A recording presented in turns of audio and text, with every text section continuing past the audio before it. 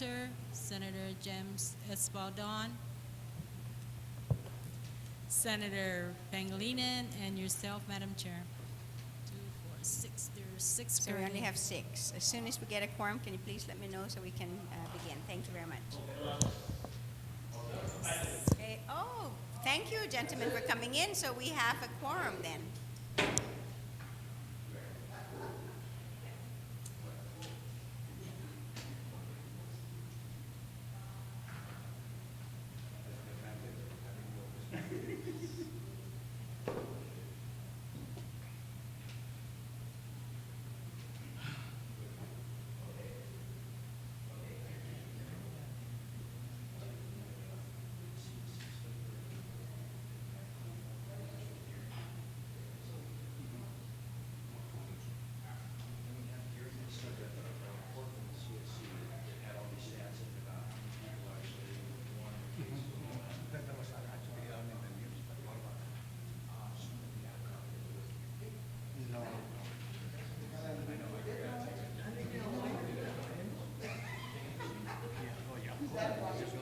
This is the practice that I've been telling you. How are you doing, sir? No mitigation on that. This is what they do. And they say, but an employee produces an acquisition of due payment of languages shall not be mitigated by the fact that the employee was gainfully employed during the pendency of the appeal. You have to include. No, nothing is mentioned. I mean, nothing is mentioned. My camera? It should fall under here. Representation fee and costs. And it says here, employees will be awarded and paid costs. And reasonable, this one is good because you put that in unless it's there. I know, that was from here. But this one Just imagine that view from that camera when I call on my niece. shall be awarded and paid costs, period. But Have you ever Jimmy gone Hogan, there was a time 10 years ago, I said, well, the employee was working for, And when they got the get his annual earning or whatever and deduct that. And the back wages would be the difference. Those, so these were, No, it's okay. Yeah. no, I mean, I stand for making this. No mitigation on bad wages shall not be mitigated by the fact. Let him be first. But she's not here. No, I made this is my arrangements own already. amendment. But who's 94? Yeah. No, this is the look at the administrative and severability, enforcement of orders, standard for making decisions. Yeah, I made arrangements already So for- I look at it. Look at it one more time. Okay, just give me 1 second. One second. Hey, moving faster than I is. I'm trying to.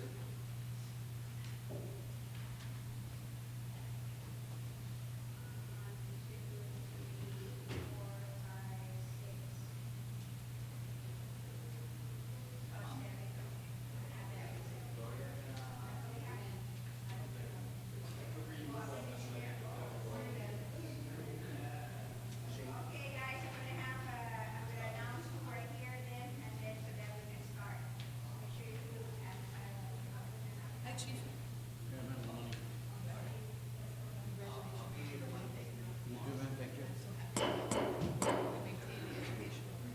The legislature is back in session. I want to make sure that we do have a quorum. So can the clerk please let us know who's here? In the session hall, we have Senator Pangilinan, Senator Uggan, Senator Rector, Senator Adat, Senator Palacios, Senator Guthertz, and Senator Cruz, and yourself, Madam Chair. Thank you very much.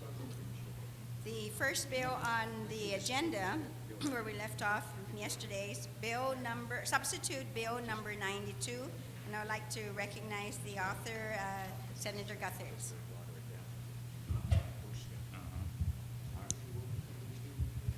Thank you, Madam Speaker. Good morning, colleagues and staff members of the legislature. Good morning to you also. Madam Speaker, I make a motion to accept Bill 92 for purposes of discussion on third reading. As substituted. As by the Committee substituted by the committee. On labor, public On structure, labor. public libraries, and technology. Absolutely, yes. So on that motion then, there being no objection, so ordered. Thank you, Madam Motion now Speaker. to place, Motion to place on third reading. and you would like to speak. I'd like to speak on the bill. Please continue. Thank you, Madam Speaker.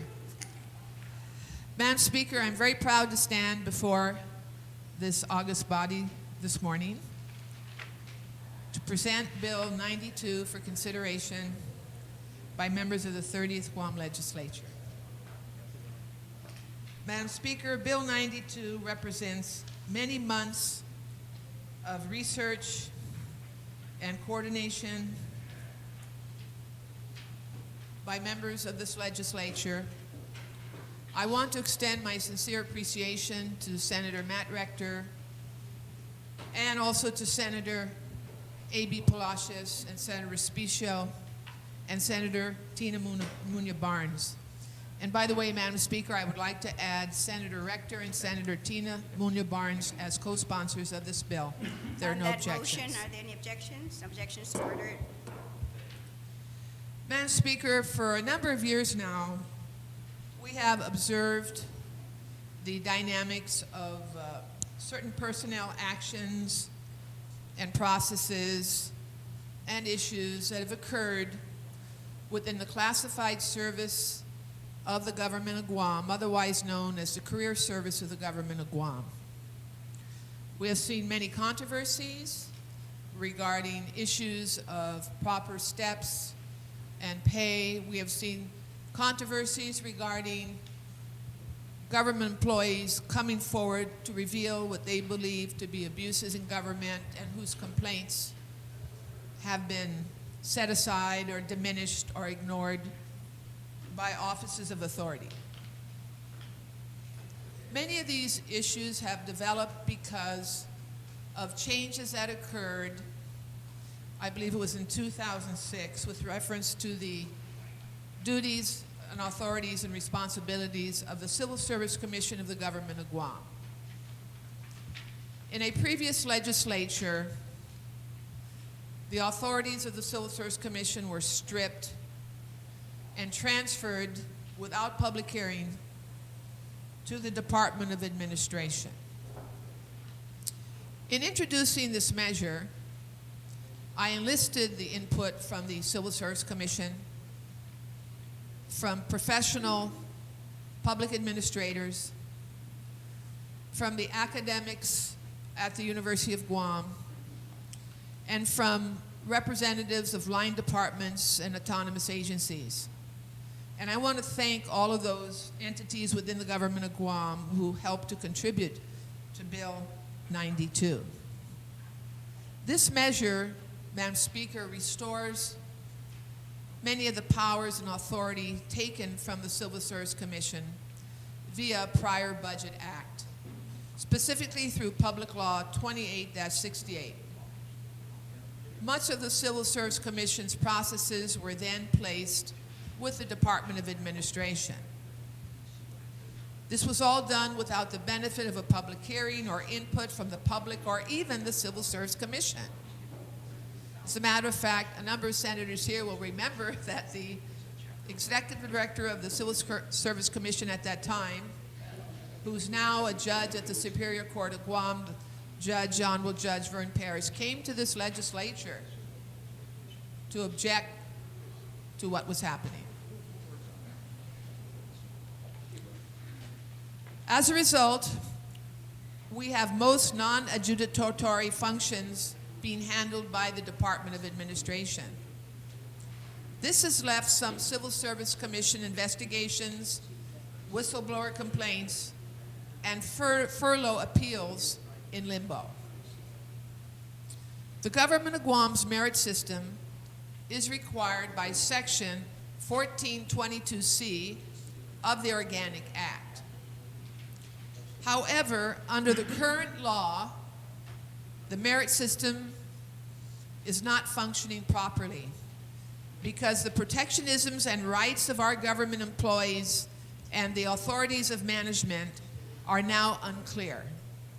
mostly because of the lack of uniformity in addressing adverse actions and the seemingly subjective classification of cases as adjudicatory or non-adjudicatory. A number of GovGuam departments have been complaining about the existing procedures, and the process needs to be fixed now. Thus, the intent of Bill 92 is to restore jurisdiction to the Civil Service Commission of those activities that rightly fall under its duties, so that it can properly administer the merit system and ensure the fair and equitable treatment of our government employees, and also to properly hear out issues raised by management with respect to employee performance. In developing this bill, the Civil Service Commission was tremendously involved. Much of their input was considered, some of it was not. This bill, of course, is subject to amendment and input from my colleagues, and I would welcome very much their valid contributions to make this bill better. As our community grows in size over the next 3 to 10 years, and the demands on this government increase because of the increase in population and the increasing necessity to provide government services, to enforce laws, and to enforce regulations of the government of Guam, we probably will see the need to increase the career service, particularly in law enforcement, in social services, in education and health services, in technical areas. And we're going to be competing, Madam Speaker, with the private sector, with the federal government, and with the military in recruiting into the public service in the government of Guam. I know it may sound odd at this point, but it's going to happen. And one of the most important aspects of public service in government is to have a real, true merit system. And that is really the intent of Bill 92, to ensure that we have a civil service system based on merit, and that we have an independent entity to adjudicate issues with respect to the career service. I ask my colleagues to support Bill 92 and to participate in this morning's discussions to make this bill even better. Thank you very much, Madam Speaker. Thank you very much, Senator Guthers. On the motion, Senator Ben Pangilinan, you're recognized on bill number 92. If I may, I'd like to just ask one question and then reserve my time, Madam Speaker. Madam Speaker, I'm in receipt of a letter dated May 26, 2009, addressed to the author of the legislation. It's signed by Mr. Louis R. Bassa, the chairman of the Civil Service Commission. And in the letter, he outlines 12 questions and concerns that he had with the bill. I just wanted to know at this time, requesting information from the author, whether or not she received this letter, whether or not the concerns outlined in the letter are addressed in the bill that we currently have before us. And that's my question. So it's a point, I'm rising to a point of information. Thank you, Senator Pangilinan. Senator Guthers, do you yield to respond to the question? Madam Speaker, let me respond. Thank you. That letter came to us late yesterday, only late yesterday. And my staff is reviewing the letter. The letter, I think, containing various suggestions and questions, can be accommodated, I think, at a future in a future action of this legislature. I was kind of surprised to receive their letter because we had been working with the Civil Service Commission daily for over 3 months. And my thinking is that Mr. Boz's points can be addressed in future legislation. I do not wish to hold up this bill because of a last-minute contribution from someone from the commission. Point of board. information, Madam Speaker. Point. The information is I'm not privy, and I'm sure maybe some of the other members of this are not privy to that information in terms I of don't the have a question. copy Excuse me, myself. Madam Speaker, I still have the floor. And I would like to have it because to say, for the author to say that we can address it at a future time, we cannot as individuals ascertain whether the truth of that matter. There might be important issues that need to be discussed today in the inclusion of this bill and addressing this bill. So I would recommend, and I'm asking, that information in terms of the information provided, the concerns provided by Mr. Baza be forwarded to all the members at this time so we can ascertain whether that indeed is true in terms of whether we should reserve it for another day or whether we should address it today. Thank I you have very no much. objections. Senator Pangilinan, can we Could we borrow borrow the letter and have copies made for the members? Sergeant at Arms, can you please? Why don't we go ahead and take a brief recess?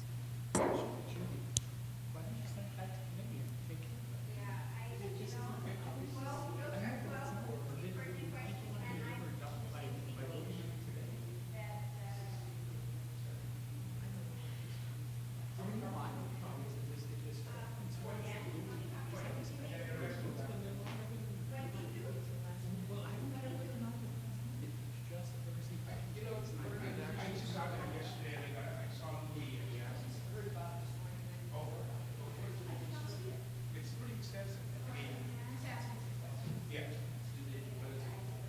See, I wonder if that's why I'm asking the substantive bill addressing it. But I guess you just got. I didn't see that. I never even saw the letter. I just heard about it this morning. My staff just told me that they sent a letter last night. I know they're quite a lot.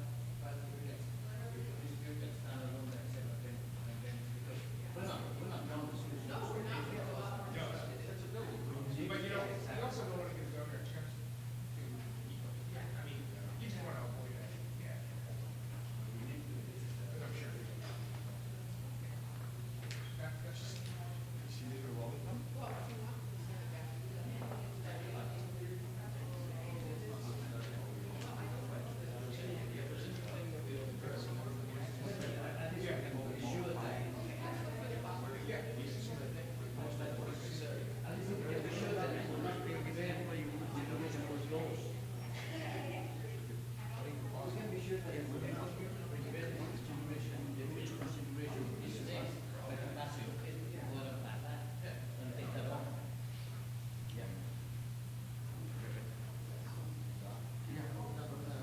Second vision.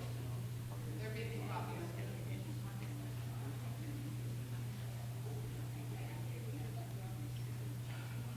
Never mind, never mind. I can read that.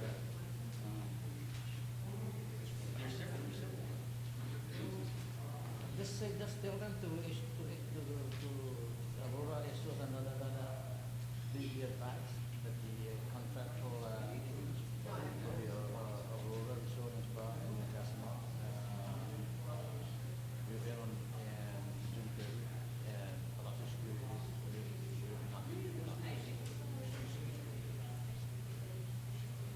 No, for the Aurora. No, it's it will end, but we are negotiating. But for the Aurora guard only, and for the customer guard only. You have to send them and say, you do it there, it will end. Yeah, right, but then, but we're not negotiating with the customer. Look what.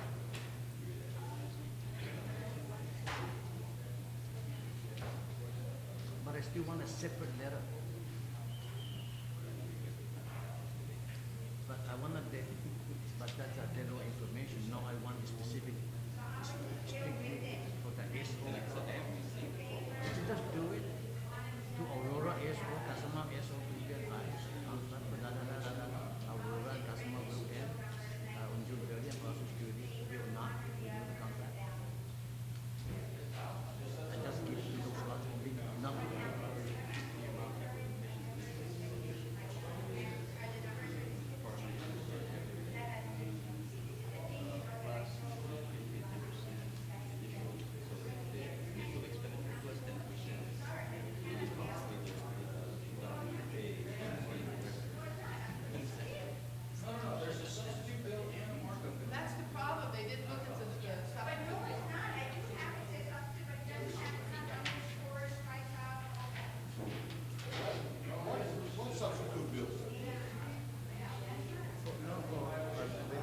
And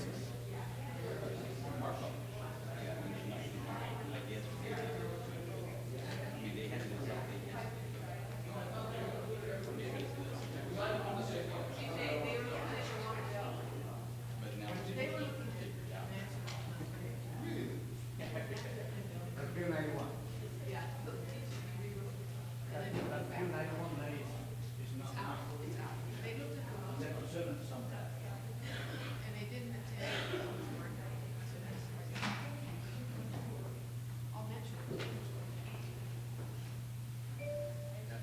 And also that the United Foods will not approve any changes, any changes that may have.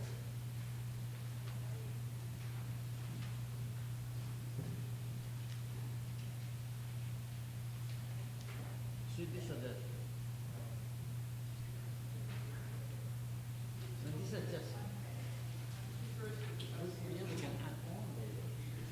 Matt, I think these questions refer to your version. Not to the final.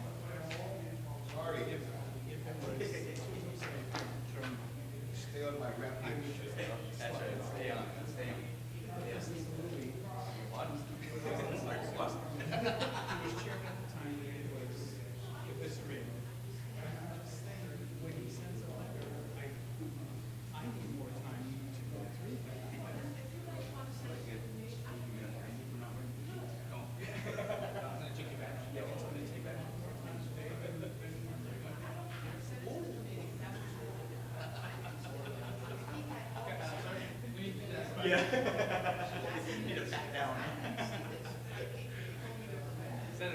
I think this,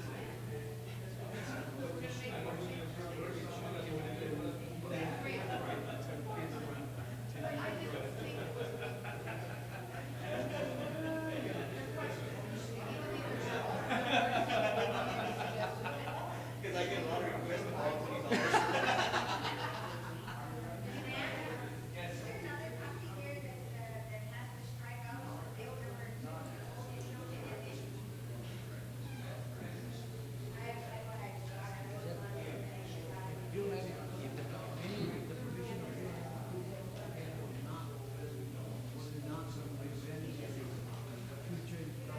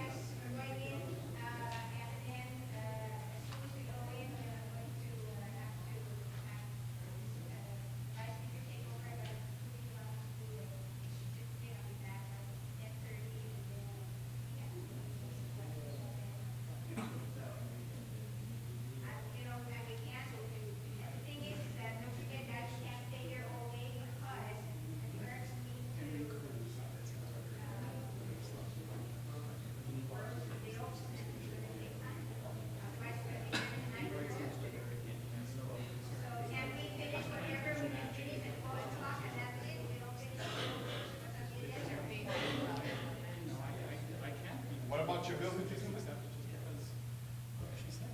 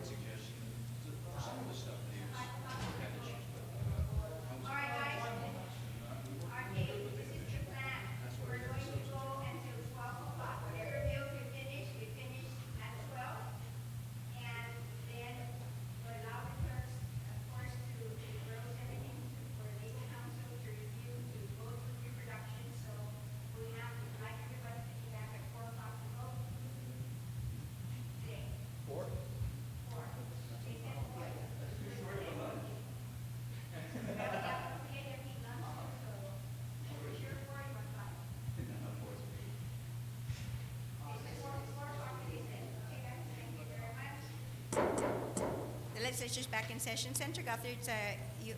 Thank you, You Madam Speaker. recognize- What I would like to do is pass this bill on file, and I'm communicating with the Civil Service Commission right now, and I'm going to ask the Executive Director to review these comments from the Chairman of the Board and to reconcile those comments. If they have any suggestions, to put them in amendment form and get them back to us within an hour. Okay, on the So- motion then to pass on file, no objections to order. Thank you very much. Senator Pangilinan on bill number 94.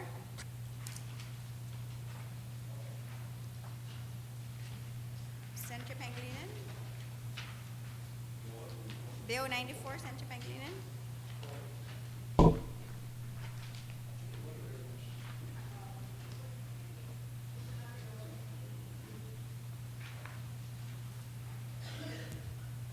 This Masi, Madam Speaker. Madam Speaker, I'd like to move that Bill 94, COR, an act to add a new subsection F to 75101 and a new subsection C3 to 75107 and to add a new 75121 of 21 GCA Chapter 5 relative to the designation of lands for the cultivation of traditional herbal medicinal plants be moved into the third reading file. Any objections? No objections, so I'd like to just very briefly talk about it. Mr. Speaker, Bill 94 would require the Chamorro Land Trust to set aside 2 parcels of property, one in the north and one in the south. And these parcels of property would be dedicated to the cultivation of traditional herbal medicines for our traditional healers, called Suruhanus and Suruhanas. With the continued development that we have on Guam, we're seeing the native habitats of these plants encroached upon, and some of them are disappearing. And what we wanted to do was provide an opportunity for these plants to be cultivated in a controlled environment so that they always exist, and that we allow groups and individuals who practice the traditional healing arts and who use these plants to be able to cultivate these plants in these designated lots. And the Chamorro Land Trust would set aside the lot and would designate a methodology and for allowing people to come in and apply for these properties or sectors of this property, in which then they can grow the plants and produce the plants and produce the traditional medicines that are used from and made from these plants. And so it's really our attempt to try and continue to preserve and provide opportunity for the preservation of our traditional practices, our heritage, and our culture. and would ask my colleagues for their support on this bill. Sidus Masi, Mr. Speaker. Thank you very much, Senator Pangilinan. Anybody else, any other senators wish to speak on Bill 94? Senator Dragon. Thank you very much. This is Masi, Mr. Speaker. Ikaw ko ni Mike lo. Ay da ba usad din. I can hear you. This is Masi, Mr. Speaker. Mr. Speaker, I stand in full support of Bill number 94. I think that when you look at the surface, it's preservation or reservation or setting aside of some properties, some real properties, so that in fact the promote the arts,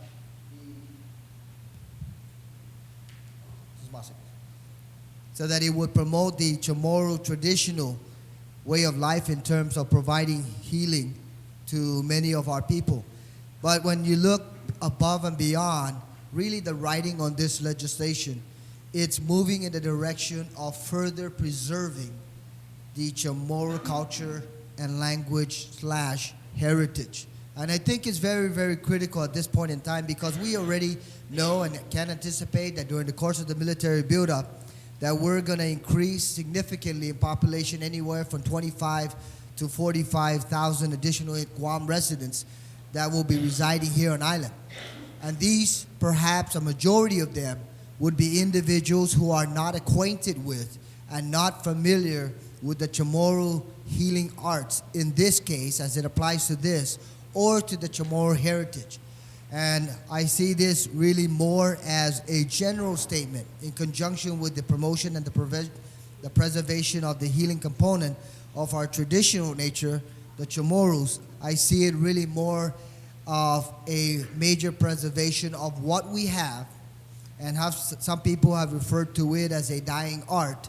And I think and I hope and pray that this is not it, that is not the case, that efforts such as this will be able to continue to move in the direction of preserving what we cherish most, and that is really our heritage. And I certainly stand in full support of this legislation, setting aside property, encouraging many of our people, hopefully, that they'll be able to respond accordingly and allow for the use of these properties specifically to promote and to advocate for the Chamorro traditional healing way of life. Mr. Speaker, one thing that I would like to perhaps request consideration, perhaps subsequent to the enactment of this legislation, is that general information be provided by the Commission to the island community, and in particular, if by any chance they're able to reach out even further to specific individuals who are now Suruhanus and Suruhanas, and give them that opportunity to be able to acknowledge not only is there a program here where there's property being reserved specifically for what you do and the service you provide in the preservation of our local plants and other items, but certainly that they will take advantage of it, and perhaps incentives can be created down the road to allow for these individuals to go out of their way and support not only the preservation of the Chamorro healing arts, but most importantly, the continual advocacy of the service that they provide many of our people. And as an individual who was directly or indirectly privy to being exposed to some of the services being provided by our Suruhanos and Suruhanas over the course of the past many years, I can honestly attest that they are very successful, and it certainly has helped a number of family members that I'm aware of to be able to overcome some of their physical ailments. So, Mr. Speaker, I stand in full support of Bill number 94. Sidus Masi. Thank you very much, Senator Dragon. Any other senators wish to speak on this? Senator Espaldon. Thank you, Mr. Speaker. Mr. Speaker, I too rise in full support of this legislation, the intent of this legislation, definitely. However, well, let me just preface it with this. My father and mother are both medical practitioners. They were doctors. And of course, there's always this divide between traditional healing practices and the profession of medicine. And to tell you the truth, I was very surprised one day when my father called me into his medical office, and he had some suruhanas in front of him. And then he told me basically to prepare. We had a small plot of land out down south, and he informed me that he wanted to make sure that these suruhanas would be able to grow the herbs and plants that they needed to practice their medicine. And it caught me off guard because, again, there is a divide between traditional healing practices and the concepts within modern medicinal technology and advances. And they don't really, sometimes the medicine does not recognize the traditional arts.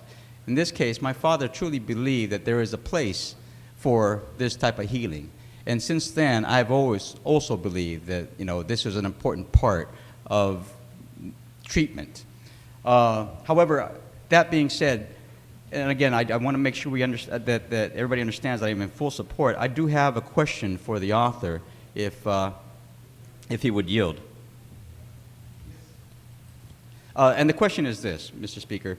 On page 3, under the qualifications for the applicant to this piece of property, again, the individual must be eligible for the residential lease of Chamorro Land Trust, again, as it's as it is right now, or it must be a nonprofit organization. And then after that sub 2, it has and must be a suruhana or suruhana. So I'm just wondering, does that and refer also to qualification number 1? It must be an eligible eligible individual for residential lease of Chamorro Land Trust. In other words, they must have that and be a suruhana at the same time, or does the conjunction and at the end of subsection 2 just attach it to subsection 3? Does that attach only to subsection 2? The organization, nonprofit organization, whose charter includes the advancement of Chamorro traditional healing or medicine, or the advancement of Chamorro heritage and culture.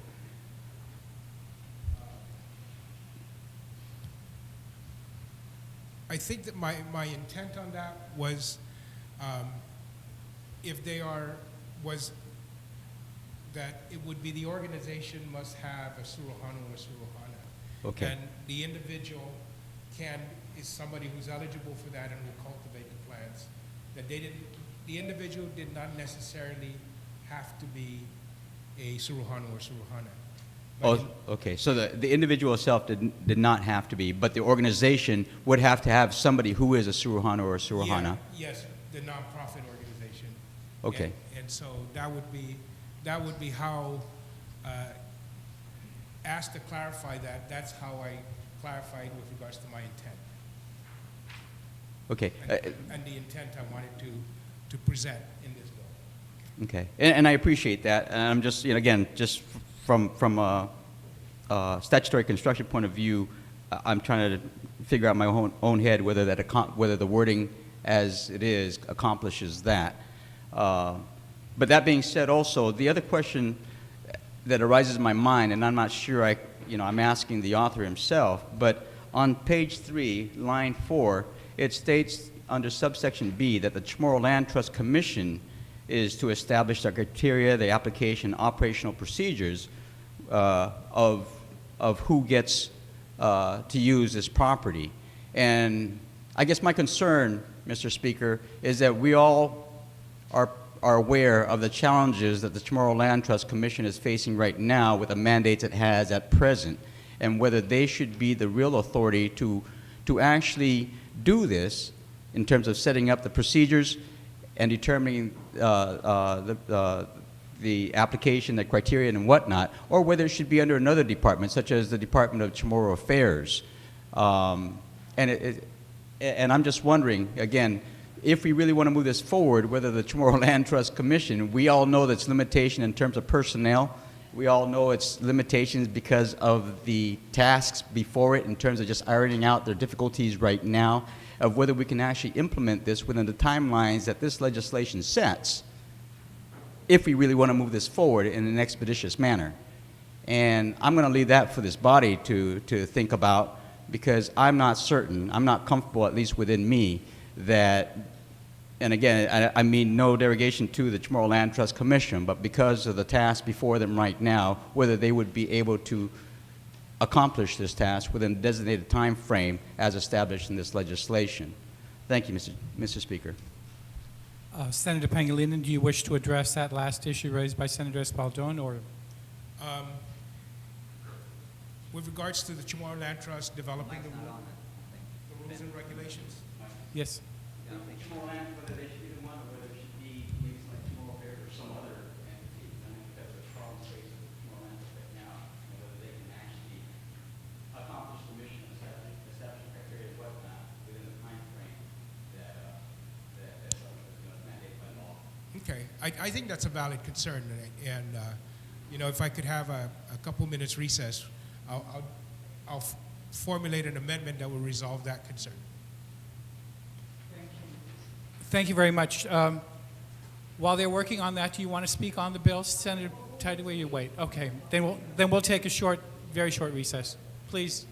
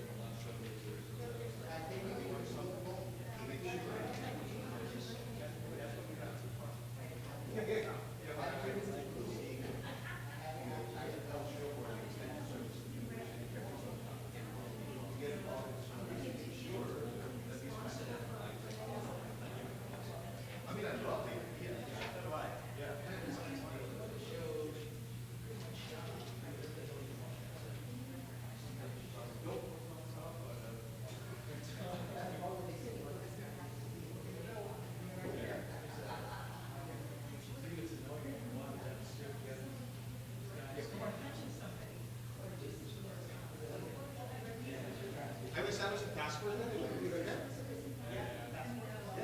Yeah. instead of just one entity, establish a task force within an agency that comprises of members of other entities. That would help. Because I see what the issue is. You don't want to give that just that one agency. But let's give the entity and then establish a task force inclusive of these other entities.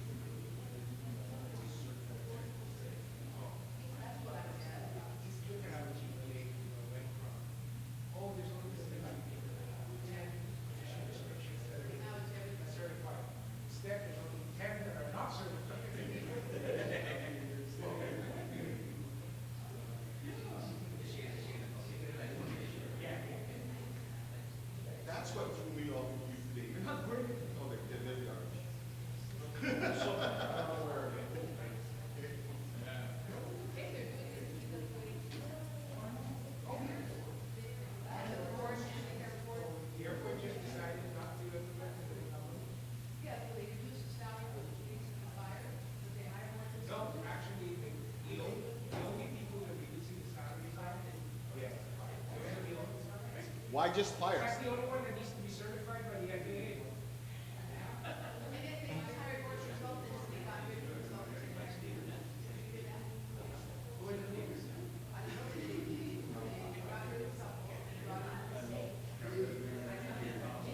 And it's like, hey, do me a favor, if there's anything, call me.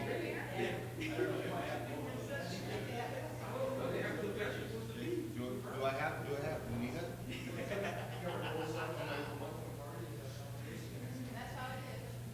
You know, have you ever heard the games, categories? My kids and I, my wife and my kids and I were playing this game. So the letter came up Ed. You know, the question and then you write down the answer and all that stuff. One of the questions was things in the White House.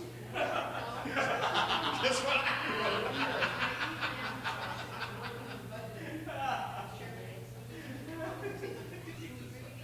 You know, and my daughter's Dad, what?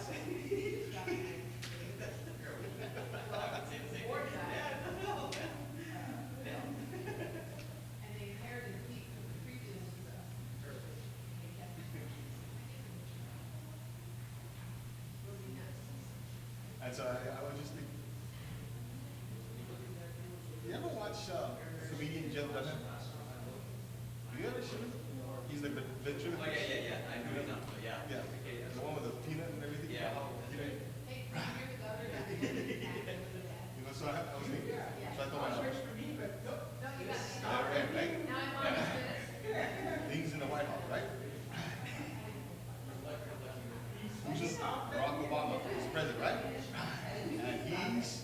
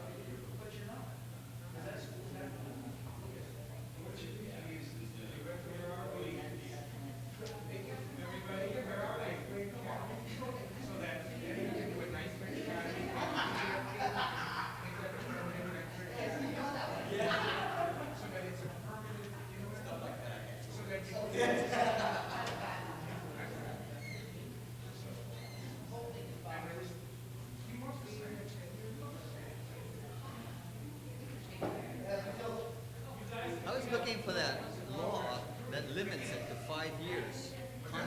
I was looking for that law that limits contracts to 5 years.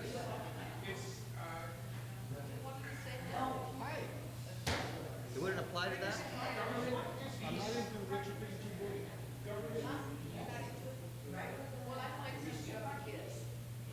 my thing is, there's Atacom. Use Atacom.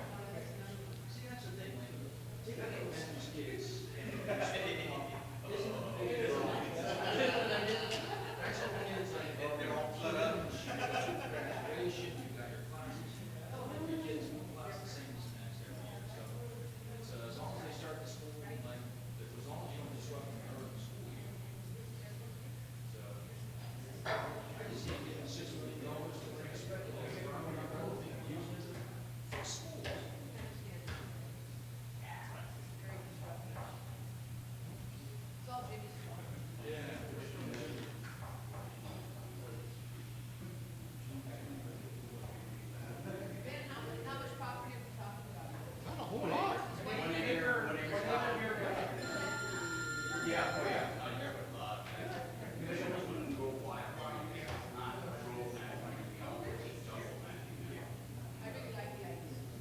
As a matter of fact, I was looking at it, it's like, that's it. Yeah, we have small plots, that's it. Go fix it, the length of it happens, right? Yeah. Oh, yeah. But it's tough. And then after you're there, that's I just don't want to get into it too quick. You know, there was one time we did a raid on the marijuana plantation.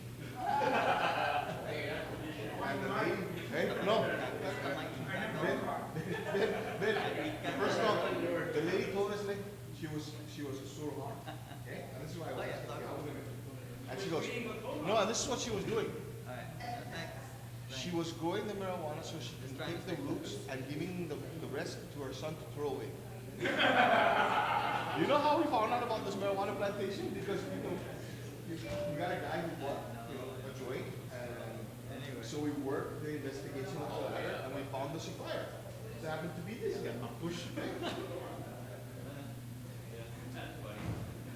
Okay.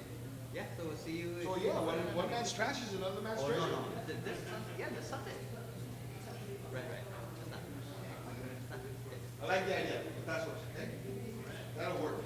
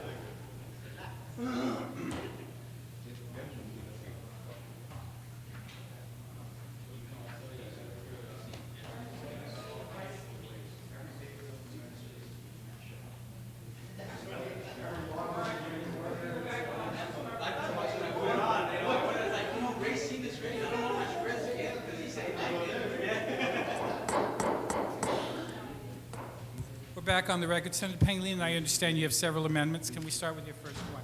Yes, thank you very much, Mr. Speaker.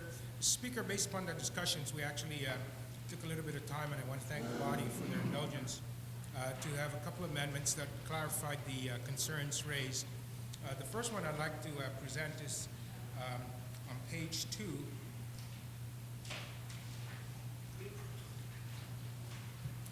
A new subsection F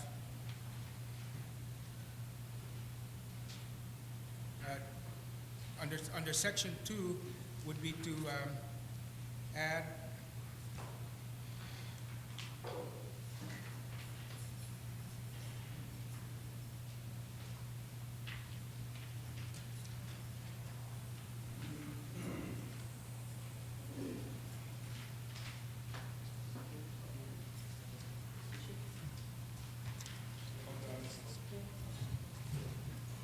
I need to find a amendment bill.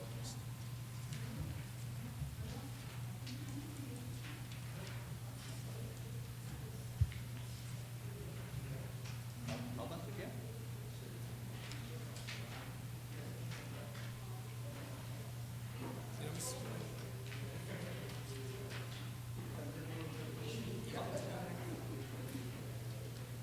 I'm sorry, Mr. Speaker. On Bill 94, on page 2, subsection F, to add the words, a publicly recognized individual after the word Suruhana means an, insert the words, a publicly recognized individual who heals through massage and use of traditional medicine, etc. And that would be the first amendment I have. These amendments have been typed and passed out. Does anybody wish to speak on the amendment? No objection, so ordered. And on page 3 would be to replace section B, subsection B, to read, and again, you should have copies on your desk. B, the Chamorro Land Trust is hereby directed to establish criteria, application, operational procedures.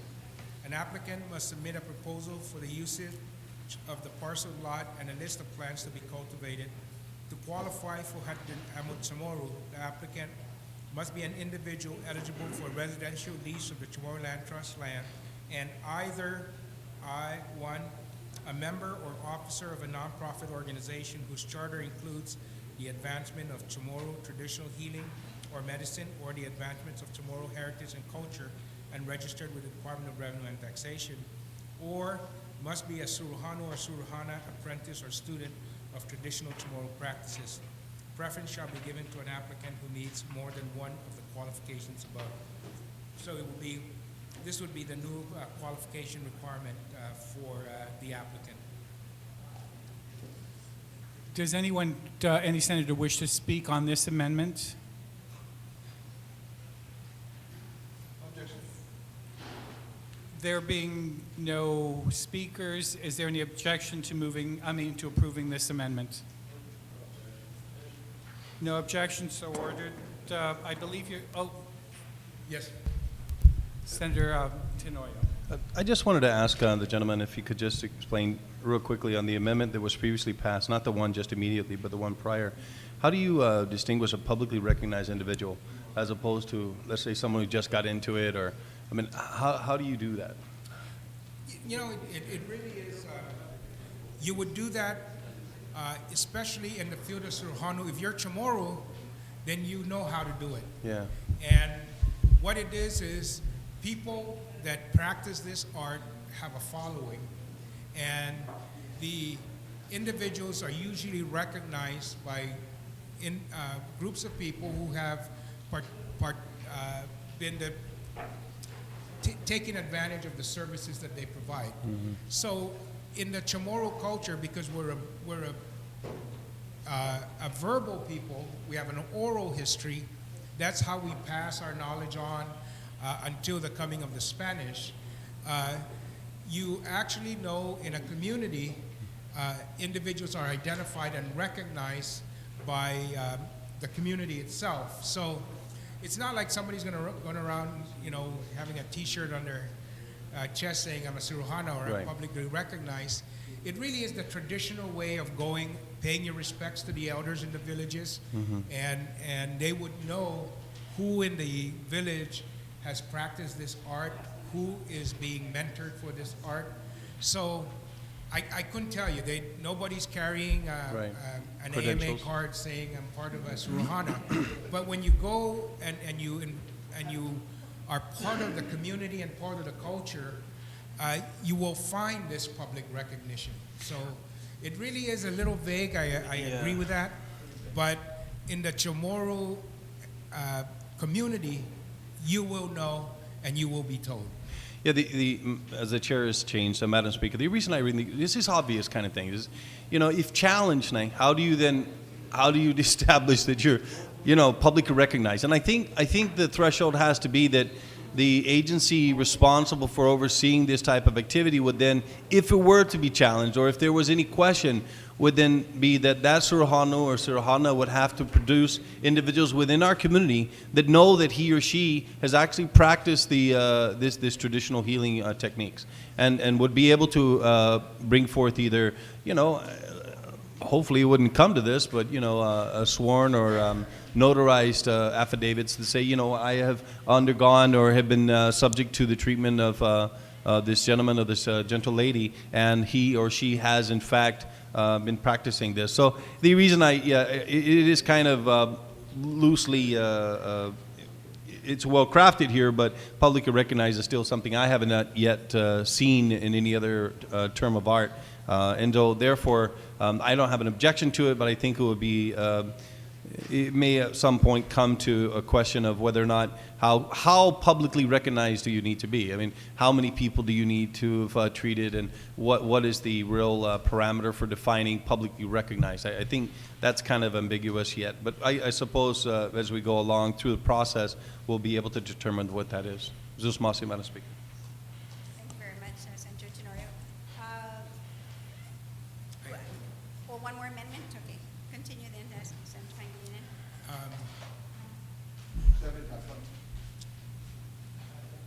No, there's three. Oh,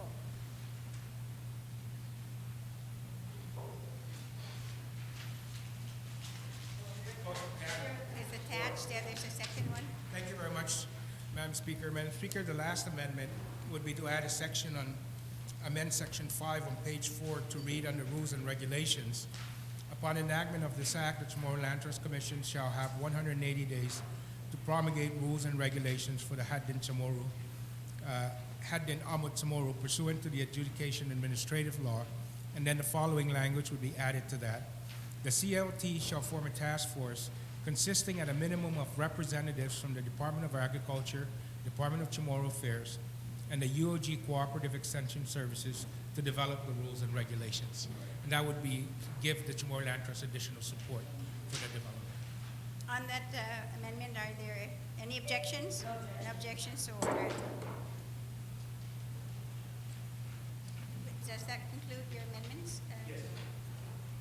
On the, I have on the list here to speak on the main motion, Senator Taitigui. No questions, sir. Oh, okay. So is there anybody else? Senator Tina Rose Munoz-Barnes, you're recognized. Jesus Masi, Madam Speaker. Madam Speaker, I just real brief want to thank the author for letting me be a part of this co-sponsorship, as I believe as we look at this kind of legislation to protect and to continue the designations of lands for the cultivation of traditional herbal and medicinal plants, I think this is again, another step forward for us truly finding it in our hearts to preserve and protect our culture and who we are as an island people. So again, I want to thank the author for letting me be a part of this co-sponsorship, and I want to implore my colleagues to vote for this very, very good bill, and for not just for our Manamcos, but for those in our community who continue to want to preserve our culture and our traditions. Thank you, and Cijos Masi, Madam Speaker. Cijos Masi, Senator Tina Rose Munoz-Barnes. Senator Pangilinan, do you want to close? Since I don't have anybody else here, unless there's anybody else who would like to speak. On the bill? Would like to speak? Yeah. Okay, please. Thank you, Madam Speaker. Madam Speaker, I also want to rise in support of this bill. Madam Speaker, my family, my dad especially, used to have Serrano come over to the house once in a while, and he used to massage him, and used to be certain herbal medications that we would use depending on whatever ailed us at the time. Then we had a period of time where I was like 12, 13 years old, and while the Serrano was there, my dad would actually have me monitor what he was doing and then replicate it. So I became the default Serrano in the house, although I didn't have a title, didn't have any credentials, didn't have any really formal training. It was something that was kind of brought on by kind of on-the-job training, if you want to call it. So for many years, I would see this Serrano come and take care of my grandparents and my dad, my uncles, my aunties, and they would be the people that, you know, you would give censuli to, or you would give something to make it a barter system. And they would, in many cases, cure, for lack of a better word, whatever ailed my uncles, my aunties, my dad, my grandparents. And this was the way, as opposed to going to the doctor in those years in the late 70s, early 80s, when that massage or that whatever herbal medication was given to them, did the job. They didn't have to go get antibiotics. They didn't have to go and get physical therapy, because the physical therapy and the medicine was being given to them in their own homes. This is the embodiment of the culture that I knew, and I still know. I come across many of my friends who do the same art now, and they're out in our community every day. And it is the nature of their caring that really defines them. They care about the people that they give service to, and there's a certain passion and a certain appreciation for that, and I completely respect it. It's something that you find in every community, and Guam is not unique in that regard. We have people in our community who have certain talents and certain abilities. They say that modern medicine is not a perfect science, and many of the times that we get the solutions that help many of the people within our community, it doesn't come from something that's put in a research and development laboratory and tested over years, and it's something that's been tested over decades in our case. It's been something that's tested over generations. And with the continuing advancement of modern medicine and the way that we're able to make our people hopefully whole again, sometimes these measures, the Sorohano, the Sorohanos, they make people whole again as well. And so I ask if my good colleague would be kind enough to add me to the list of sponsors on this bill. And I asked that all my colleagues, Republican and Democrat alike, would support this bill and make sure that we recognize, and I think in the proper way, in a legal fashion, that the Sorohanos and Sorohanas on our island need to also make sure that their cultural identity, their sense of commitment and contribution to our community is not forgotten. Susumasi, Madam Speaker. On the motion to add Senator Tenorio as one of the co-sponsors. Oh, yeah. Were we working on that motion? Oh, are you going to speak on the motion? Yeah, on the motion to add him as a Oh, okay. Senator Pangilinan as the primary sponsor, yes. Yes, I have no problem adding Senator Tenorio as one of the sponsors. I just want to make sure it doesn't comport to him a publicly recognized Sorohano designation. No objections or orders. Thank you. Thank you very much. Senator Taitagui, you are recognized on the motion. Gee, I was going to ask for that, Madam Speaker. Thank you so much, because I think this I very much appreciate and commend the author of this bill to put this through. And I'd like to share with you a situation, a story where my sister had returned for her father-in-law's funeral and brought with her the whole entire family, including her granddaughter. And her granddaughter, being about a year old, was very sick and did not have, the medication was not working on her. They were giving her Tylenol, things to lower the temperature. But she was in search of, and being away from Guam for about 10, 15 years, we were in search of a Sorohana to help her granddaughter out. And we had the most difficult time trying to find a Sorohana to do this. Luckily, through the grapevine and the coconut newspaper, we were able to find a Sorohana to help her out, and sure enough, within a day, her congestion was cleared up, everything was cleared, and was really happy about that. And it just prompted me to think that we are losing our Sorohanas.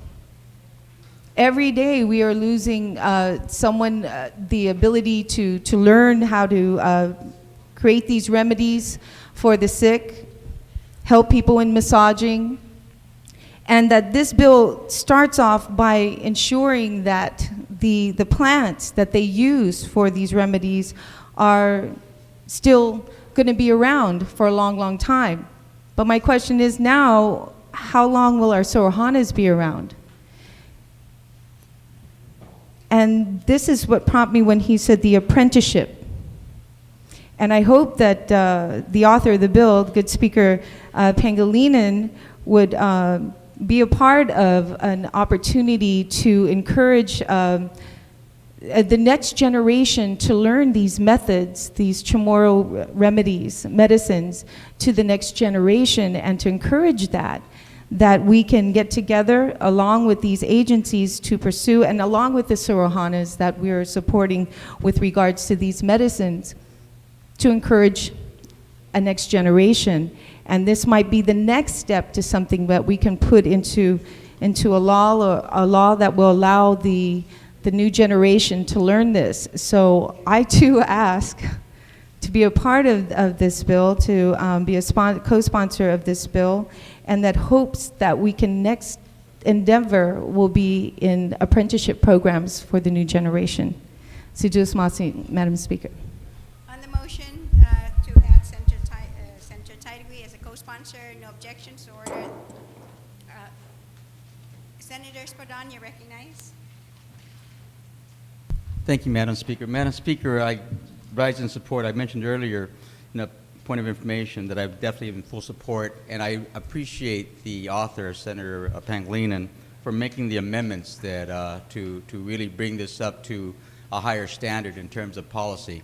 So with that, I don't want to reiterate all of what's said and done, as said in the past. However, I do want to note that this is about setting aside some land so that we can grow the proper medicinal plants that have traditionally been used. And like the good senator from Jigo mentioned, a lot of times modern medicine finds their solutions in terms of the serums, in terms of the medicines, in plants that are in jungles, in the Amazon, and in plants that are even underseas, right, in the seaweeds and whatnot. And I would not be surprised if some of the plants that we grow on these lots become actually scrutinized and to see whether they have some broader ramifications for diseases that have no cures just yet. So I appreciate all the amendments that the Senator Pangilinan has made to this bill, has made it much better, and I fully endorse and support this. Thank you, Mr. Speaker. Thank you very much, Senator Spaldon. Speaker Wampat, you're recognized. Thank you very much, Mr. Speaker. I'm really excited about having to be also co-sponsor with this, and I thank Senator Pangilinan for asking me to co-sponsor with him. And this is, a rare opportunity, I think, not just for us, but for the people of Guam. And people may think that it's a bill maybe that may not have far-reaching impact, but they really stop and think that it truly will. And we're not talking maybe about the impact today, but truly for the future of Guam. Because what's happening is that, and especially with the impending military buildup and other people coming to Guam, there's going to be a lot of clearing of our lands. And then as our population grows as well locally, then you know that the Chamorro Land Trust will be leasing out more properties for residences, for agricultural purposes, commercial properties. But I think the one for me that's the most valuable and will make the greatest impact will be the survival of our culture, our tradition. And truly the Sorohanos and Sorohanas are those that should be protected. I'm one of those, I know at the very beginning, you know how it is, we get sent off island, we go to school, we learn the American ways, the Western culture, and we look to science and technology then to really address a lot of the illnesses that our people are now suffering. And I think they're suffering as a result, really, of only because of causes that man has put in. And what we've done, I think, is actually eroded a lot of these plants that, are really the answers to many of the ailments or diseases that the people of the world are going through. And I was one of those that felt that when I had my first child, and she was very sickly. She was asthmatic and catches colds real quickly. We're in the clinic almost, on a weekly basis. And it finally got to the point where modern medicine, was not helping. She was hospitalized. And finally, my mother just said, you need to put aside what your beliefs are in Western medicine and really try the local medicine and see a Surahana. And I reluctantly, of course, did it, but I did. And when I did, let me tell you, I truly became a believer. Unfortunately, my daughter was not one of those patients where, you know how it is when you've gone through it, because I've gone through it myself as a child, and maybe that's why I didn't want my daughter to go through it, because it was like a traumatic experience for me, you know, to be held down and they squeeze, you know, the green medicine, and you're screaming and squirming.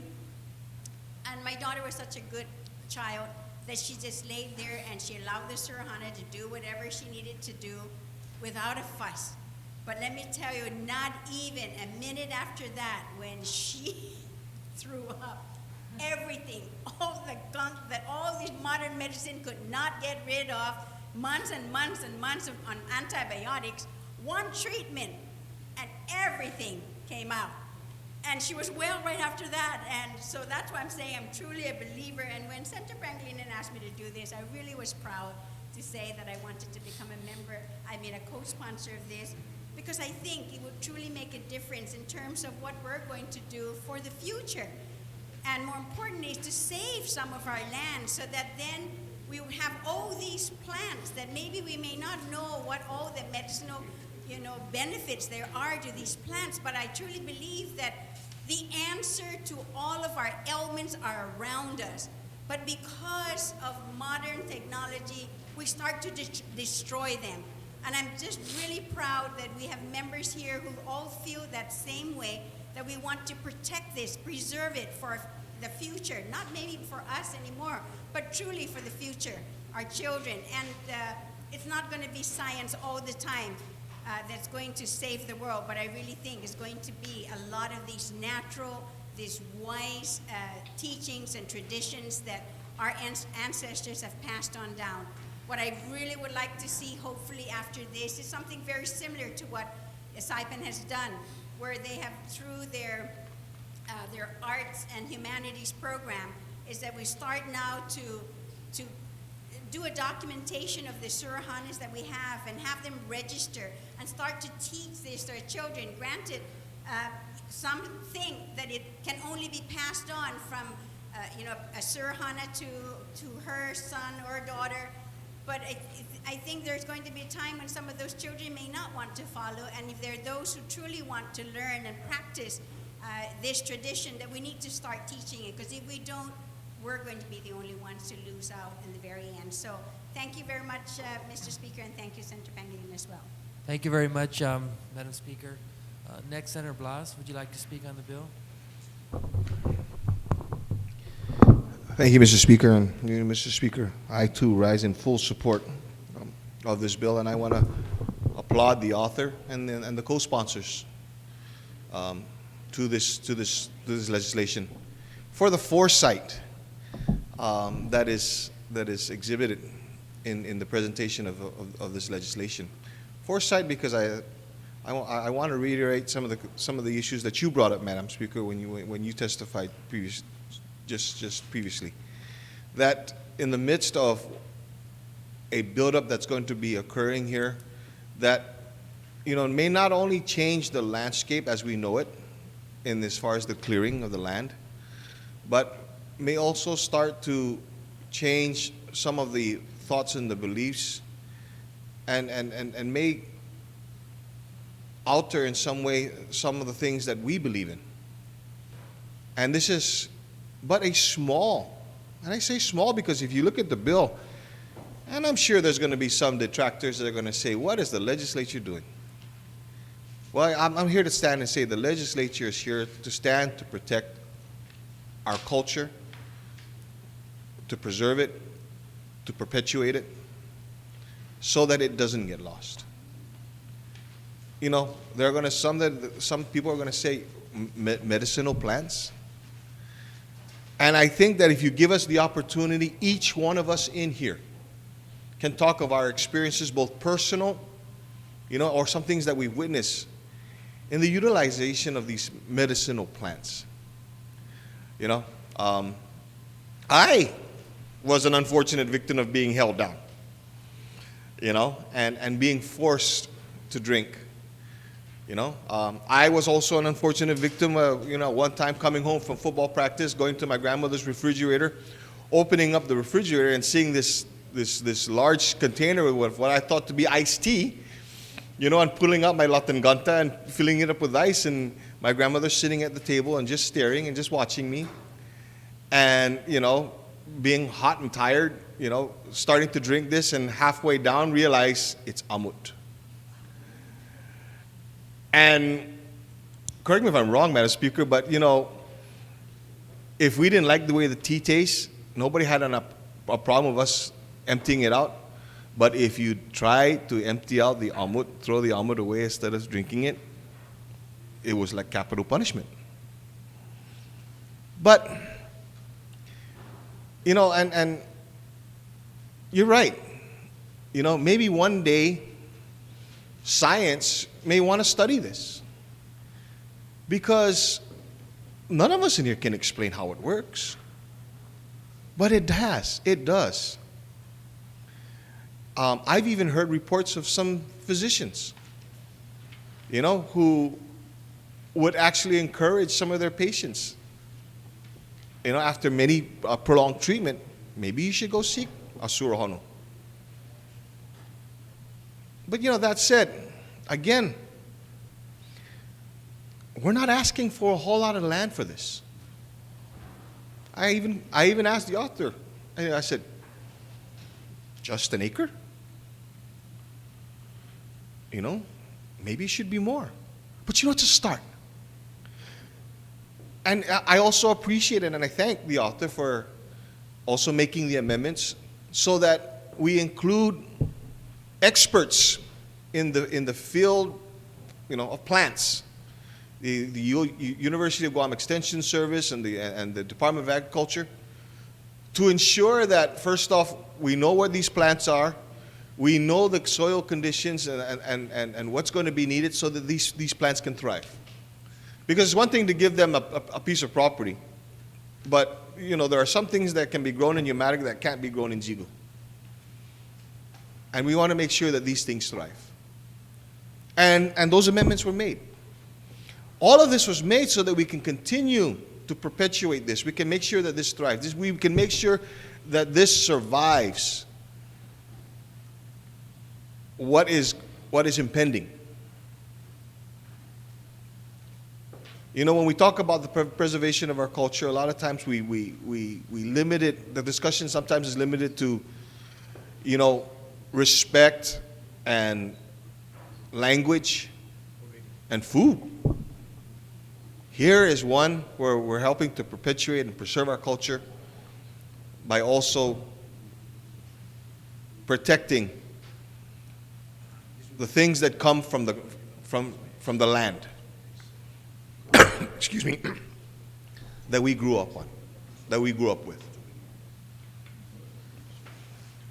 And this may help to spur another discussion of preserving lands to help to preserve those other plants that are indigenous to this island and that we can protect. You know, going off of the subject for just a little bit, you know, it just brings to mind the thought that as this buildup is occurring, and as we all recognize and we see where this buildup is going to occur, one of the concerns that I've got is that these are in the same areas where our Ifit, Tongkun Ifit, thrive.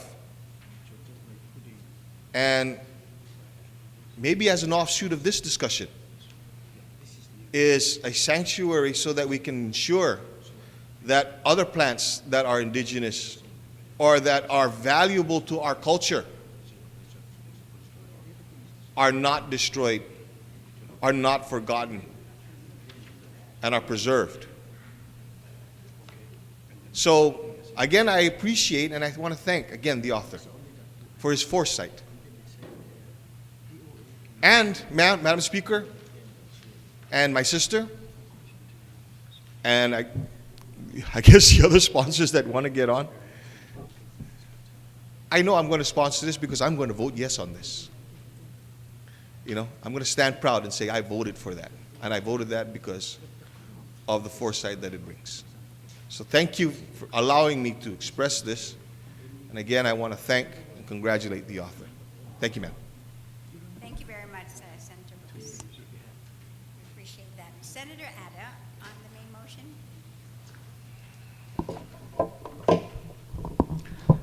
Sejus masih, Madam Speaker. No zauna bena inu dangkluna agradecimento para i sponsor neste na bill. Sa magahit no tsago steteniki para hinanaunya ni para protehi i kultura. Magahit na megay na bray na especially specialmente idat ni gugana man malangit mananoy pa clinic sa para taspia medico pes mananoy pa pharmacy man manait amot pes magahit na miganya na bray ana fan homluit lo ulilia lukigi stikari rahu na chimase manamko guana bray na ni sukaji western medicine no tisinya sta no atsogi tsotnya nisti suruhanu dan suruhana agasau mafanagyo di dikkezo na manmanai no kalan manainia ji I guess it's a gift ni matungo tamano pamapatsa hafan siya na klasin tinanum sinda mausa para una humlo specialmente famaguon para hafangin man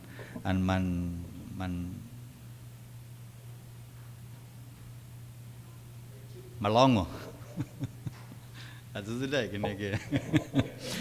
Pues no magahe na como matuzi tempura guama languta gi familia no teniki taspia impenyo ni para tanafan humlo sa jangin sinya isuruhano atsogwe no pues debiluki tanagwaha nieno magahit na esta megay ginigi tanota no duri budosa man mang clear sa para pofan mahatsa siya apartments and todo sa pudi megay esta na tauto gi tanota sa komunita adahi teniki tawza no teniki tinahong no hafasagi na tawno gyudon ni sinata para ta set aside ni para fan man nonum ni stisena klasin tinanum ni mahusay para isuruhano pes magahit no golf menhalum stena hinasu ni para ta set aside no tawno ni para tatsogwis para sinya i suruhano ni para famanonum ni itinanum ni mauusa u agree lo que zi amigo ni tamana na komekentus ni afaisi ni kwistona ko nahong i stina tano lo polo sa be no tunga na I'll defer to the wisdom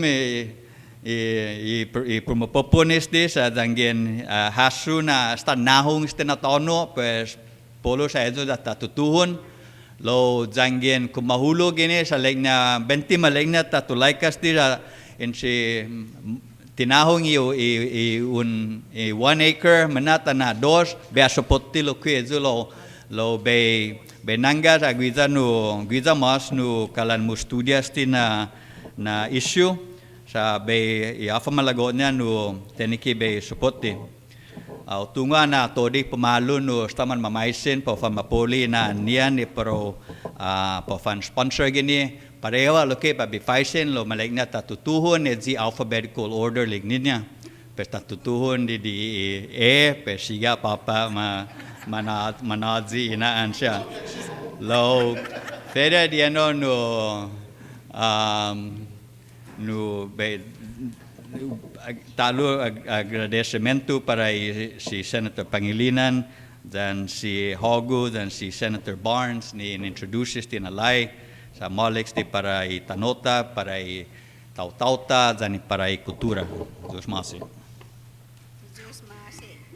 Senador Ada. I think you guys need to read the standing rules because it was actually reversed. It's now the W goes up to the second. That's right.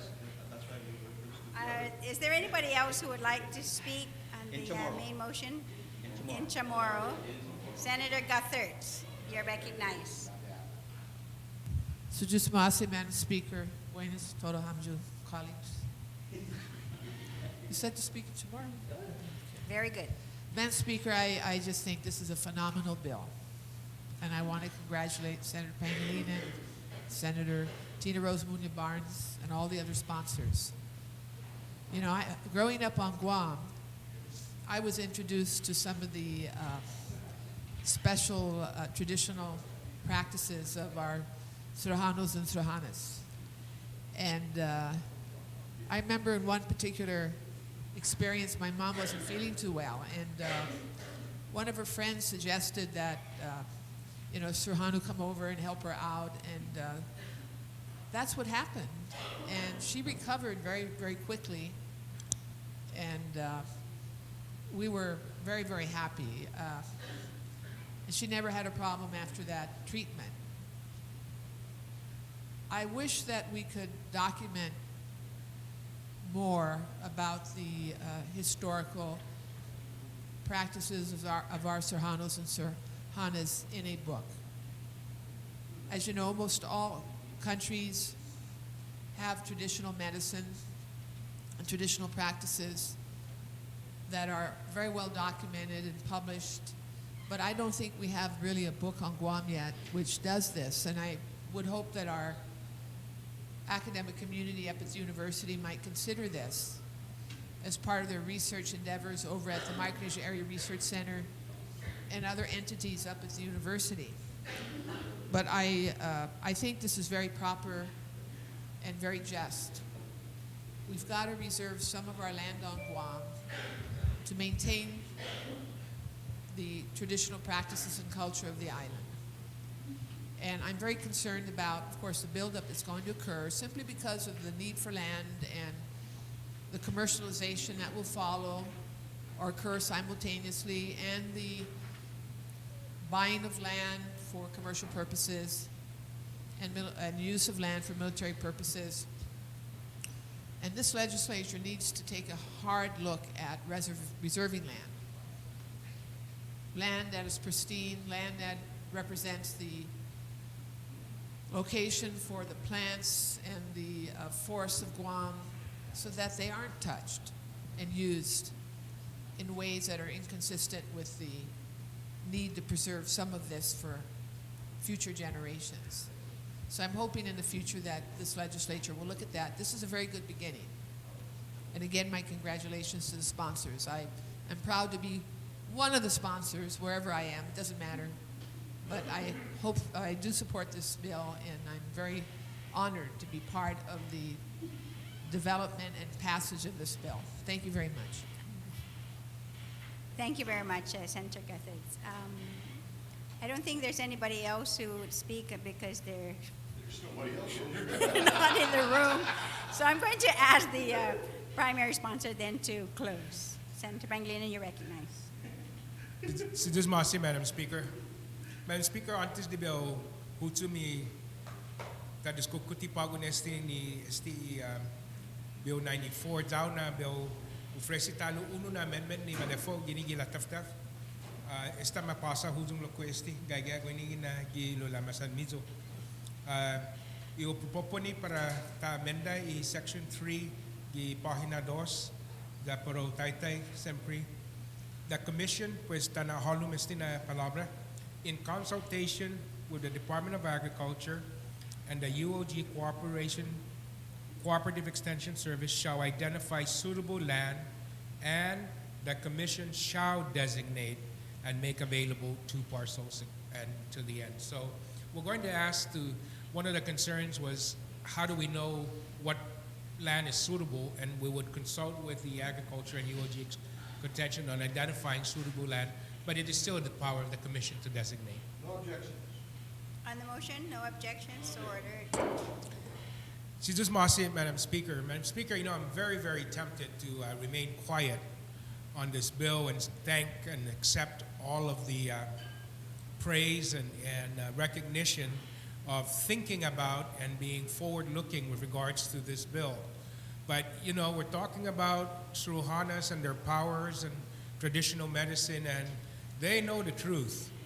So I'd better tell it, you know. This is not my idea. This idea actually was brought to me by our manamko, who see the development of our island and see our way of life dying and opportunities being lost to practice the traditional healing arts.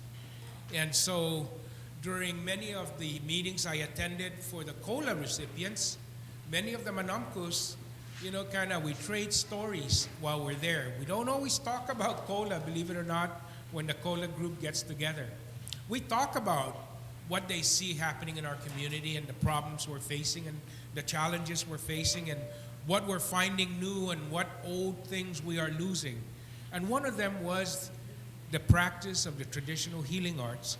And one of the reasons why is because it gets harder and harder to find the plants. You know, Madam Speaker, when I was young, we all have our stories. I have a story that I tell about my experience with the Suruhana that treated me for a very, very ailment that modern medicine could not cure. But I only tell this story under a full moon under the nunu tree in the back of my dad's house. And you're welcome to come on Thursday night next week when the moon is full, and I will tell you the story. But really, Madam Speaker, this is about power and the power of the Chamorros. And the power that you can't see, the power that you can feel, and the power that you know exists. And not everybody can see it. And those that know it exists and those that feel it have that gift, as my good colleague said. Esti hinengin Chamorro. Esti amut Chamorro ti amuda muna ohumlo. Gaigilo kigi hinengi. Tahongi manginin manuit. Tahongi hofani na sinyota. Tahongi itautauta. Jagininezu hi hinengi. Jasinoputi ni iamut. Ni itumungu taimano mo na danya. Za taimano mo na logo. Za taimano mo lumok. La hafa siya po na danya. Za sinyon plasto guatugi. Implasto guatugi. Manugi tautau mo iridaw pa dun. Finomo un tsotgi hagi alum. Patsot niya para halum gi halum itataw niya. Da para unispia hafa gaigi gisan halum na klasen bineno za muna malalang itaw-taw. Todo no na klasen tiningo no. Malilingo ang yung tita protehis din na oportunidad. Uhasuantis kada no waman matu gigima lengya pagu si Nanao Vicente. Ano papa gino tating guma dan spiaji mai go lolo dan ni badbena dan suli magi sa waha matu mambisita. Ani maamti zo umbiagya stanangilan no Palacios. Taja in chichili guatu gya stanangila. Taja sa lapi sa tiu fan accepta sa lapi. Lo in tulili guatu otru siya no iamot nin seseda. Ja ejigi apasin mami sa sinya at sulizu da manamti otru. Ini nga klase ni nengis ti gaigi gwinigi para ta spiain penyo ni ta na guaha sufficiente tonu ni sinya ta continua muna guaha este siya na klase tinanum para sinya ta praktika siya iji man interesaw jan iji ti interesawa iji man manoi na fuerza para ufan man amti dan fana man fan humlu. Jamigay pa Augustas ti ta fafana mo na ni man malingus ti siya ti gaigi ginahasota, gaigi kursonta, gaigi gubernota na ugwaha daw man na siguro na gwaha ta na sahni na ningayon no falingus ti na klasen tiningo dan esti na klasen praktika para itaw-tawta. Pues kulan aniling niya ay si Ben na minaulit to din na sonya likulan ni antu Kung momfisaru ni esti sempi mana malonguzu ni surohano dan ni surohana dan ni manamku sa utsuli I tiningunia I hinasunya sa lekui jokku. Ti jokku sti. Gininsiha I tiningunia I menhalumnia no za manoihu za manoizu oportunidad sa pudigwa gaigi gwinin za gaigi gwinin I puder ni gini halum na piso ni sinya ta efektas ti da umanagwaha. Pos daw mo no idongkulo na si Diyos Masi manamku siya ni megay no komentusyo si Lola Nelson si Mr. si Ben Meno janesti siya si Frank Hill. Edigi siya ni mandadanya na atan hafaman manolofan ling niya ni sisita mas tatsowi. Mala za bin sangonyo, za bin liyo, hafain lili, bin na comprendio, hafain compreprendi, ni man malolofan gini gitanota, za hafata ni sita tsumogi, za igubinota utsogi, para ta na siguro na ningayan no mafnas, ijigi masyata olog no gagigi license plate lo, ay kadano manatitizo no kareta daw, tori tempo, watan di license plate daw tay tano I Chamorro. Jadi ngayon no mafnas itiningo I Chamorro, winigi tano I Chamorro. Jahu lokoy na munay dangkulo na agradecimentos ti todi mangatsongo ginialum ni sumupuputis ti. Sa tigwaw masupuputi na masupuputi imanamko I Chamorro, espiritu, igwinaha, itiningo, ikultura, istigi mas dangkulo na dan mas preciso na si Zota gwini para ogagi gi kurasonta na masya hafa malofan gwini gila masata ada ini tafan malefan yan no siya sa angin gagi no ginasota no todo dumo ni manggagi gi sa Guam man miresi nen no siya na klase ni naso sa ningayan esti Chamorro na utsogwi hafa para itanota na para ubaba para itano dangin maulik para itano maulik para itauto, masya haji na tauto, fina maulika lokwe. Enigi dangkulo dan mas susertanya, esti Chamorro dan espiritunya dan hinginanya. Jadi enigi lokwe manggagi todo pau gini halu, datahungu ka imangatsomu todo. Na enigi lokwe gagi hinasunnya, ikurasunnya, igunaizannya. Pos dangkulo na si Diyos Masi para imanamko siya ni muna comprendizo na importante esti ja muna izo ni esti regalo niya para guaw ni esti para sinya beo pega alo aniguaha oportunidad para beo tsogwi iminaulik para itanota dan itautauta ni esti na asunto utsuli oportunidad ja dangkul na si Diyos Masi ni ninain niya si Diyos Masi. And thank you very much, Madam Speaker. Mas Senador Pangilinan. On the motion then to place Bill 94 as substituted on the floor to the third reading without any objections, so ordered. Thank you very much.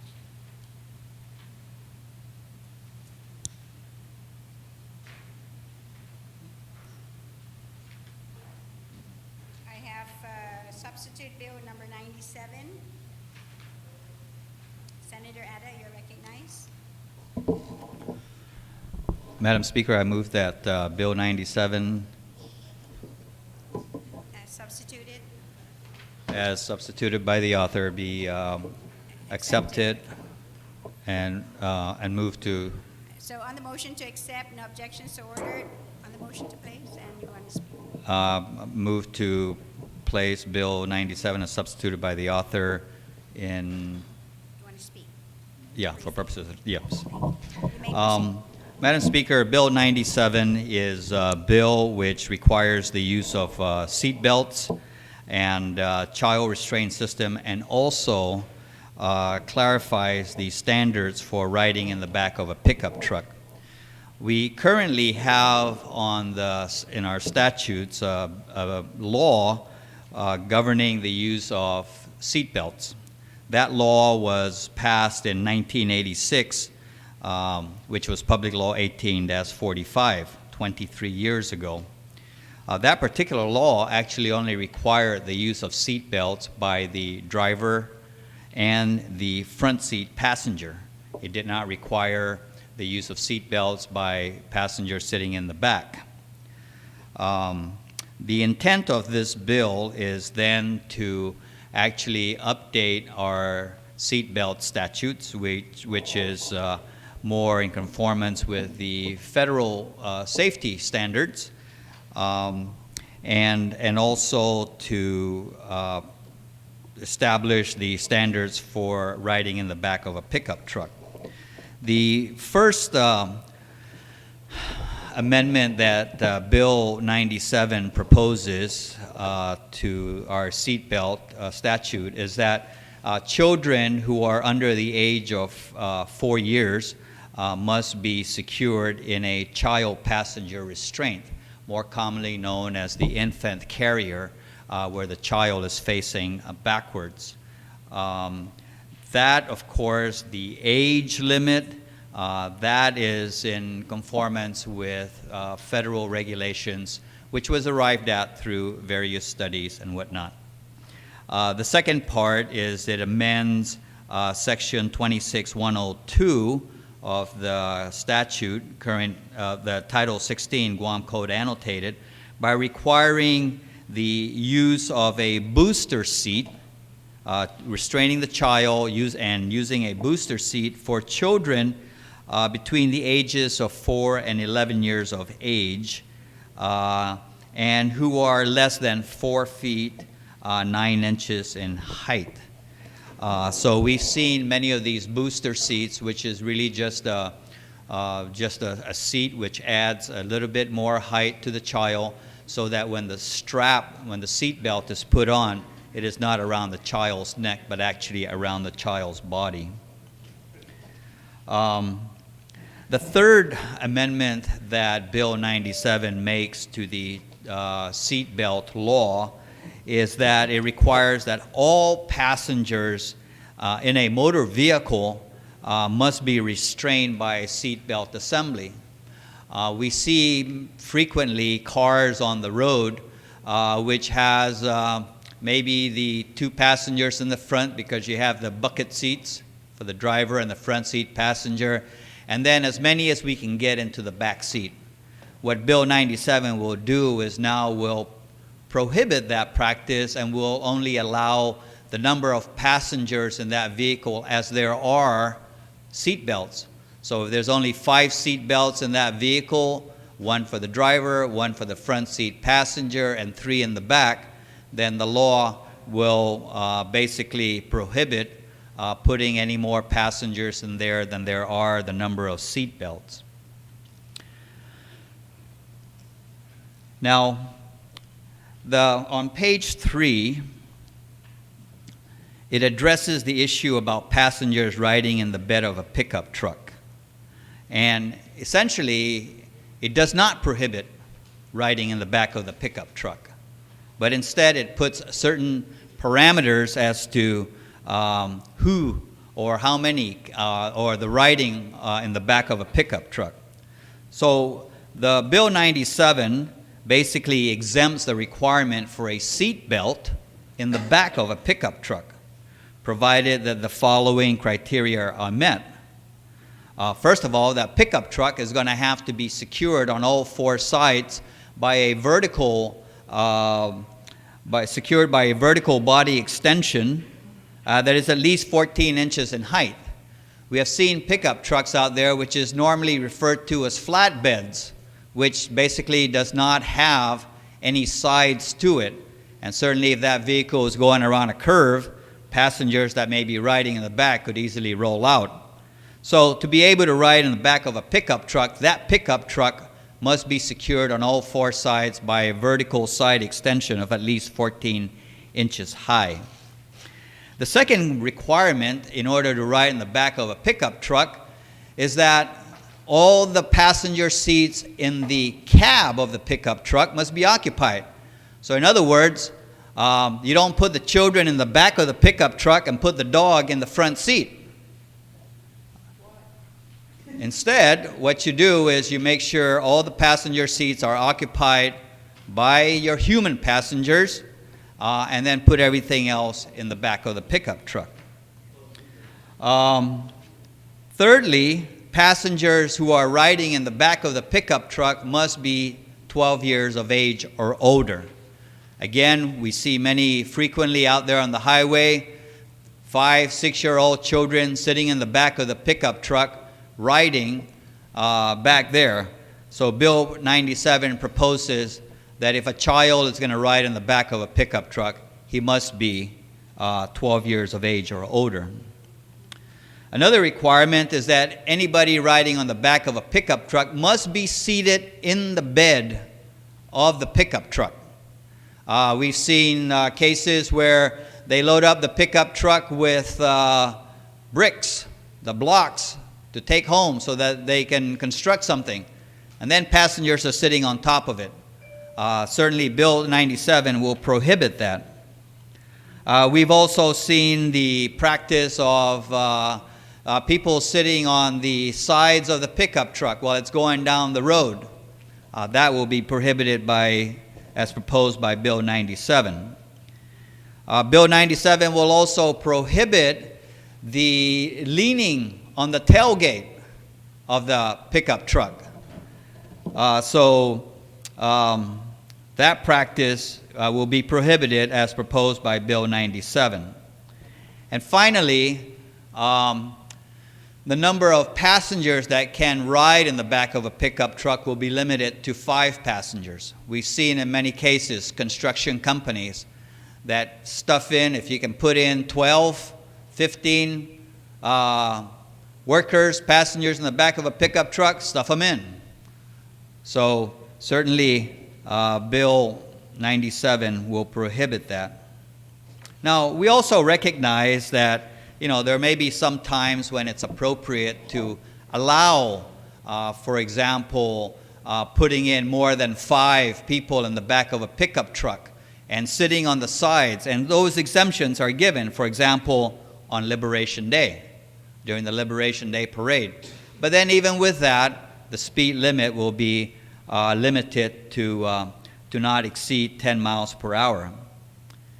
And then we have individuals who cannot get into a seat belt for some medical reason that prevents being able to get into a seat belt. And I will basically come and make an amendment to, on page 4 there, paragraph B. There's a simple amendment that I need to make there. But there are exemptions. There are some people who, for medical reasons, cannot be in a seat belt. And of course, there are other exemptions, such as passenger transport vehicles over the 10,000-pound limit, or emergency vehicles will not require the use of a seat belt. Now, the safety on the highway is a very important issue. Certainly, as the population grows exponentially over the next 5 years here, safety on our highways is going to be very important. And I think it's one thing to set the parameters as to how we should conduct ourselves when riding motor vehicles, but I think that also has to have some kind of disincentives associated with it. So in section 6 on page 5, it lays out the penalties for violations. And of course, for the first violation, there's a certain amount, $100 per violation.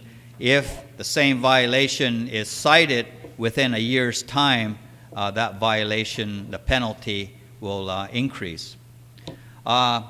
It's interesting, you'll find in section 8, it talks about if a vehicle is pulled over and is found in violation of section 3301, which is the speed limit law, the violation, the penalty is basically $100 for each passenger riding in the truck of a bed.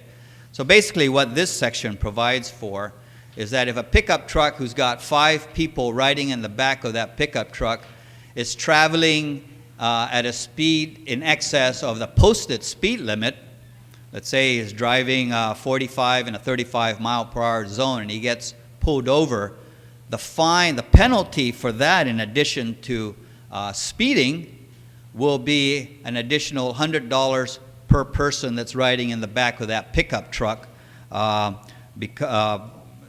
was pulled over for having violated the speed limits. So that basically, Madam Speaker, is the what Bill 97 proposes.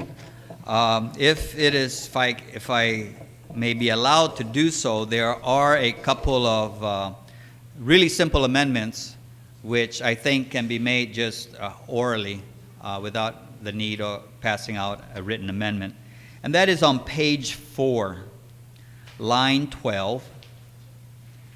I would like to amend that such that it reads, impractical or harmful to the person by reason of physical condition, and, so delete the comma, and medical issue, and delete the words or body size. So it will read then, impractical or harmful to the person by reason of physical condition and medical issue, period. On the amendment, are there any speakers? Senator Tenorio? Thank you, Madam Speaker. Madam Speaker, I believe I understand what's taking place here. The body size has been struck. Let me ask the question then. Physical condition clearly goes to the body size. So are we saying in lieu of, if a person's too large, for example, to be able to put on the seatbelt, then he is forgiven from wearing a seatbelt? Senator Ada, do you yield? Actually, the issue of body size, physical condition and medical issues. So in other words, if the individual is 500 pounds, sure. Obviously it's related more to some medical issue or whatever, but just the fact that he's just built big generally is not, at least with the federal safety standards, is not recognized. So I think what we're really talking about here is really more so of a medical issue. So reading from the beginning, it says, for a physician's statement to qualify under the section, the physician giving the statement must state why use of a child restraint system or seatbelt assembly by the person would be impractical or harmful to the person by reason of physical condition. So they actually have to have on their person a statement from a attending physician that says they cannot use the seatbelt. Is that correct? Yes, that's the intent. My understanding in the markup hearings with the Guam police officials is that, of course, if you get cited and you don't have that document on you, it's just like you're required to have your driver's license on. Understood. And if you go to court and you show it to the, then... Is there option to dismiss it or not? Correct. It's just being put here that you should have it in your possession just to save you that hassle. Well, I appreciate it. I mean, the standpoint I come from is making sure that, in fact, under these conditions that you have to have this in your presence. It's like with the handicap placard or something like that. In order for it to, in fact, be, you'd have qualified for not getting a citation when parked in a handicap or accessible parking, which is actually properly termed accessible parking. You need to have that in your possession. And I think, to me, a judge, of course, can also make the decision which he's empowered to do, but I wanted to make sure that what we're doing is allowing for these circumstances to exist, but it has to be done, well, just clearly, can't you see I can't put it on? That's not good enough.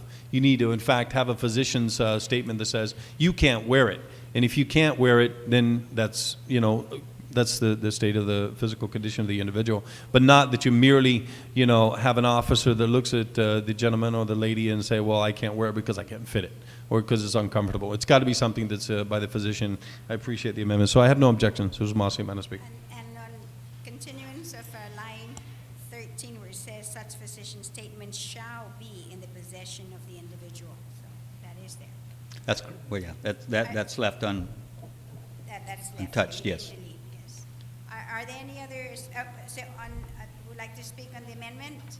None others, no, Senator Espaldon. I guess my problem is we've changed the wording to say impractical or harmful to the person by reason of physical condition, and then you formerly read physical condition, comma, medical issue, or body size. Now we're changing it to physical condition and medical issue. So physical condition has to be related to a medical issue. There are some big people, though, who I guess it could be argued that their size is a medical issue, but who are actually in fine health. I mean, they might have, high blood pressure or something else, but I'm just not sure that the physical condition and a medical issue has to be married to a medical issue, because sometimes that physical condition in itself is enough to make it impracticable without to wear a seatbelt. Only because we all know, I think, somebody who just cannot fit within a seatbelt. But if that person really has no medical issue that would prevent him from wearing a seatbelt, say something like high blood pressure, that is not something that would restrict you from wearing a seatbelt. It's more of a internal condition, then this big person would be penalized. And then again, I'm not against the concept of seatbelts and restraints and safety restraints whatsoever. I'm just wondering whether physical condition needs to be attached to a medical condition, or whether a physical condition can be separate and apart from a medical issue. Okay, we'll take a minute recess. Jimmy, what about, there are people that have heart conditions that cannot use the seatbelt because it's claustrophobic for them? Yeah. So how does that work? Well, and that's where the physicians They may have a pacemaker and Yeah, but that's what a physician knows. But I'm just talking about a big person who has, who has gout. But no real medical handicap. Yeah, I was just trying to find, there was I just gotten something from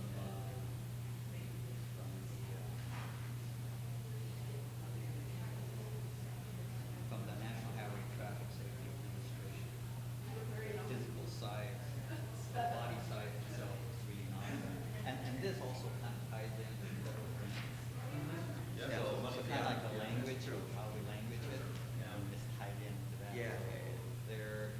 Yeah, and like I said, I don't want to raise an objection. I mean, I'm not raising, I'm just wondering. We all, like I said, we all know somebody. So. Yeah. Okay, so, but,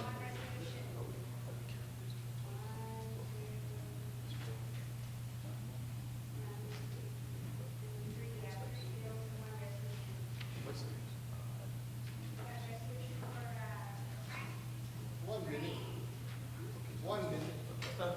Okay, never mind. Go ahead. Okay, now we'll go with it. The legislature is back in session. Did you gentlemen resolve? yes. I think my colleagues are comfortable with the wording of the amendment as I've presented it. So then on the amendment, are there any speakers? No objection. No objections, so ordered. Finally, Madam Speaker, I would like to proffer an amendment on page 5, section 6, on line 7. Right now, the provision provides that if convicted, if any driver convicted of violating the seatbelt law may be fined a sum no greater than $100 per violation. And the amendment I would like to make is that the may be deleted and the word shall actually be used. At first, when we were doing this, we thought maybe we were taking away that judicial discretion But I guess that judicial discretion is still there in that he first of all, if he's convicted, there will be a penalty associated with it. It's up to the judge to decide whether he is going to, well, let's see. I think the intent here is that if in violation of the seatbelt law, then there shall be a penalty associated with that, a penalty that will be a sum no greater than $100 per violation. I think maybe if counsel can maybe provide, my understanding of this is that the judge will still have that discretion of really how much that penalty is, but it shall be a sum no greater than $100, and there's got to be a penalty associated with it.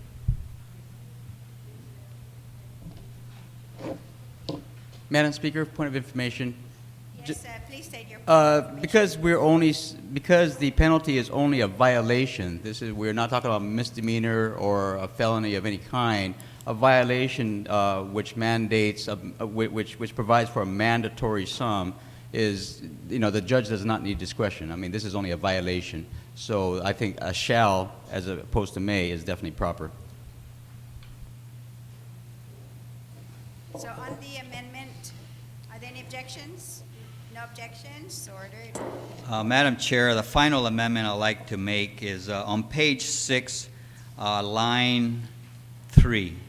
Again, I'm proposing that the amendment be made so that instead of saying that a conviction or a violation of the seatbelt law may be fined, that instead then to also change that and make it be a shall be fined, a sum no greater than $200. On the amendment? No objections? So ordered. Madam Chair, that completes the amendments that I feel are needed. I certainly appreciate the input from my colleagues, and I urge my colleagues to support the seatbelt law. Thank you very much. On the main motion, is there anyone who would like to speak? Senator Pangilinan, you are recognized. I thought you were stretching there first. I kind of have to check. This is Marcy, Madam Speaker.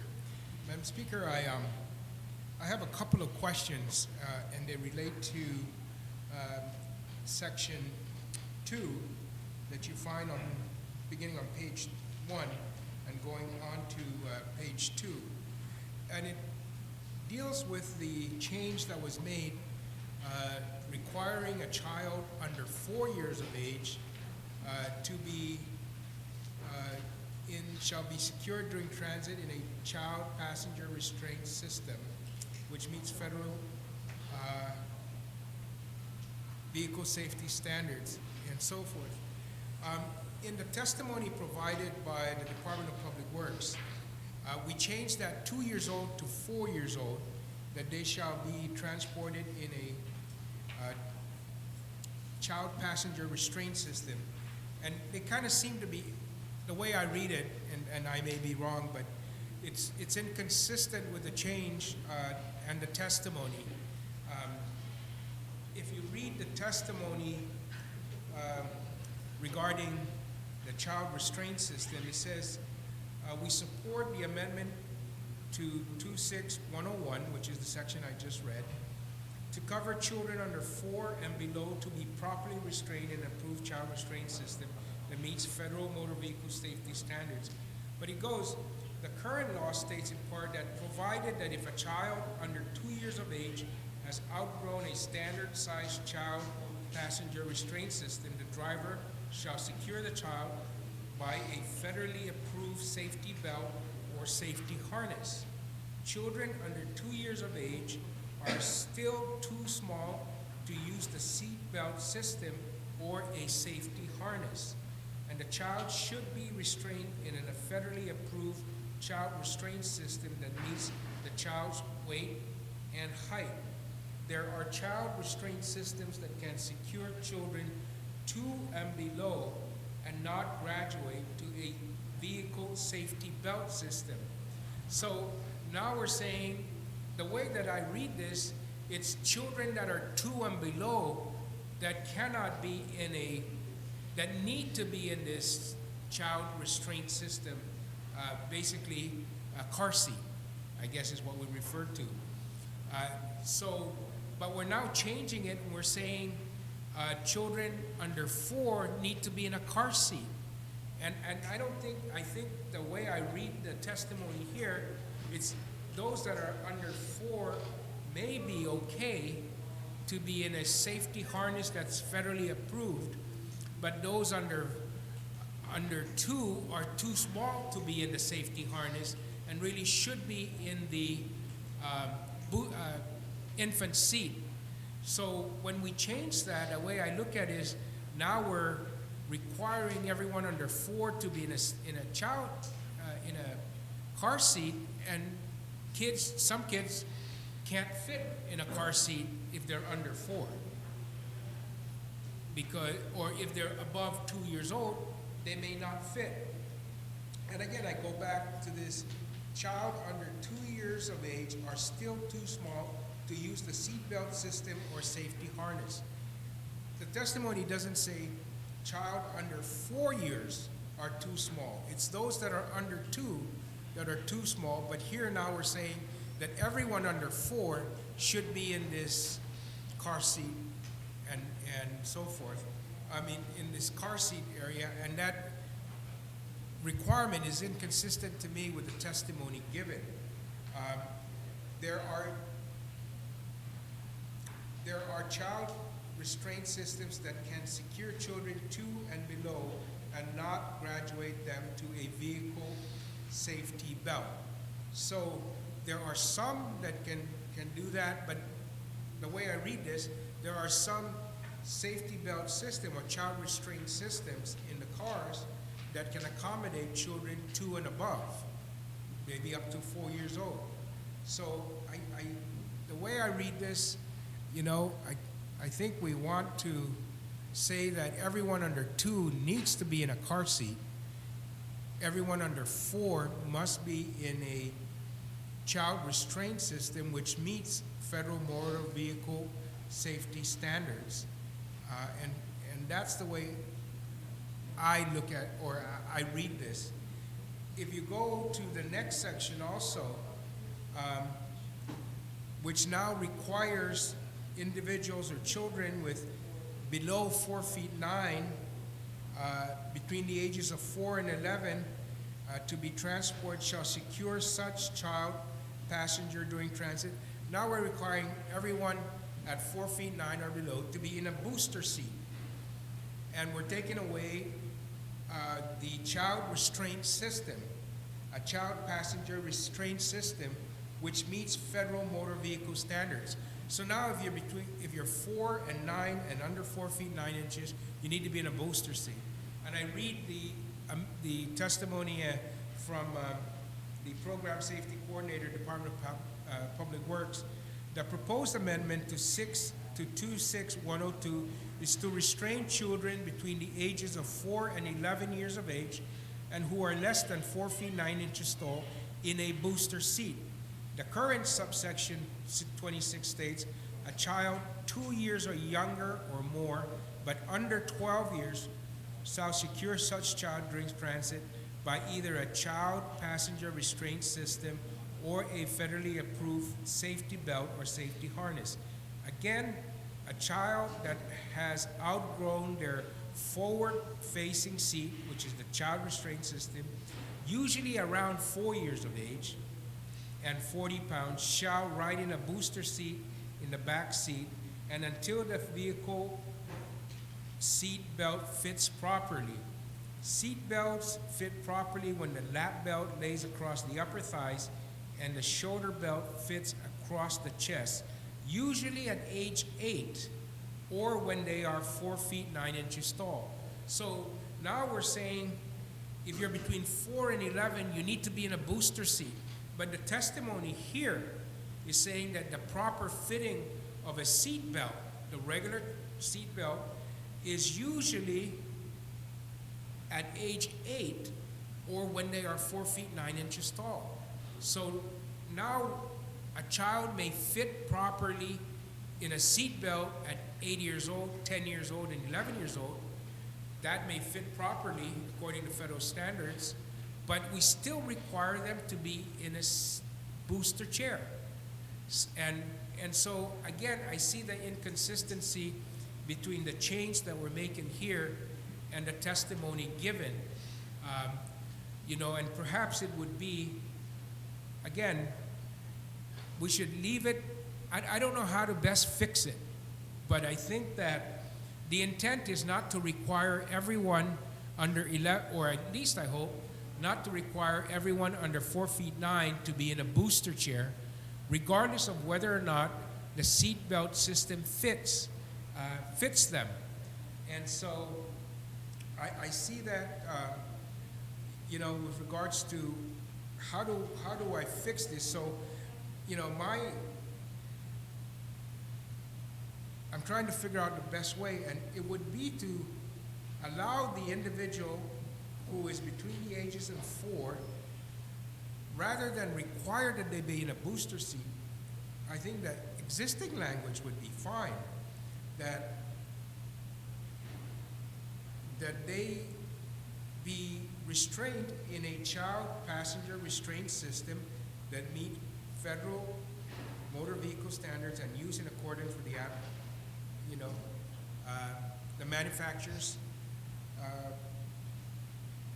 instructions, and it's an approved system. So I'm not sure that we want to impose this requirement that they all be in a booster seat if they're between 4 and 11, because again, you have children that fit properly in a regular seatbelt mechanism in the passenger seat, even though they're not 11 years old. And so I know that the bill went through extensive discussion and oversight, and markup, but I was wondering if these these testimony given was matched to the change made, and so forth. My reading of the testimony is that a child under 2 needs to be in a car seat. A child under 4 needs to be in a system which meets motor vehicle safety requirements. And then a child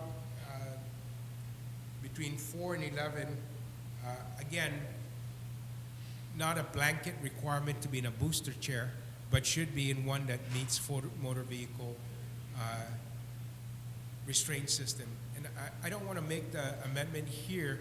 Maybe I can briefly discuss this with the author of the bill and see how what he thinks of these. At least these are the questions I have, and that for me I have as they relate to the testimony given and as they relate to my vote on the bill. We're going to go ahead and take a minute recess for both of you to work together. Thank you. Well, I understand, and in fact, even as recent as this morning, the National Highway Traffic Safety Administration the only thing they came back with was amendments that I made. Like this. What are we right back into session, man? And you also bill number. But so I think kind of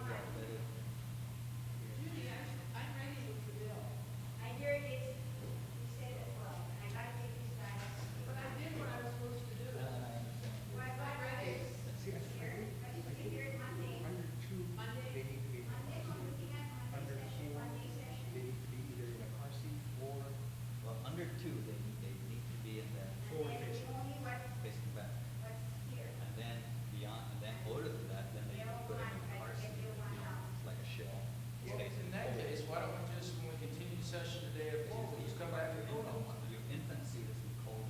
Yeah, coming back here for? Yeah, that's under two. Yeah, why don't we just, Actually, this one's talking about a child on the floor, so because if we can finish up the, because we got a couple of bills left. I said, we only have a little bit left to finish.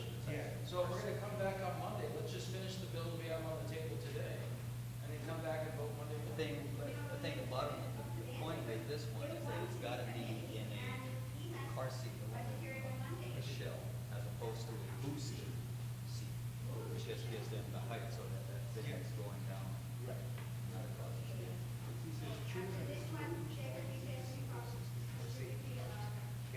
You are in recess. Ma'am, you are in recess. You are in recess. So after that, then we can, don't bring us back in the recess again. Stay in recess. Not graduated with legal. So I would say 2 and below, they should be in the infancy. 4 and below, they should be in the RC.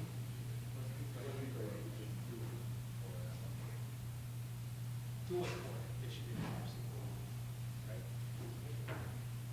Or, Yeah, just that, now we're, yeah. And then the booster is just, they should just be transported by either a child restraint system that meets and is consistent with the child's height and weight to ensure proper fitting and properly fits,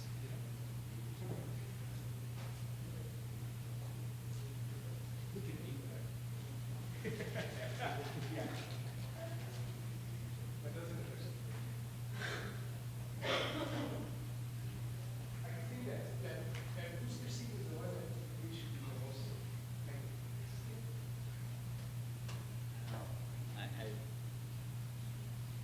I've kind of reached the end of the wall with this one. I've gone through this so many times. I'm at a loss too. I don't know how else to change it.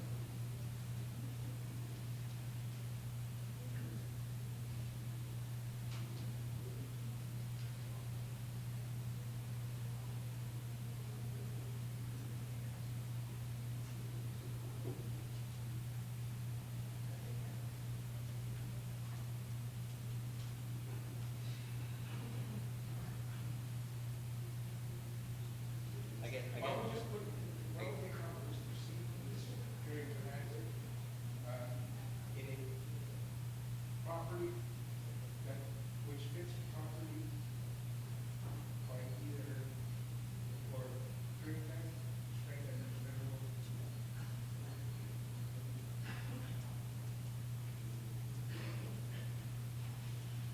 That fits with proper fitting pursuant to federal. Well, we should change it here or here. Here, booster seat.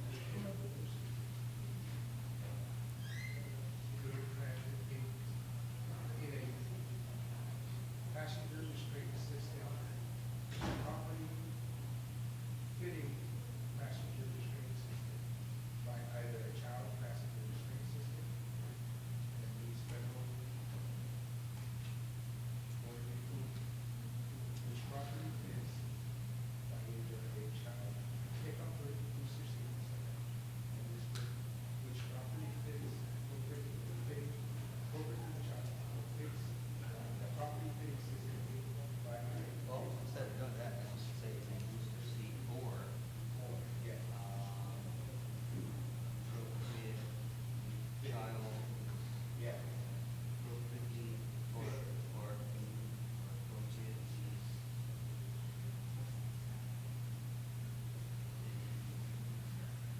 Just like 60. child Yeah. passenger restraint system. Yeah.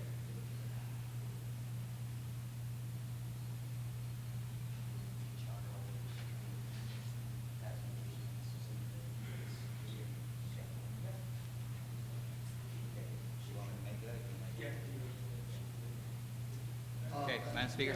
Before you do that, what, where'd you get, why is this letter appropriate? That's the federal standard.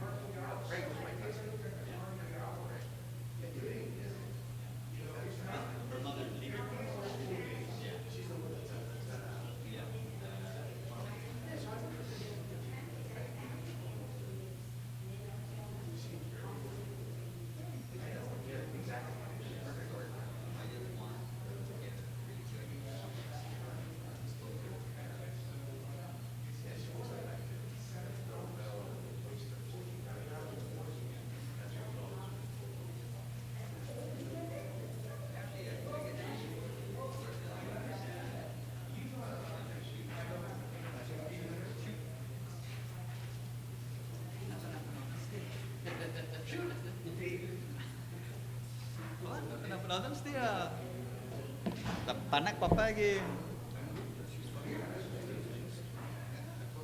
Just make one more amendment, and I think that would address Senator Ben's. Already 12:15, guys, so what are you going to do?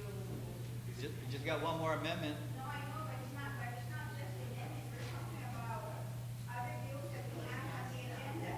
You know, you guys, every time you want, you just go ahead and, why don't we just, unless they're urgent, just put them off on the next session. That was an interpretation you made earlier, that it's on 12, whatever is not heard, and it's not. That's what you guys did before, so. Oh, let's hear it. Let's hear it. Alameda vote coming in tomorrow, tomorrow afternoon. I won't be here tomorrow.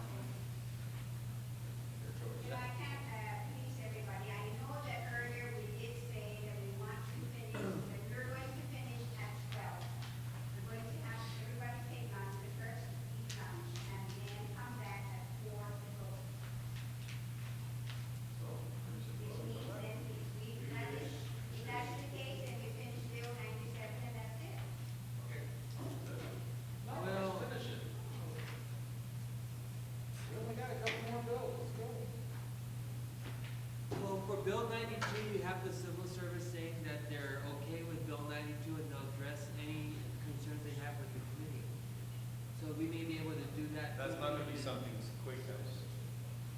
Yeah, but if the agency is saying that they don't have an objection to, and then resolution 36 is easy.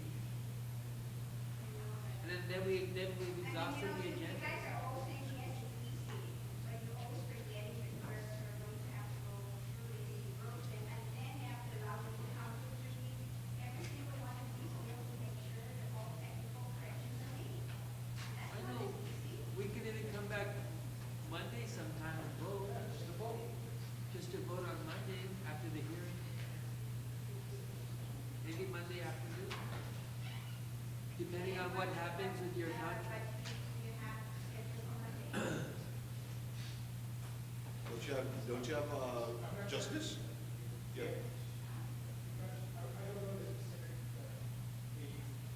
You have judiciary. I do have it here.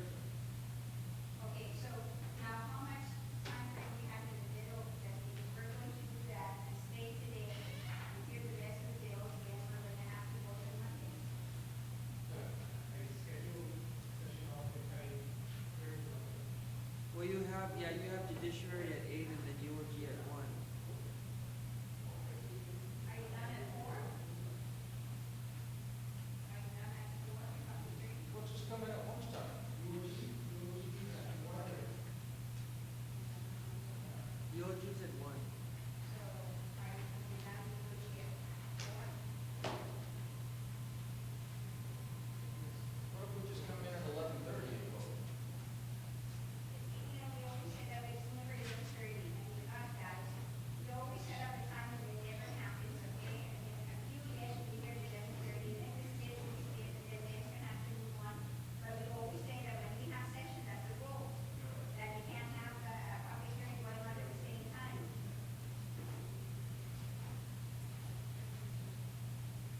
Is it not fair to the person who's conducting the public hearing?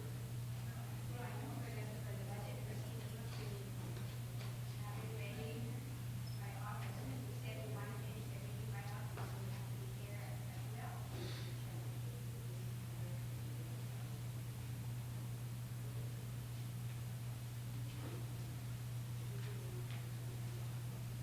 You're the speaker, make the man a decision. Well, I know, I'm trying to, because if we can get 4 o'clock Monday, then we can schedule 4 o'clock to go on Monday, and then we just, then give the staff, Monday morning to, today and tomorrow, and Monday morning to,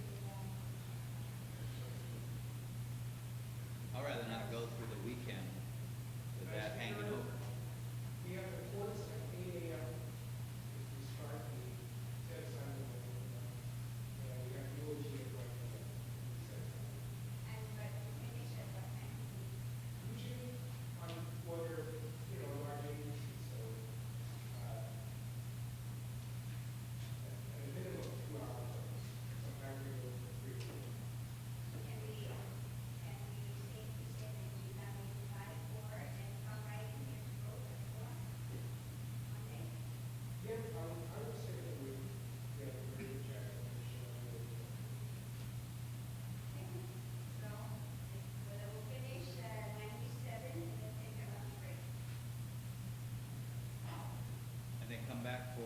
Come back at 2.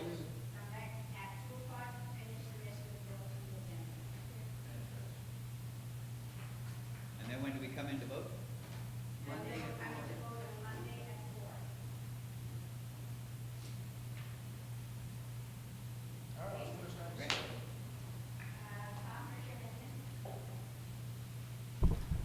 4. Madam Speaker, the amendment, Okay, we're back in session. Your amendment is handwritten. a third and final amendment has been passed out.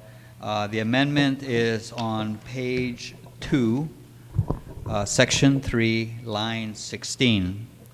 And essentially, this will address the word, the amendment is that it will read then on line 16 there, in a booster seat, comma, or appropriately fitting child passenger restraint system that meets federal motor vehicle safety standards.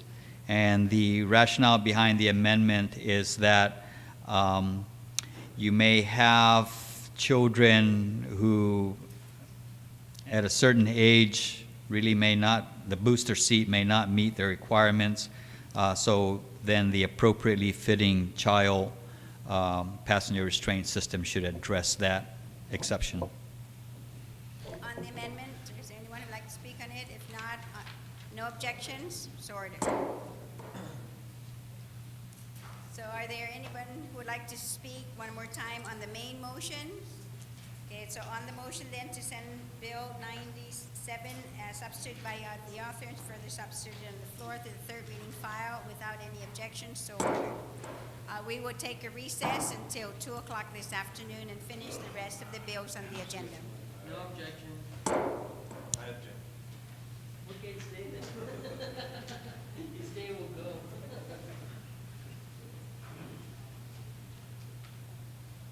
Now on bill number 114, and I recognize the author, Senator Pangilinan. Sidusmasi, Madam Speaker. Madam Speaker, before I begin, I'd like to make the motion, of course, that we move bill number 114 COR to the third reading file, and I'd like to just explain the bill very briefly. Okay, please continue then. Thank you very much, Madam Speaker. Madam Speaker, in the last budget bill, or in the budget bill that currently exists, 29113, this body voted to provide $75,000 that would be appropriated to the Guam Visitors Bureau, which would go to the Guam Humanities Council for the Guampedia project. The Guampedia project is an online encyclopedia that gives access to the entire world on information and facts about Guam. It is one of the most dynamic marketing tools that we have that's internet-based at this time. And so this body felt it was appropriate at that time to use some of the promotional money from the Guam Visitors Bureau to assist the Guampedia project to continue to update and enhance the Guampedia, Guam's online encyclopedia. Since that time, the organization, the Guampedia project, has formed its own nonprofit organization called Guampedia Foundation. And now they are the entity that is handling the Guampedia project. And the Guampedia project has basically moved from under the auspices and the sponsorship of the Guam Humanities Council, of which the original appropriation was given to through GVB. They have now formed a Guampedia Foundation, and they've now housed themselves in an agreement and an MOU with the University of Guam. And the money then that was designated in 29113 was designated to go to the Guam Humanities Council. And we want to transfer the appropriation from going from GVB to the Guam Humanities Council to now go directly to the organization that oversees the Guampedia project, which is the Guampedia Foundation. The Guam Humanities Council testified that they are in full support of this change. The Guampedia and the Guampedia Foundation came in and say they are in full support. The University of Guam, who has an MOU with the Guampedia Project and the foundation, and has given them space, University of Guam, are in support. So it really is no additional money, no additional appropriation, but just taking the appropriation that would have gone to Guam Humanities Council and ultimately to the Guampedia Project to now go from from GVB to the Guampedia Foundation and ultimately to the Guampedia Project that's now housed at the University of Guam.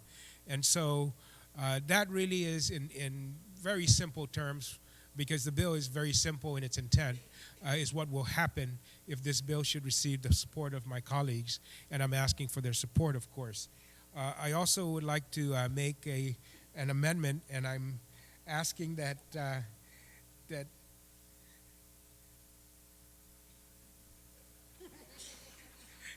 I'm asking that we amend the sponsorship to have Senator yourself as speaker, as second co-sponsor, and Senator Munya Barnes as third. So that would be a motion I'm making. And of course, Senator Frank Bloss Jr. as the fourth co-sponsor. We were all at the hearing, so.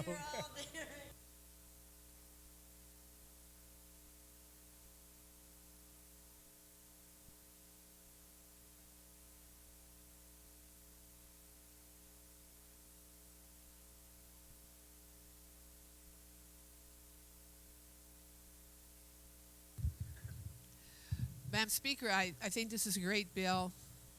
And of course, Guampedia is a great project, provides a great service to our community and to the world. However, I would like to also let everybody know here, in case they don't, that there is another project. I'm going to express that. Another project that some of you were involved in many years ago as students at the University of Guam, called the Guam Chronology Project. And that project is housed at the School of Business and Public Administration Library. And I would just like to encourage, for the record, that the Guampedia folks maybe get together with the Dean of the School of Business and Public Administration, Dr. Anita Enriquez, to look over the Chronology Project, because they may find some value there, and they may be able to enhance their project by the work that so many students over 30 years put into the Guam Chronology Project. So I'm just stating this for the record. I hope it will be part of the official record. And I, of course, support the bill as written. Thank you. Thank you very much, Senator Guthert. Co-sponsor, Senator Tina Rose Munya Barnes, you are recognized. Jesus Masia, Madam Speaker, and I really do like to thank the author of the legislation to include me as part of the co-sponsorship. Madam Speaker, and to my colleagues, I was at the public hearing when Guampedia came in to present their testimony on this bill. And I had noted to them that it was just coincidental that that public hearing was happening, because my son, who is a University of Guam student, studying, wanting to be a Chamorro teacher and also having a minor with the Department of Agriculture, was doing a project in reference to not just Guam's history, but doing a Guam project in reference to our self-determination. And he'd asked me where I could get a lot of the information. And one of the things is, as I quoted to him, was, it doesn't hurt with modern technology these days. Guam has something that you might be, that you may not be familiar with, but that you should go online. And when I gave him the address, or at least the name, he had gone online, that he was amazed that a lot of the information that he needed was right in front of his fingertips and right there in front of the computer. And this was literally at 11 o'clock at night, asking me to assist him in getting some of the history that he needed for his job. And I said, isn't it amazing how modern technology can bring us to bring that kind of information that's needed, but to know that our people have taken steps to make sure that Guam's history, Guam's information, everything from social events to what has happened in our past with our government, with our social things that happen within the community, even as far as to the music. It was amazing that my son could gather a lot of what he needed right then and there. And this is, at 11 o'clock at night, late hours of the evening, but also more so knowing that with Guampedia, he also noted that this is where people around the world could know more about Guam at their fingertips. So, Madam Speaker, I was really appreciative making time to hear this presentation and seeing where they wanted to move over, what they've done, what steps they've taken, what steps they've done to apply and look for more grant funding so that they could continue to operate. And like I said, when you take the time to put a program together and work at making sure that who we are as an island people, who we are as a country, who we are as a people is being disseminated around the world, I think this is a very positive thing. So, Madam Speaker, I ask that my colleagues support this bill, as it's simply stated, is to make sure that how Guampedia needs to be transferred and where they're housed, and the funding mechanism that needs to be put in place so that they can continue to operate it is within this provision, and I hope that my colleagues support that. And I again want to thank the good speaker from Barragata for giving me the opportunity to make me a part of his co-sponsorship. So thank you for giving me this opportunity to rise in full support of Bill 114. Jesus Masi, Madam Speaker. You're very welcome. The next co-sponsor I'd like to recognize is Senator Blas. Thank you, Madam Speaker. And Madam Speaker, first off, I want to thank the author of the bill for allowing me to share in sponsoring this piece of legislation. Madam Speaker, and I think it's no big secret, I'm a stinker when it comes to spending money. But, this is a project that not only benefits our people, but benefits everybody worldwide because it's got a worldwide reach. And for the amount of money that we're spending here, this is a very, very wise investment. And I guess more so is that a couple weeks back, I had the opportunity of attending my nephew's graduation from medical school in Omaha, Nebraska. And in Omaha, Nebraska, when you hear people that, because my nephew was there was a discussion that I had with some people that said, we wanted to learn more about Guam, and we found it on this website called Guampedia.com. So even in the far-off places, in the plains, in the middle of the United States, in an little area called Omaha, Nebraska, Guampedia.com provided information to individuals there. And I'm sure that as the years go by, there are going to be a lot of people who are going to be interested in learning more about this island. And there's a place called Guampedia.com that can provide this, and does provide this. And so, one of the questions I had, remember during the hearing, was, and it astounded even the author and the chairperson of the committee when I said, is this all you need? And to hear that from me, I'm sure that took a lot of people by surprise. But I stand in support and in favor of this because it, again, like I said, it's a very wise investment. It not only helps to document our history, but it helps to bring it to other people who may not necessarily have the ability, the opportunity to talk to anybody from Guam about Guam. Because the information provided here is not only real time, but is objective. And it provides the perspectives of the writer. So what you're getting here is not something that's filtered or edited. You're getting the story as presented, as provided by the writer. You're getting the truth about Guam. And so with that, I want to continue. I'd like to see this continue. And this bill helps to ensure that Guampedia continues not only to be on the website, but continue to expand and improve. And once again, Madam Speaker, I support this legislation, I support this bill, and I want to thank the author for allowing me to become a co-sponsor. Thank you very much. You want me to speak some more? Thank you very much, Senator Blas. Is there anybody else who would like to speak on the motion? So I would like to ask then the co-sponsor if you would like to close, or you want to send it down. Senator Pangilinan, I mean the co-sponsor, the primary sponsor. Thank you very much. You know what that happens when you make them a co-sponsor, then the next person moves up? Well, when you said co-sponsor, I knew you weren't talking to me.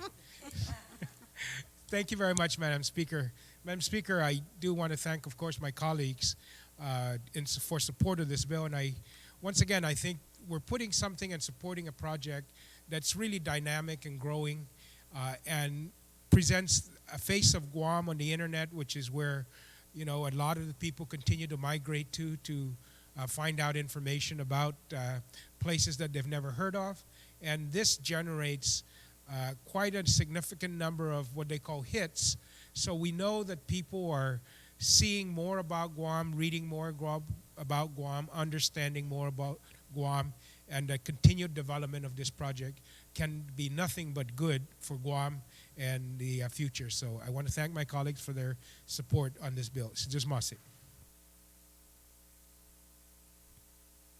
On the motion then to place Bill 114 on third reading file, there are no objections, so ordered. Thank you very much.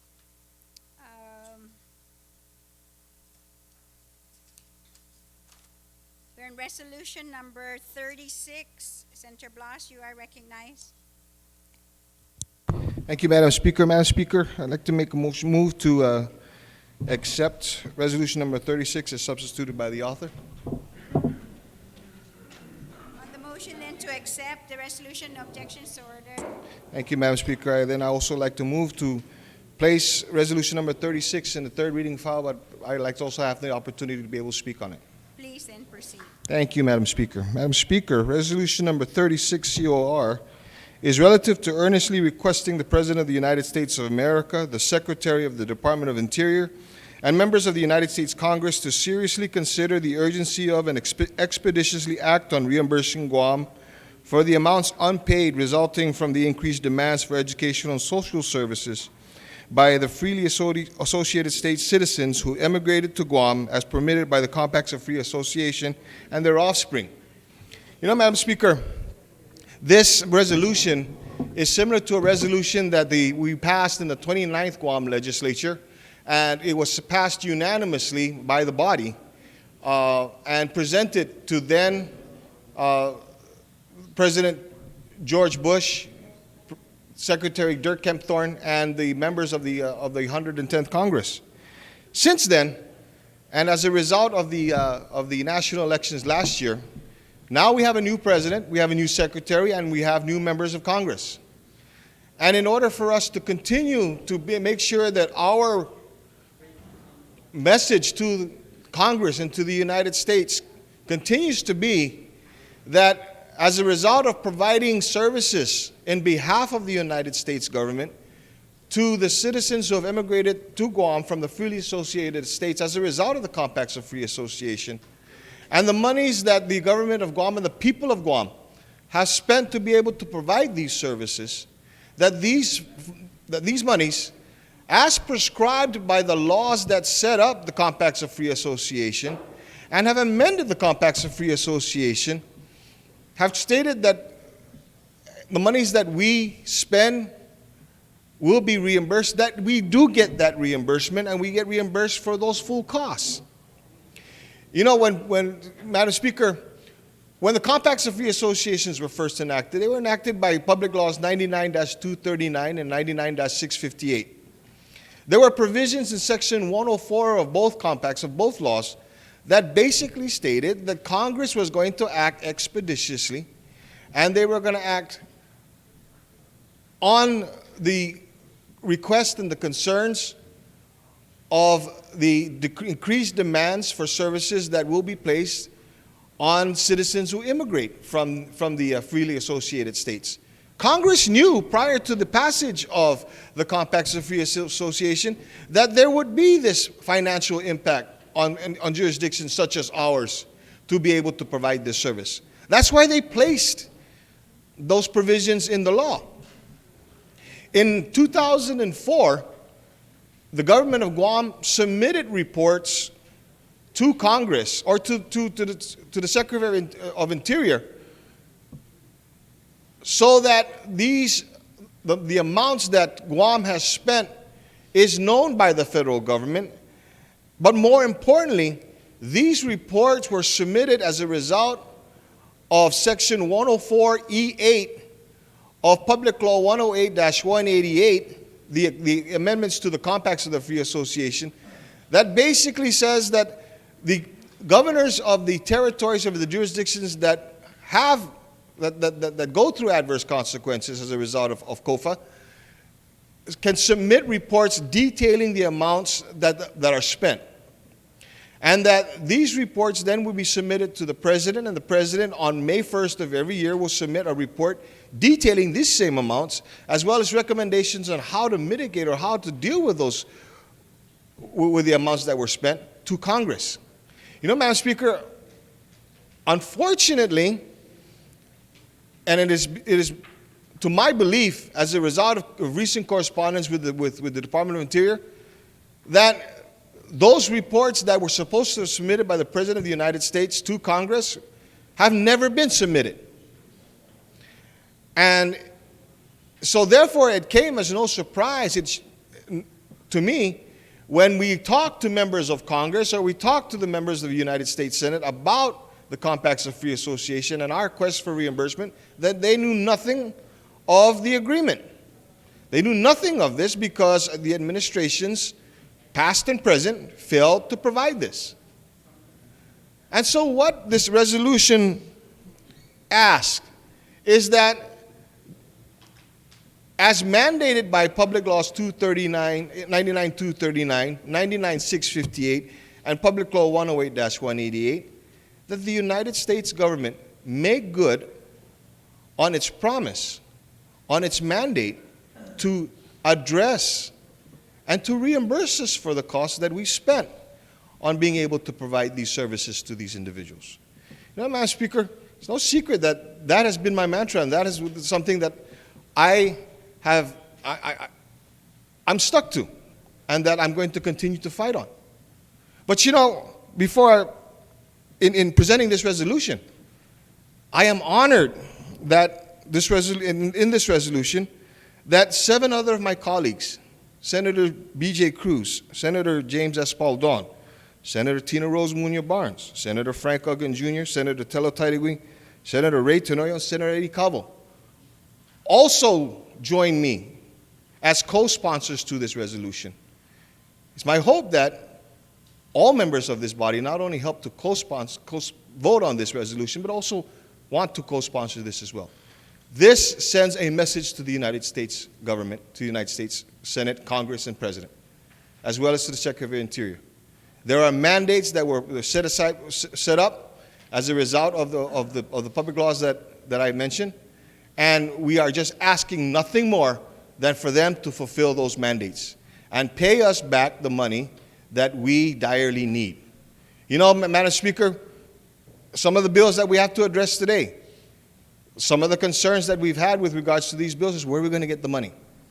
How are we going to be able to pay for these services that we need to provide to our people? Madam Speaker, with this resolution, at least $400 million is owed to us.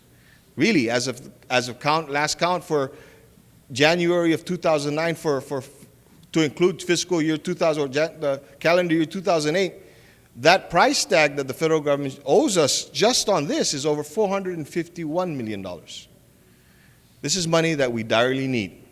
And this resolution, if passed by this body and sent to the President, to the Secretary of Interior, and to members of both the House and Senate, will show them that we need, and we'll tell them we need this money, and we are asking them to please, please move on getting us the reimbursements. Thank you very much. Thank you very much, Senator Blas. And I know you had mentioned 7 co-sponsors, and all you have to do is ask, and you probably get all 15. Senator, be sure you are recognized. I have no problems, ma'am, I have no problems in adding on more. Okay.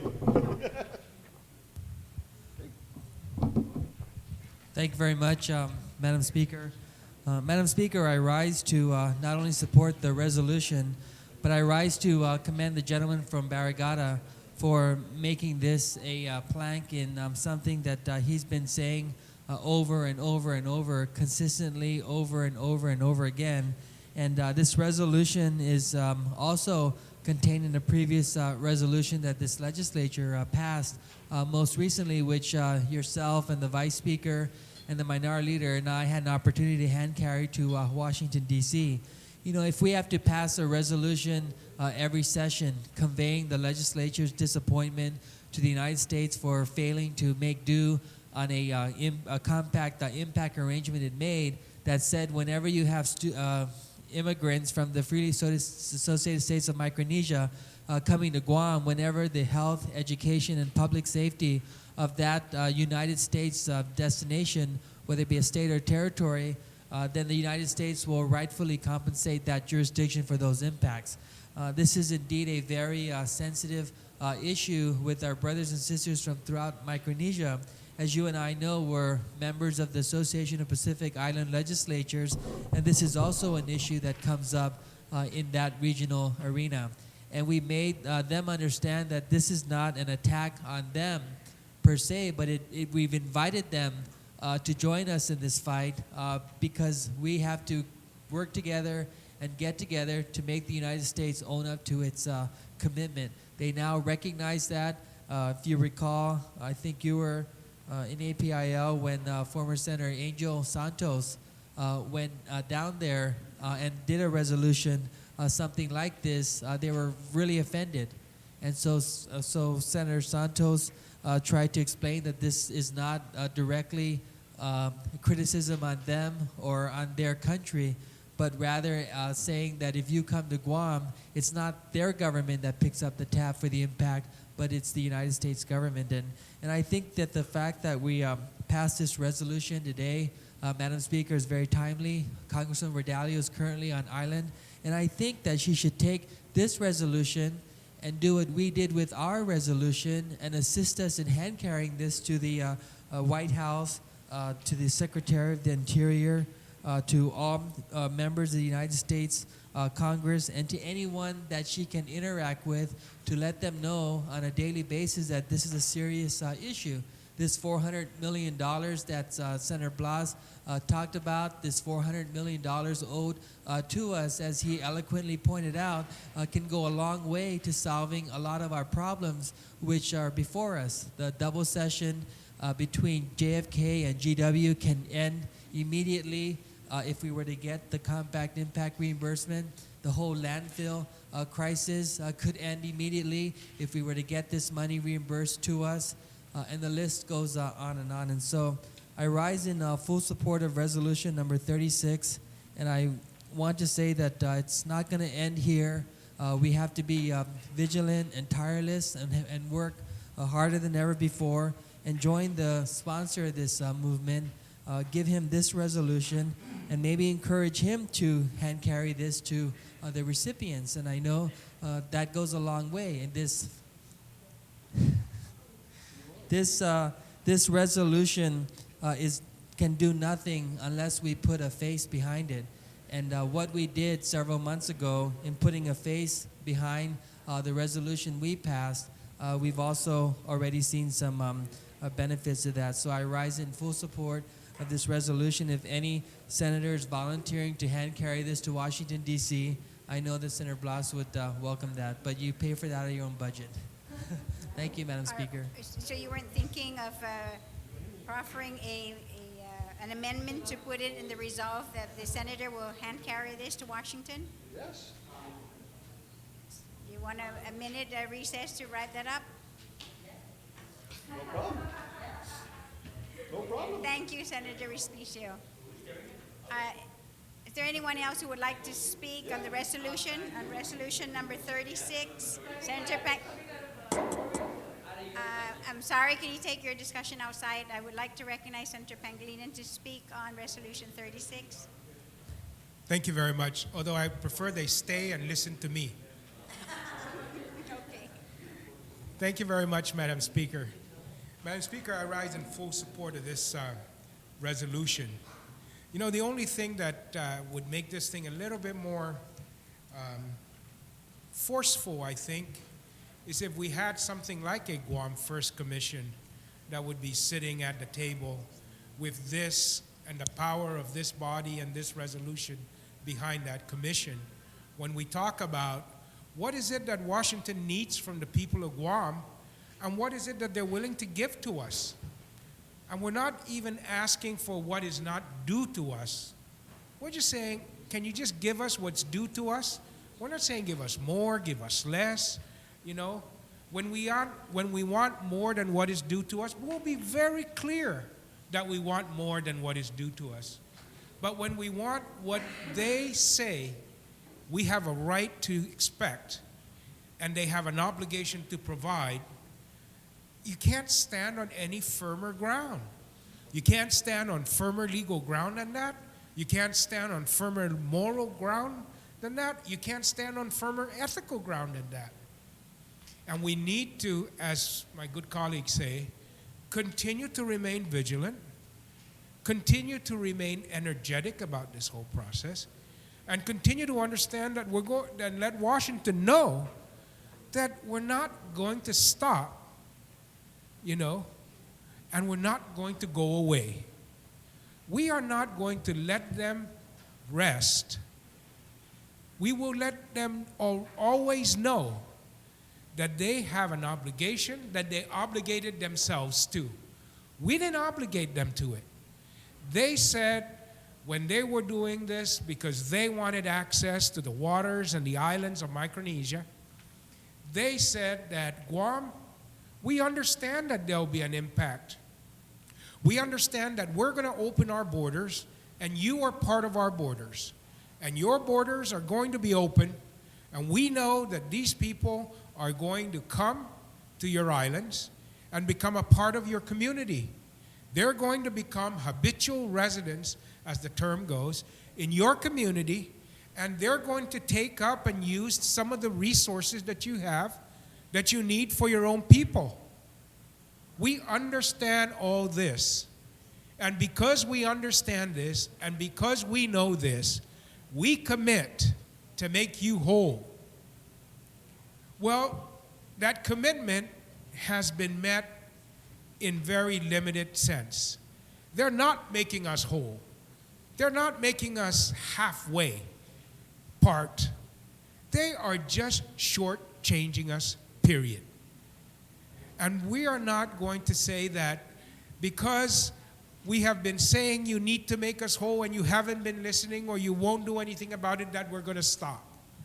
Because sooner or later, time will come when we will find a leadership in the United States Congress and a leadership in the White House that is going to listen to our plight. And I think that time is now.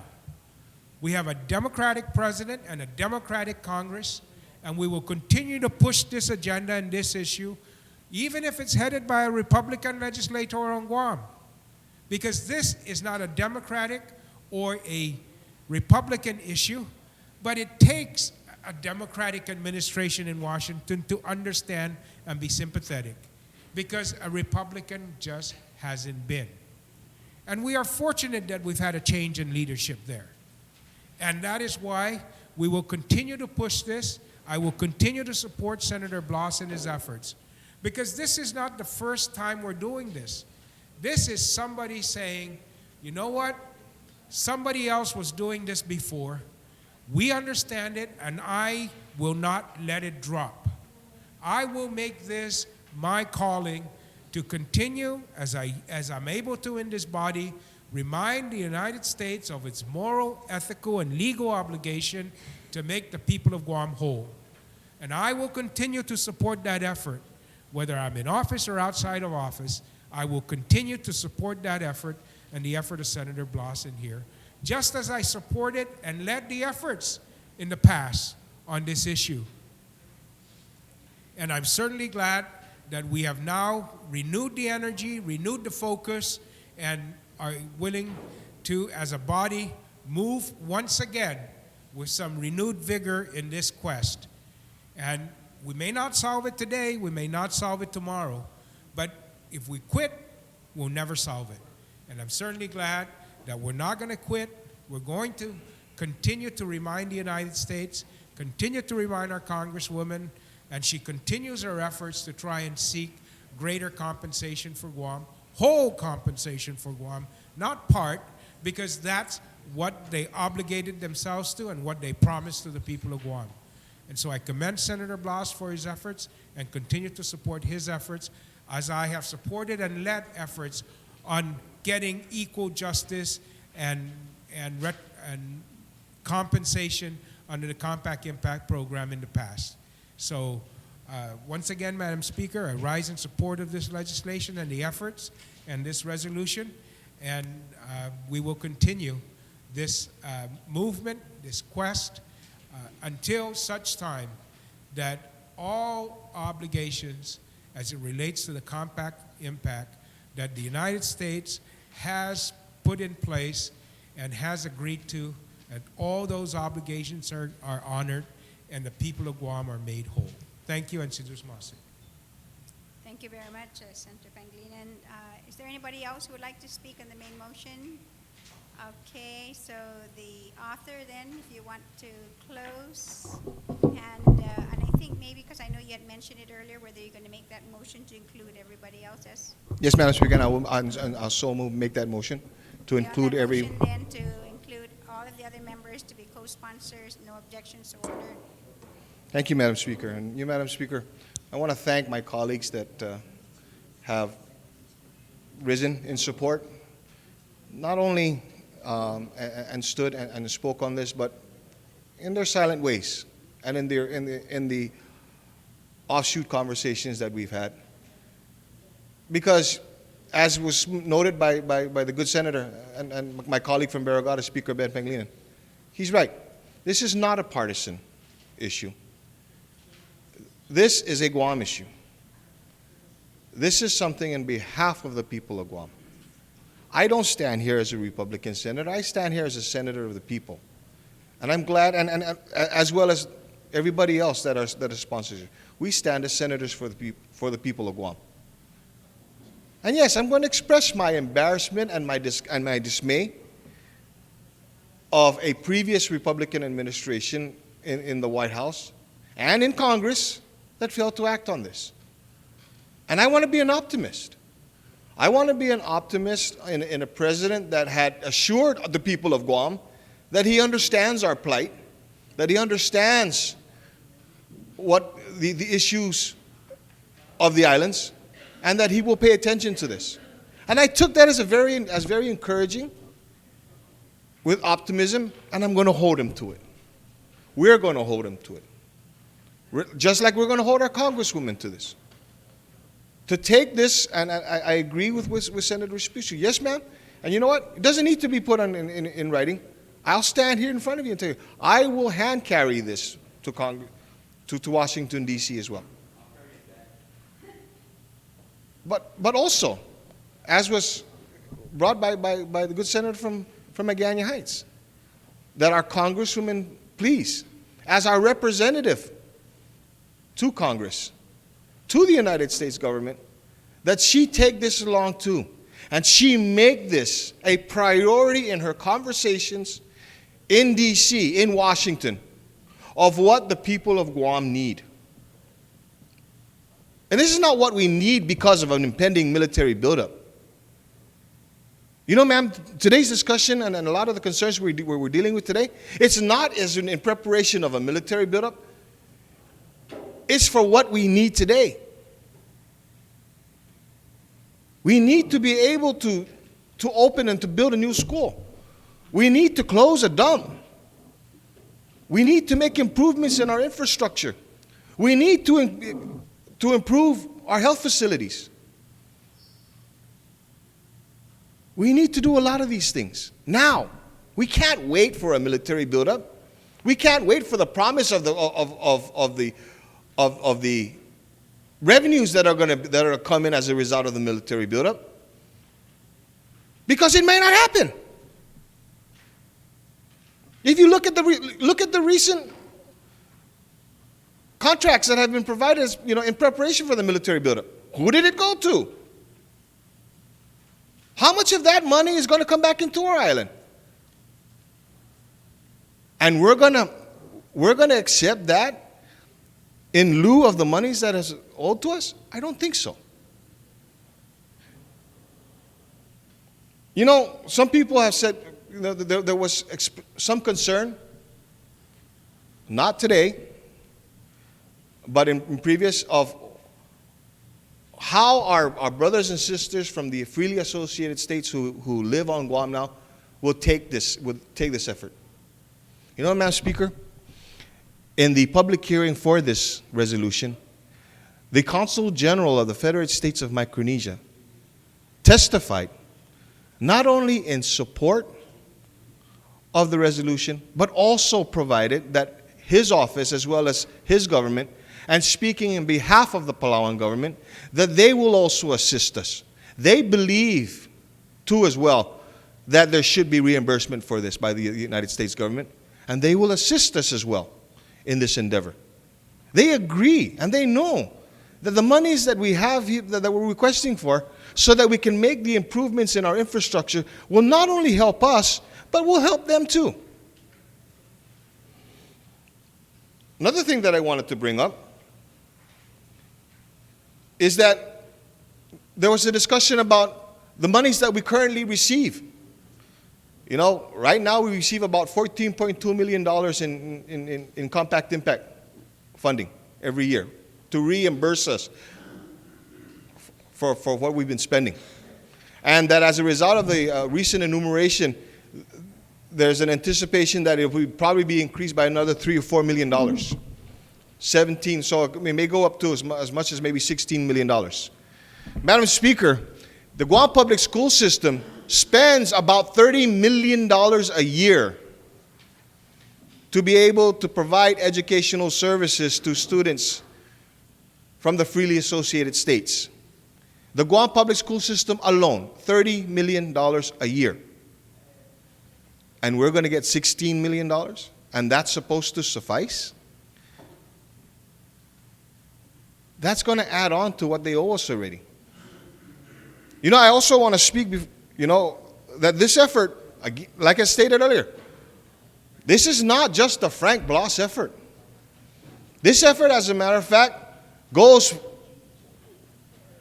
way before Frank Bloss even entered into these halls. This was an effort that was taken on by then Speaker Ted Nelson, Senator Hope Cristobal, Senator Angel Santos, Speaker Ben Pangilinan, Senator Carlotta Leon Guerrero. This was taken on by previous governors as well. Governor Joseph Ada, Governor Carl Gutierrez. So this has been an issue that has been plaguing, that has been bothering us. And this is an issue that we need to resolve, and we need resolution on this soon. And if this is not even a political ploy. One of the things I also want to announce, and I want to thank my sister, Senator Tina Rose Munoz Barnes and I have embarked on a petition drive. You know, Madam Speaker, we have already over 3,000 signatures of citizens of our island that believe that we need this reimbursement and are pleading to the federal government to reimburse us for these costs. And we're gaining more. We're gaining more signatures. You know, Madam Speaker, this resolution, we're not asking for a handout. We're not asking for monies that, you know, should fall from the sky. We're not asking for a bailout either. What we're asking for is for monies to reimburse us for what we've already spent. $451 million and counting. You know how many lives we could have saved with that? You know how many textbooks we could have bought with that? You know how many schools we could have built with that? You know how much money we could have saved in as far as fines by the federal government for not following their mandates? It's interesting. We get fined for not following a federal mandate. Public Law 108-188, Section 104E8. I know this by heart. What about that mandate the federal government hasn't followed yet?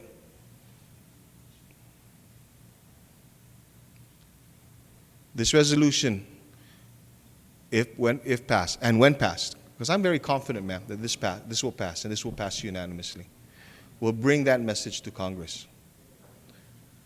We've provided the services.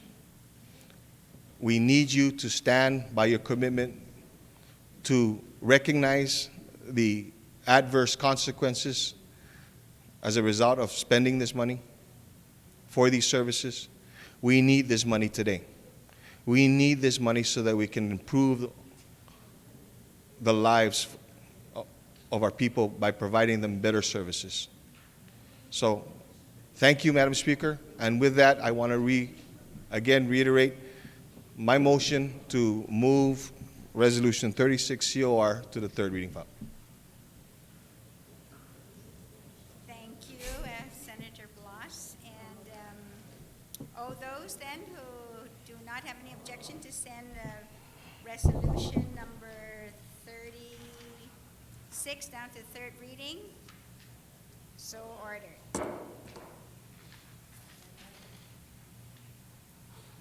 Senator Respicio, would you like to make a motion to pass and file Bill number 39?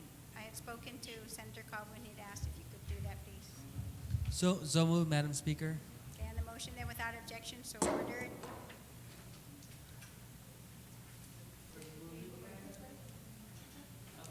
We have two other bills that were passed and filed. Bill 52, yeah, we got 52 and 92. So can we take a minute recess?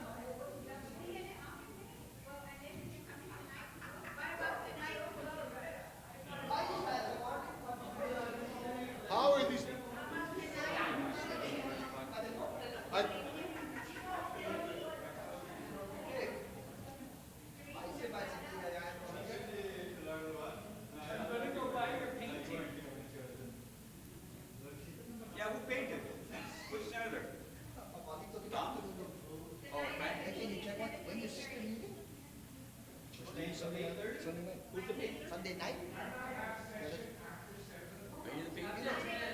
She told the speaker she's leaving Sunday morning. She told me she's leaving Monday morning. She told you she's leaving Sunday night. 3 different sources. 10 p.m. 10 p.m. 10 p.m. 10 o'clock? 10 o'clock. Sure. So we can wait it.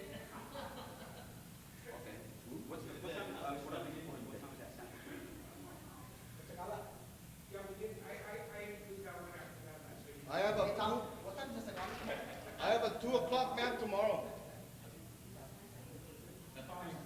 Is that 5? Am I doing a wedding tomorrow? According to BJ, it's 5. Ma'am, I have a 2 o'clock tomorrow. Oh, what time? Yes, 2 o'clock. Am I performing? Oh, okay. No. I'm looking for the Santa Cruz. When your sister's actually leaving? Yeah, that's 5 o'clock. Because of her that we're trying to juggle it around. But it's in the Canyon shop. Where is she?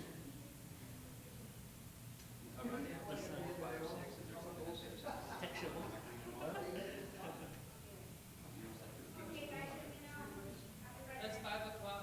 What time? Santa Cruz. 5 to 7? Okay. Okay, good enough. I'll find back. Make sure I have my schedule on my desk. Okay, 5. It's okay, because I gotta do it too.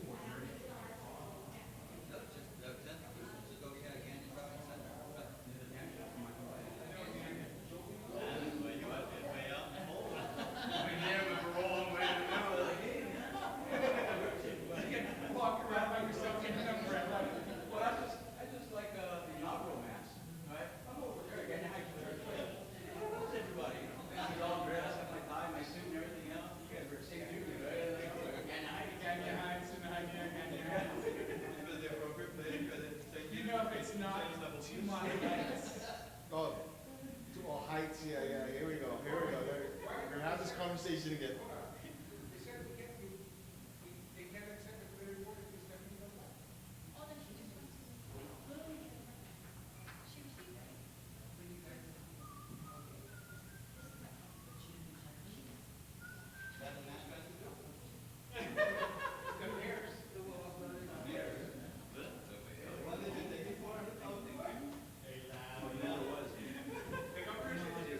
After you get married, before I was married, I dressed myself.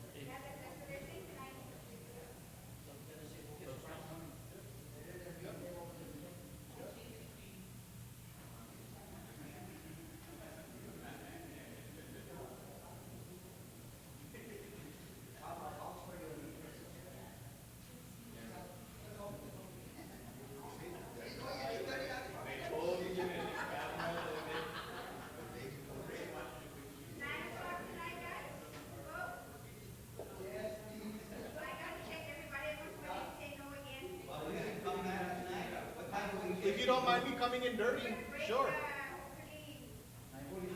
She can't stay past 10. But I have a resolution to present.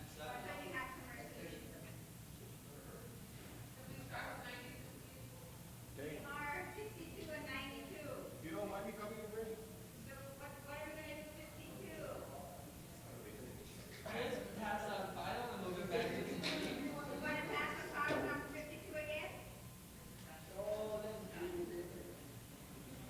Put your bill 1 in bill 52.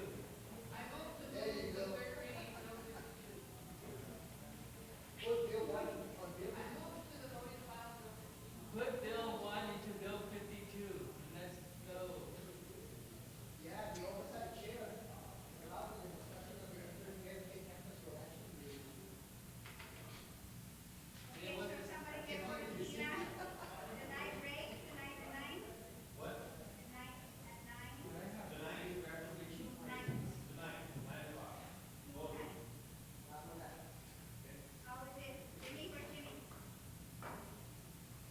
And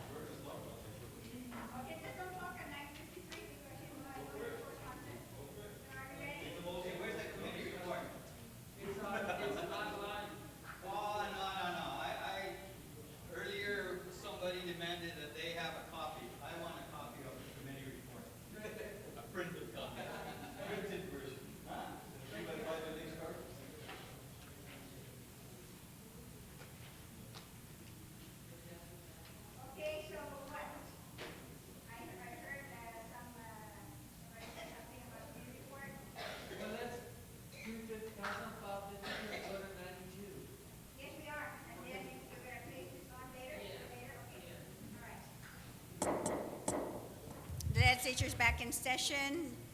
Senator Respicio, you're recognized. Thank you very much, Madam Speaker. Madam Speaker, Bill number 52, dealing with the constructions of JFK, is currently on the agenda now.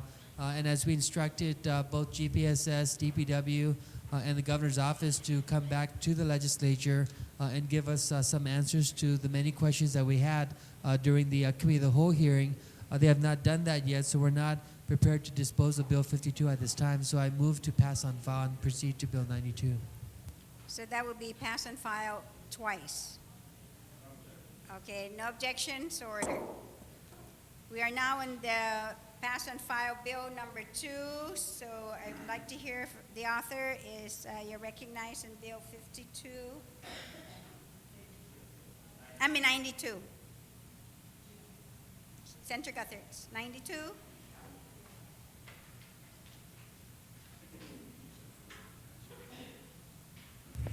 Thank you, Madam Chairman. Colleagues, everyone in Motion. the hall should have four different things before them regarding Bill 92. Can we take care of the motions first? Oh, I moved. I thought I did that before, but I moved that. No, because we're bringing it up again, so you yeah, gotta we're start bringing all the bill over. back. So I move that Bill 92 be placed on the session agenda for discussion today Be accepted. and be accepted.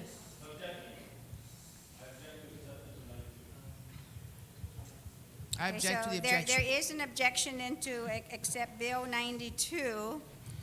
All those then in favor of accepting Bill 92, can you? Madam Speaker, can I just put out a point of order?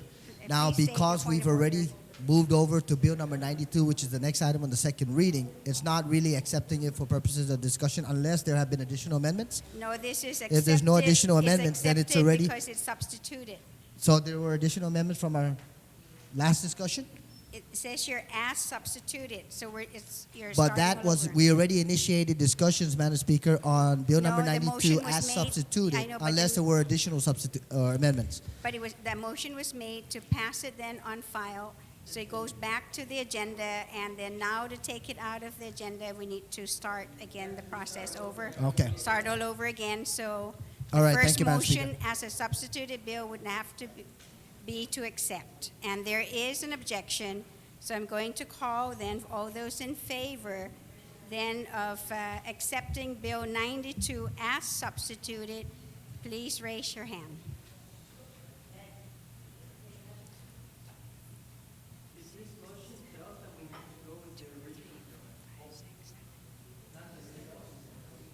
Motion failed. Why? Where's the 8? 1, 2, 3, 4, 5, 6, 7. Oh, I'm sorry. Who's extra hand here? I didn't see. Oh, your hand. I counted 1 over there. A motion then carries. So the bill has been accepted. Now a motion to I move, Madam place. Speaker, that the bill be placed on third reading for purpose of discussion today. Okay, and you would like to discuss it? Yes, thank you, Madam Okay, you may Speaker. proceed. Ladies and gentlemen, you should have 4 documents on your table. The first is Bill 92 as substituted by the Committee on Labor, the Public Structure, Public Libraries, and Technology. And in order to facilitate the discussion, we also provided everybody with a copy of the markup version of the same bill. And then you also have with you We need to make sure, start one by one and make sure that everybody has a copy, please. Okay. So the first thing would be, the bill as substituted by the committee, and then the markup version of the bill. okay, And then we also have a communication from the Civil Service Commission Executive Director that I would like to read, if I may. wait, identify all of them first. What do you want? All right, the third item is the communication from the Civil Service Commission Executive Director dated today, May 29, 2009. And the fourth item is a floor amendment that I would like to offer later.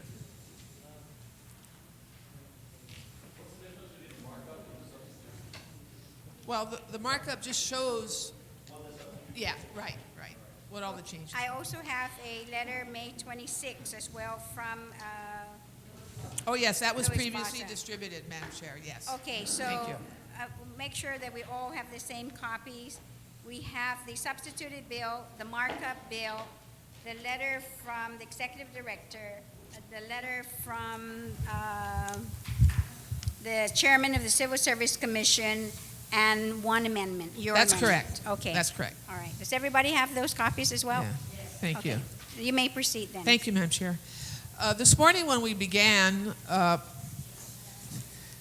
we had made copies of a letter from the Director of the Civil Service Commission, the Chairman of the Board, Mr. Luis Baza.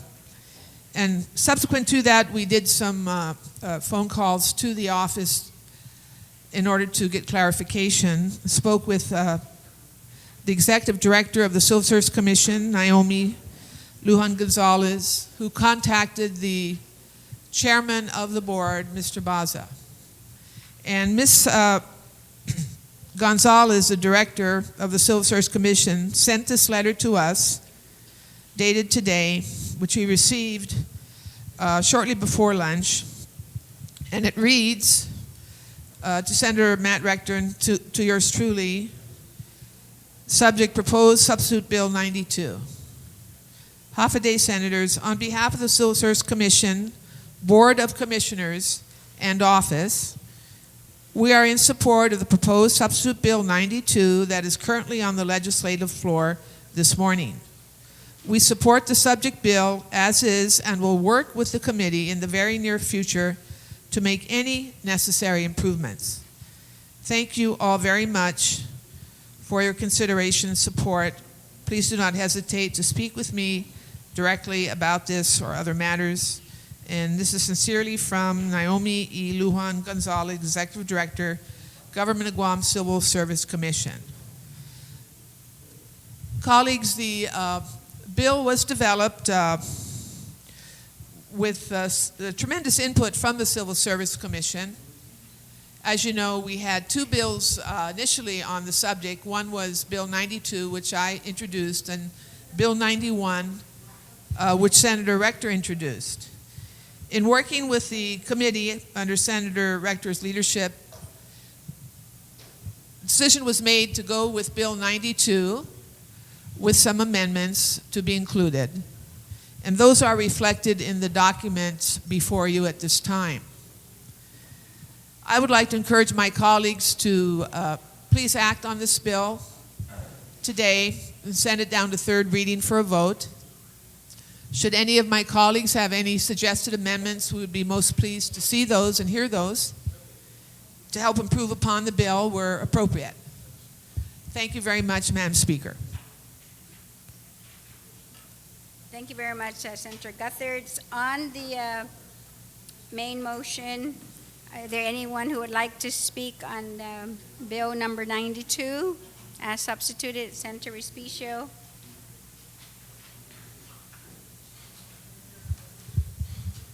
Thank you very much, Madam Speaker. Madam Speaker, I rise in full support to an effort that's been a long time coming ever since previous legislature eviscerated the Civil Service Commission in a provision in a budget act. And we've been attempting for the last legislature and a half to try to restore the Civil Service Commission so that it can have some semblance of autonomy, so they can have some semblance of that same autonomy that would protect the merit protections of our classified rank and file employees.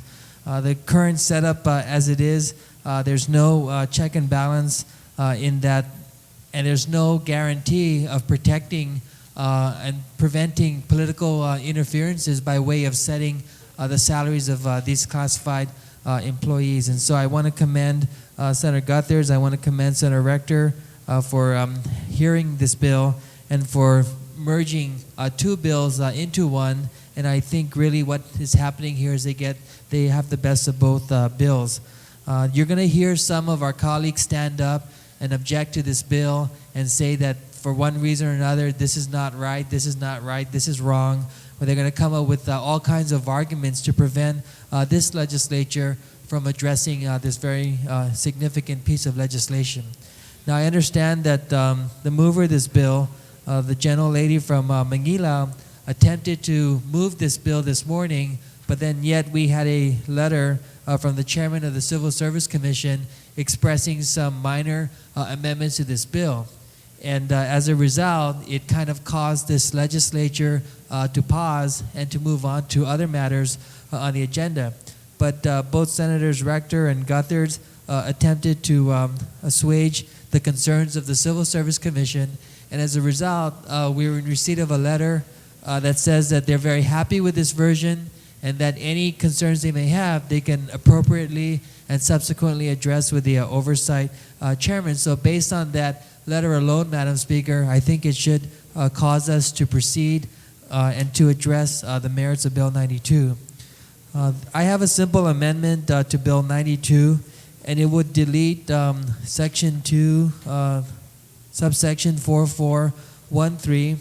It's the very last section. I spoke to both the oversight chair and the sponsor, and based on some advice given to us by the attorney assigned to the Civil Service Commission, what this bill would do is they would require that all of these things go through the AAA process, but the courts have recently recommended that the Civil Service Commission follow their own process, and so I offer this amendment at this time. It's the very last subsection of the bill, and then we would renumber the severability clause to be the new 4413. And I have that amendment in writing. On the amendment, does everybody have a copy of the Respicio amendment? Which is on Section 2 is to delete the section, subsection 4413 on page 3. And then correspondingly, you need to go to page, actually, the bottom of page 17, right? Is that it? 17? That's correct, yeah. Or And you would renumber the 4414 severability to be the new 4413. wait, you're working with the markup page, or you're working with the? I'm working with the bill, but it's actually the last section. Okay, so if it's the markup bill, then it would be page 17, line 22, and then you go into page 18, the rules of the commissioner subject to administrative adjudication law. Did everybody follow?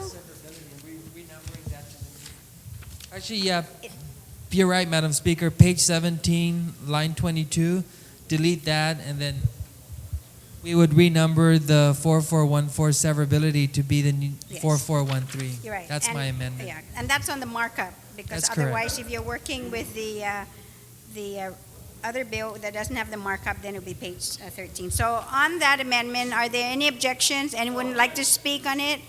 No objections? So ordered. Madam Speaker, I hope that our colleagues will support this bill, and the guiding principle and the focus in this effort is to really restore merit protection to our classified rank and file employees, and to remove the politics from setting salaries, pay scales, and to really preserve the original intent of our Civil Service Commission and give them the jurisdiction and authority to handle these grievances. So I rise in full support of the bill. Thank you very much, Senator Respicio. I just got word that the clerks and legal counsel, everyone here in the front, do not have a copy of the markup bill. And so how many copies do you need? No, the senators got copies, but not the clerks and legal counsel, and they need that. So I'm going to take a minute recess to make sure that the clerks have a copy. Okay, one to legal counsel, Okay. Okay, are there any other speakers on the bill number 192? I'm sorry, 92? What's the matter with me? I'm looking at the L for, okay, Senator Blas, you're recognized. Thank you, Madam Speaker. Madam Speaker, with regards to Bill 92, I'm going to say this before I go into my presentation, that Yeah, I believe as well that we probably should not have removed civil service from where it was at before, put it to where it's at now. And then maybe there should be some action to be able to bring them back to where they were before. But in looking at this bill, Madam Speaker, there were a lot of questions that I have here with regards to even whether or not we can impose those authorities and the actions that are prescribed in this legislation, if it's legal. I'm still perusing through this bill, and I think there was a portion here with regards to lay representation and being able to, for these individuals to go ahead and charge for this representation. I believe that there may be a legal question as to whether or not this is allowable. And what are the ramifications on this? Most especially when we're going to go ahead and bring back the process of allowing these grievances to move on to the judicial system. I can see where there may be an issue where an individual who is being represented by a layperson then needs to appeal his decision to the courts, where there may be a legal problem, if you will, on how that individual is going to be further represented and how the courts will view that representation in the initial process. You know, but that said, and I appreciate that there was a letter that was dated May 29th by the Executive Director of the Civil Service Commission that states that they support the Civil Service Commission, Board of Commissioners, and office are in full support of the bill as is, that this letter comes 3 days at least, if not more, less, from a letter that was sent to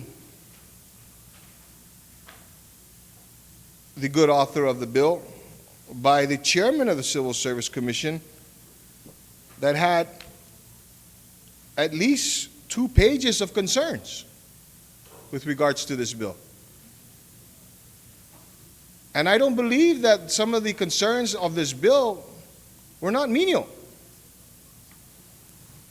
Madam Speaker, for the record, let me read this. On Friday, May 22nd, 2009, the Civil Service Commission office received a copy of the revised Bill 91 and 92 regarding the proposed revision of the powers of the Civil Service Commission. I understand from Mr. Roland Faring, our acting personnel management administrator, that this is the bill that will be discussed for approval and not for further modification. I have reviewed the revised bill and have the following thoughts for your consideration as possible amendments that should be enacted to address our concerns. In Section 4401D, it states that the governor shall appoint a new member within 60 days of the commencement of the vacancy.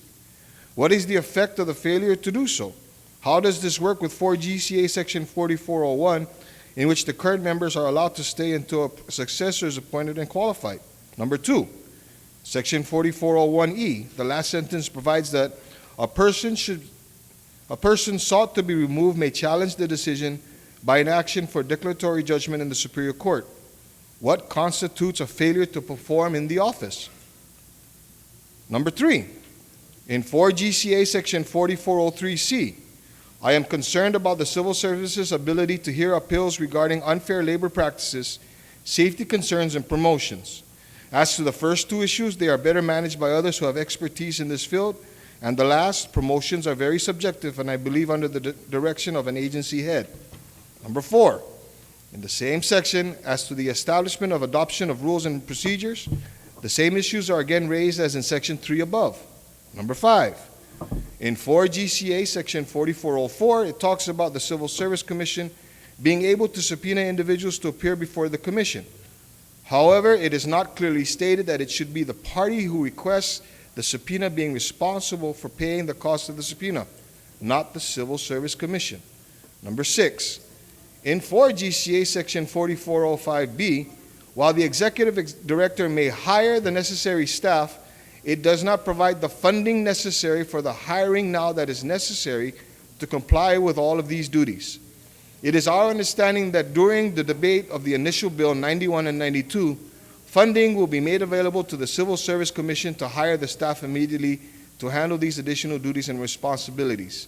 As it stands now, this is an unfunded mandate. Number 7, in Section 4 GCA Section 4407B, the Civil Service Commission will not get the benefits of the revolving fund. Rather, it would be used to pay for the initial payment of any fines and fees levied against any agency. This section makes the Civil Service Commission a collection agency and goes well beyond the merit system.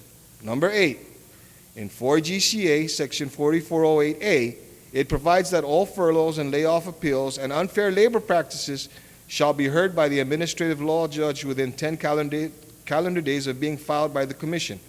What happens if the employees filed an appeal but wish to look for an attorney to represent him or her?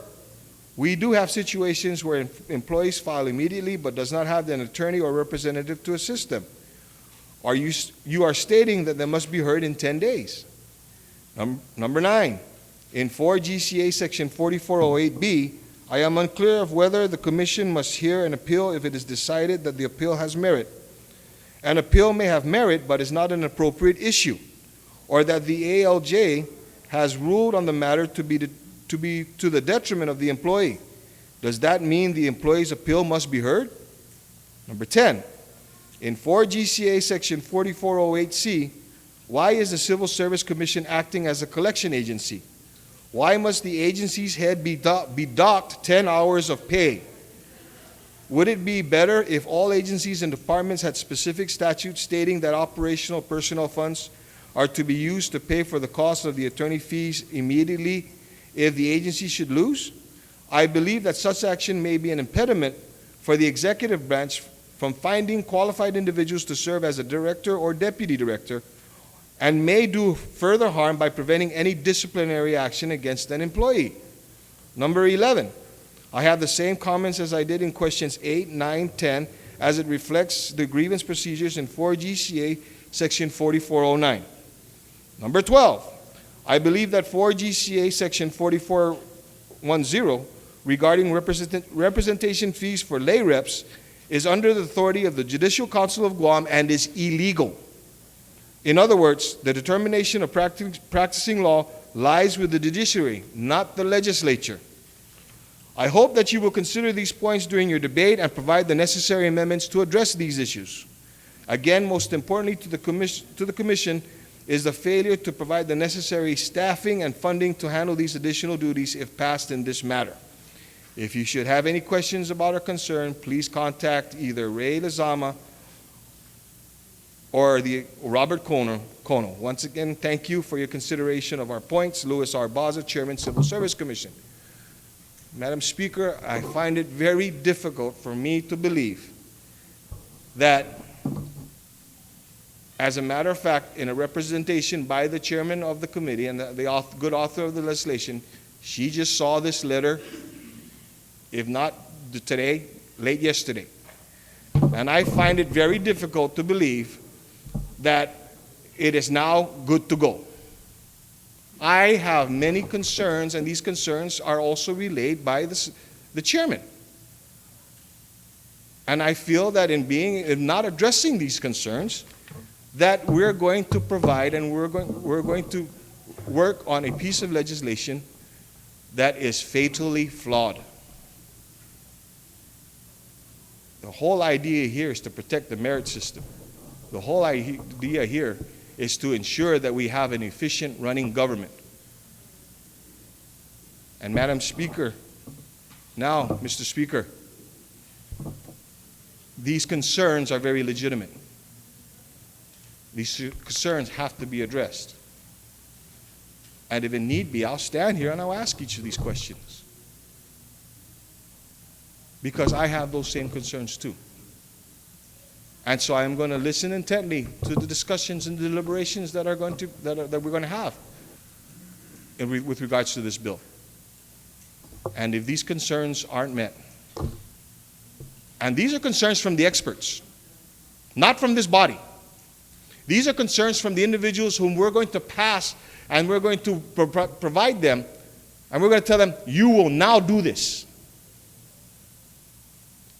These are concerns from those individuals. And if they have concerns with the way it's presented now, we are going to fail in our responsibilities in giving them those tools they need. We are going to fail in our responsibilities in addressing the concerns that they have. Thank you, Mr. Speaker.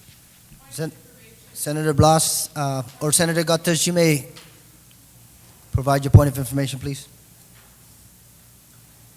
I'm not sure I heard correctly, but if I did, I want to assure the chair, the good senator, I did not know about this letter until this morning. This morning. When I came to my office this morning, my staff told me. So I didn't know about this letter before that. Thank you, Senator Gutters, for your point of information. Senator Blas, you had the floor previously. Did you have any, did you want the sponsor of the legislation I just wanted to clarify that, Mr. Speaker, and I agree with, I recognize this. I don't want this to be something that's going to be placed on the good author. And I just wanted to recognize that it was late in the game when these concerns were brought up. And my concern is from that time until now. As a matter of fact, I probably counted the hours. It's probably within less than 4 hours. How do we get from 2 pages worth of concerns to 1 page of, oh, everything's hunky-dory, when none of this has been addressed? Thank you. Senator Blas, did you want to propose any amendments to the legislation? No, Mr. Chair. What I wanted to do was listen to the discussion, the deliberations, and please to give me the opportunity later on, if these things aren't being addressed, to bring these issues up in behalf of the members of the chairman and the members of the Civil Service Commission who bring these concerns to this body. Thank you, Senator Blas. Senator Palacios, you're recognized on Bill number 92 as substituted.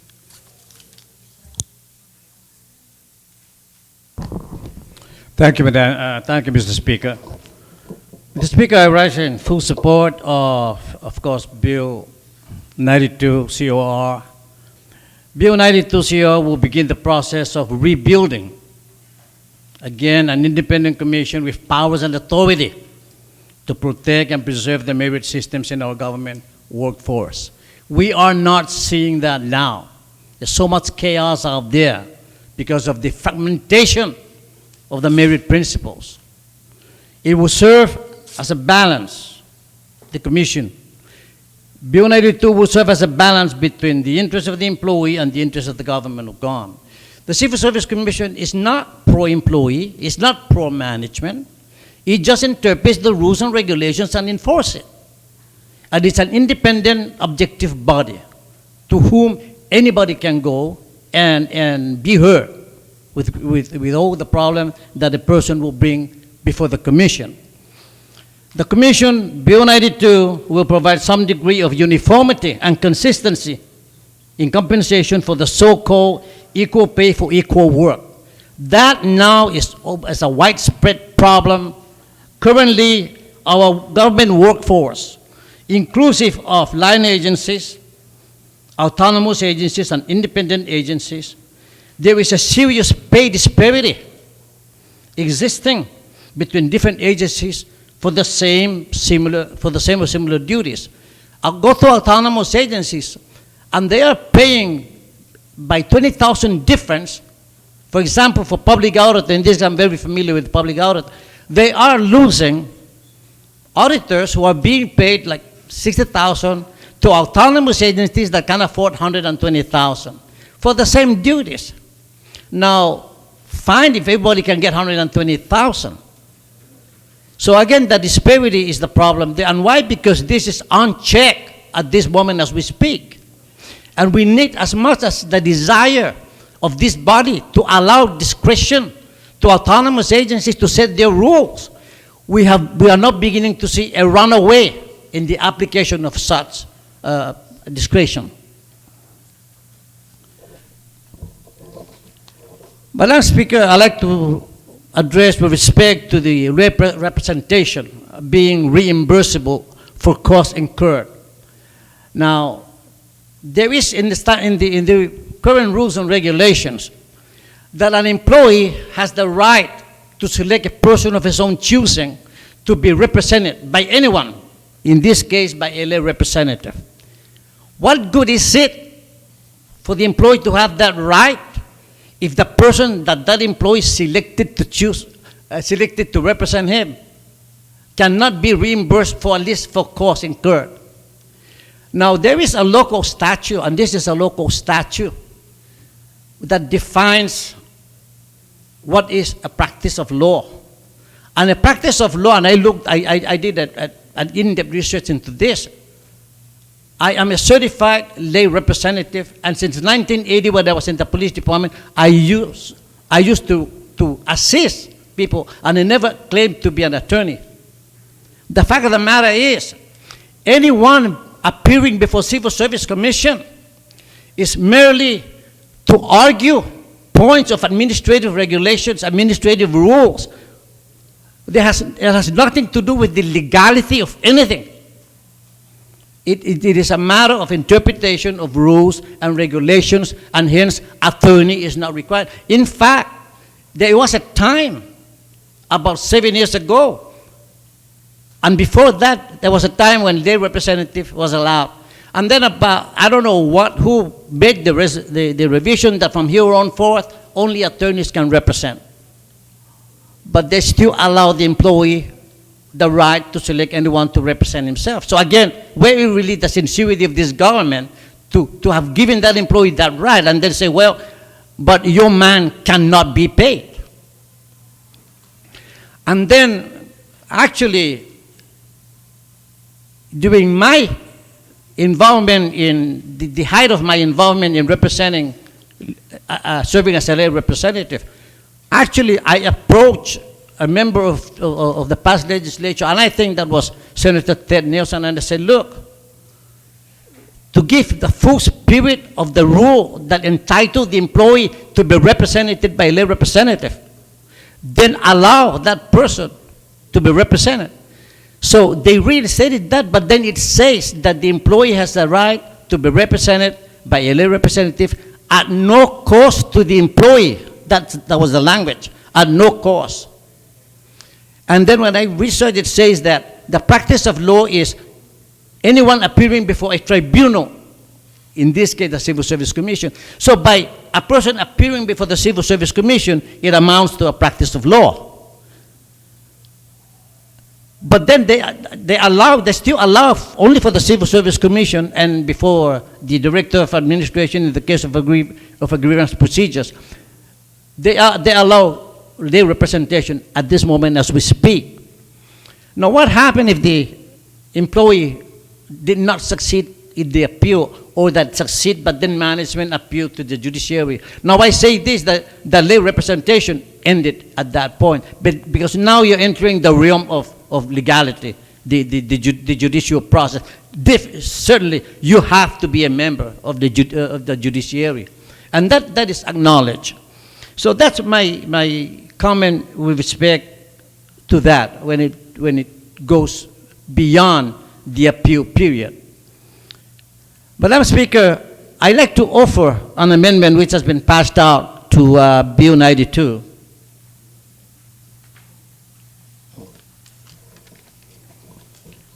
And that is to add a new subsection 4410.1 to section 2 of the bill, which is on page 15 after line 21. And my amendment... Is this, are you working with the markup bill, or do we need to go to the... No, I'm working on the substitute bill, Madam Speaker. Okay, the substitute. Page 15 after... Yes, sir. Yeah, because the substitute bill, not the markup bill. We're trying to go back and forth so I'm sorry, yes. see where the changes are, and that's the reason why I have to ask every time. Yeah. Actually, the markup bill is just, I guess, just to tell everybody where are now the changes. Well, but yes. I'm referring right now, I'm speaking on the substitute bill, Madam Speaker. And on page 15 of the substitute bill, after line 21, I would like to add a new subsection, 4410.1, and that is no mitigation on back wages. When an employee prevails in an adverse action appeal, payment of back wages shall not be mitigated by the fact that the employee was gainfully employed during the pendency of the appeal. Madam Speaker, what this amendment would do is to outlaw the current practice by the Civil Service Commission of subtracting from back wages judgment the earnings of the fired employee which he made during the pendency of the appeal. This was established when Attorney Jerry Hogan was the in-house attorney for Civil Service Commission. The office at that time was Sagana Heights.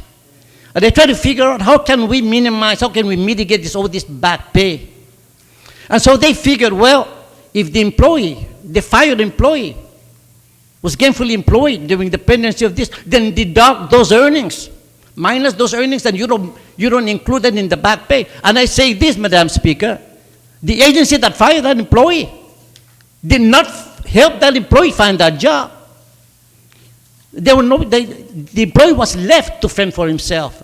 So I say that should not be the case. In fact, the rules and regulations, even the current regulations, says that if the employee prevails, he shall be paid with costs. He didn't say upon mitigation and so forth. And to me, this is really unlawful in my opinion, because it has nothing to do with the firing. And so this amendment will outlaw such a practice immediately. And I hope that if nothing else passes, at least this one pass. This practice was established, of course, at the advice of Jerry Hogan to the Civil Service Commission, and is still being practiced. And I think this is about maybe 10, 12 years old. This practice might be inconsistent with the current language, which is recited on page 14, line 16, that says that the employee shall be awarded unpaid costs. No qualifications. And so that's why I offer this amendment, Madam Speaker, because whether this bill passes or not, it has to have something like this, whatever bill passes, that if nothing else, at least whatever is the outcome of Bill 92, I probably can introduce a bill later on that addresses just this, to put this in statute that such practice has to stop. Thank you, Madam Speaker.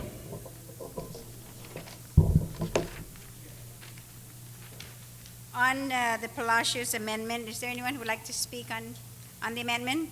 Senator Pangilinan?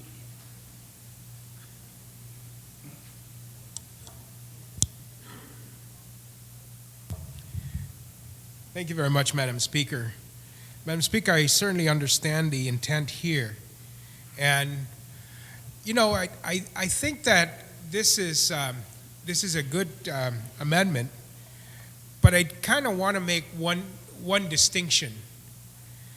If the employee who is suspended or released or terminated from one government agency, but another government agency picks him up, then we're all part of the same government. And I think for me, it kind of like, it would make sense that if the earnings that he has are from the government, another government job, then maybe the government should get credit for making that payment. But if the employee has to go outside of government to get a job, then yeah, perhaps I feel much stronger that, yeah, maybe that we shouldn't take that earnings of that employee in a private sector job who's probably less desirable, lower pay, etc., that we shouldn't penalize that employee if he had to go outside of government to get another job. But if the government accommodates him or hires him to perform other services for the same government, then somehow I feel a little better with the policy of, yeah, maybe we should give the government credit for the earnings of that employee, because we really haven't thrown him out in the cold to fend for himself. That the government has stepped forward and given him a job, and hasn't disrupted his life, as we kind of try to say, that cold-hearted government throws you out.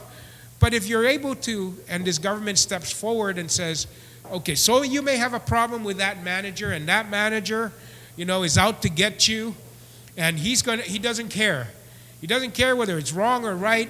He just wants to get rid of you, and so he's going to make it hard on you, and he's going to charge you with something, knowing that he's not going to win, but he's going to outlast you. And so therefore, he's going to take you and just fire you and get rid of you even though it's wrong. But then another manager can see that it really isn't about the employee and his performance. It's about that manager and the personality and the ability to get along. And so somebody else in this government steps forward and says, you can earn a living in this job. And I would think for me that it would make sense that if then this government steps forward and doesn't throw you out in the cold and isn't as bad as sometimes the individuals in the government can be, then maybe we should give the government credit for that salary. So that's my thinking of it in regards to how I would make that distinction. I'm not sure that I want to make that amendment, but if I was to ask to vote on this and just like this, it would make it more palatable for me if that can be a distinction that's made. Right? So I will make an amendment, that very quickly, during the fact that the employee was gainfully employed in a non-government, outside of public service, during the pendency of the appeal. And so I would just make that amendment. Yeah.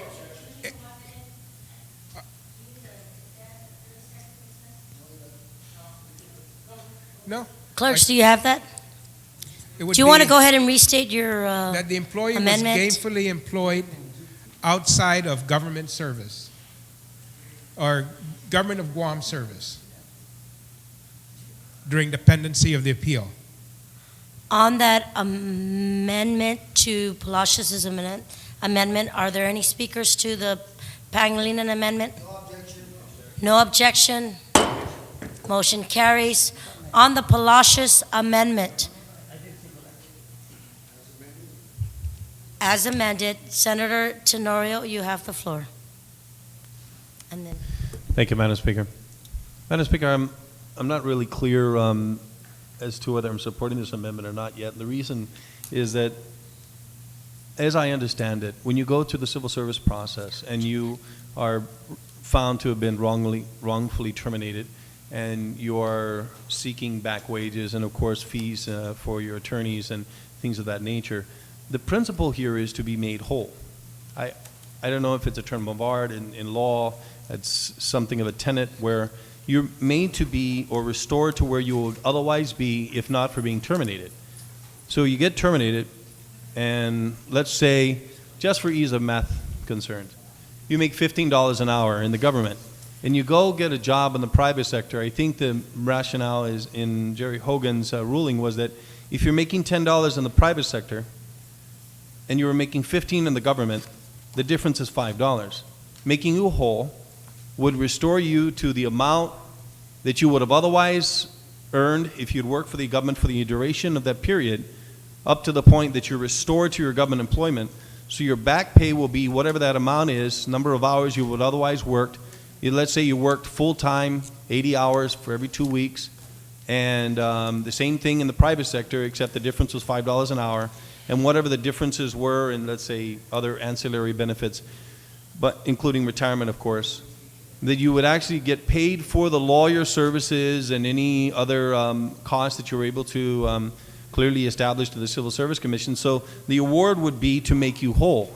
That was my understanding of how the process works through the Civil Service Commission in that financial regard. So the principle has merit insofar as making you whole, but the way that the amendment is now placed is that it's an award, in effect, is that you're going to get whatever you got in your private job at $10 an hour, let's say, with the scenario I laid out.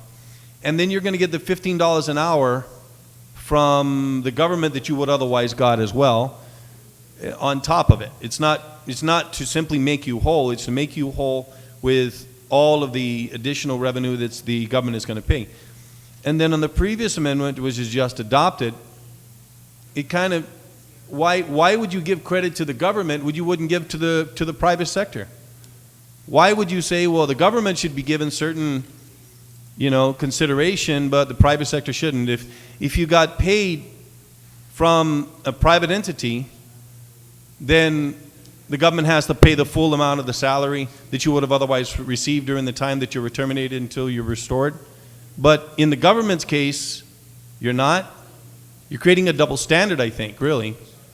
So I think the tenet and the principle of making a person whole is really what drives, as I understand it again, the financial aspect of the Civil Service Commission's ability to compensate the employee for what he had lost, to make him whole in that regard, and to make sure that he is restored and anything that he would have otherwise lost, he is given back. But not to enrich him at the expense of the people of Guam, but to make him whole, to make him the way he would have otherwise been if he had not been terminated by this government wrongly. So on that basis, I have a problem with this amendment. One, that we create a double standard where we say that the government, it's okay to go ahead and discount the money that he got from the government if it was a government employer, but you can't give the same consideration for the private side. So philosophically speaking, I think there's a problem. And then secondly, on the basis and the primary concern that I have is that making an individual whole in this respect, giving him what he would have otherwise received in consideration that he actually went out and mitigated the circumstances by getting a job, is laudable, but it doesn't mean that we enrich him at the expense of the people of Guam. We give him what he would have otherwise made in consideration of government service or private sector service, notwithstanding one or the other. I mean, I don't think there's a reason to discriminate on where that revenue source came from, but that he in fact received monies, and good on him that he did so. But I don't think enriching him does anything to this government, in my opinion, because if he's seeking damages or other things that, to try to not just make himself whole, but pay for his attorneys, pay for things that he lost, that's one thing. But I'm not sure that enriching him at the expense of the people of Guam is the best way to go. Thank you, Madam Speaker. Thank you, Senator Tenorio. We had Senator Frank Uggan on the amendment, and then Senator Richter.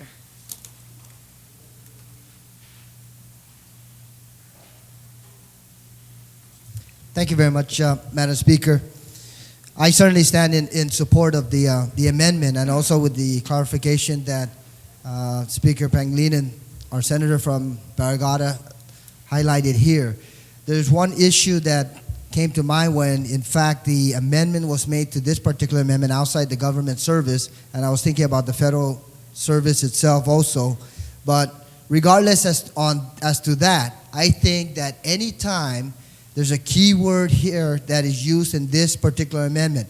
When an employee prevails in an adverse action appeal, then that individual should not be penalized by virtue of taking the initiative, going out there and acquiring employment so that he or she can provide for their personal needs as well as their familial needs, in terms of taking care of providing food and shelter for themselves and for their family. So I certainly support this particular amendment. I guess the only concern I had was whether, in fact, the amendment that was provided by the good speaker, outside government service, should be further also clarified outside the government of Guam service. Because let's say there was one particular situation, Madam Speaker, that... Okay. The speaker just clarified. I apologize. I thought it was just outside of government service. And that was just cleared by Speaker Pangilinan. So in that particular case, I guess my concern on that amendment to this particular amendment is now and void. But going back again, Madam Speaker, in terms of looking at a situation like this, When an individual is terminated or adverse action is imposed on that government employee, and should he or she at the end of the entire process prevail, I don't think that this government should penalize that individual by virtue of withholding any back pay that really rightfully should have been given to that individual should he or she not have gone through that appeals process. So I certainly support this amendment, and I'm glad that, in fact, the sponsor of the amendment is incorporating it into the legislation so that it can be understood that any remedy provided to an individual that prevails in their appeals process, that certainly proper remedy can be provided. Thank you very much, Madam Speaker. Thank you, Senator Uggan. Senator Rector, you're recognized on the Palacios amendment. Senator Rector, one moment, please. Senator Guthers, I understand your point of information, please. You know, Madam Chair, I have a point of information. I'd like to ask for the indulgence of my colleagues. And let me premise it, if I can, if you don't mind, for just a second. Please proceed. In No constructing Bill 92, of course, the intent was to restore the appropriate authorities and responsibilities and mission to the Civil Service Commission that, for the most part, was deleted by law a few years ago. And in the course of doing that, a lot of consultation was done with appropriate offices and agencies. However, I'm concerned about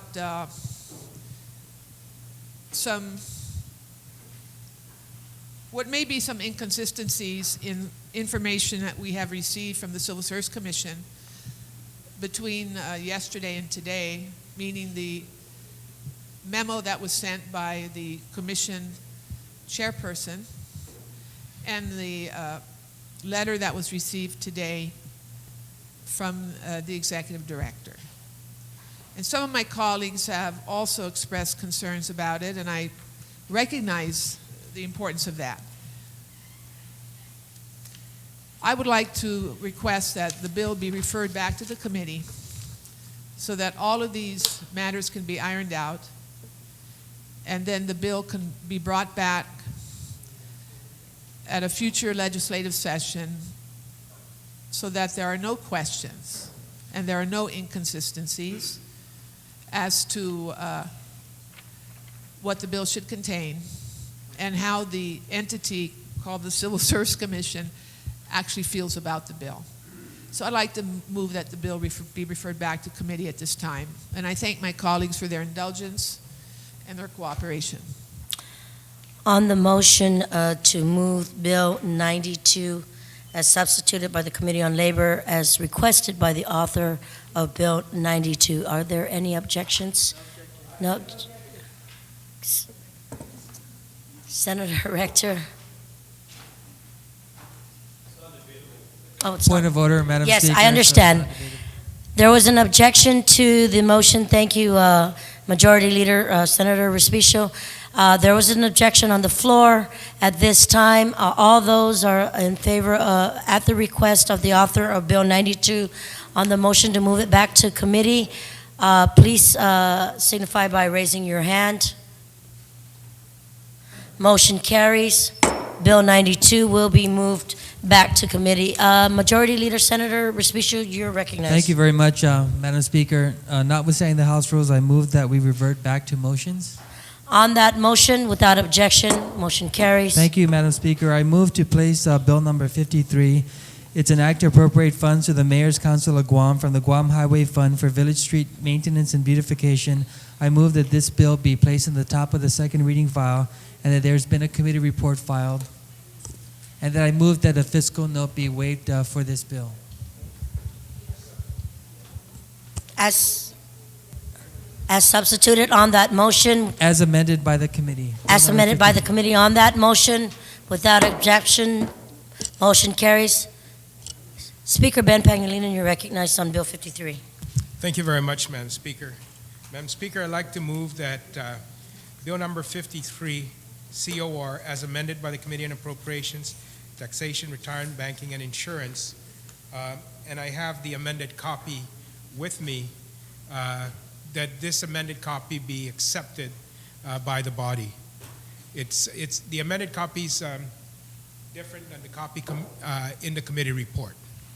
Okay, does everybody have a copy of that? No, I'm making the copy. We'll just make the copies right now. We're going to go ahead and take a... As further amended then? As further amended, we're going to go ahead and take a 1-minute recess.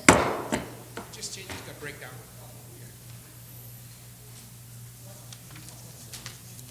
I need a copy.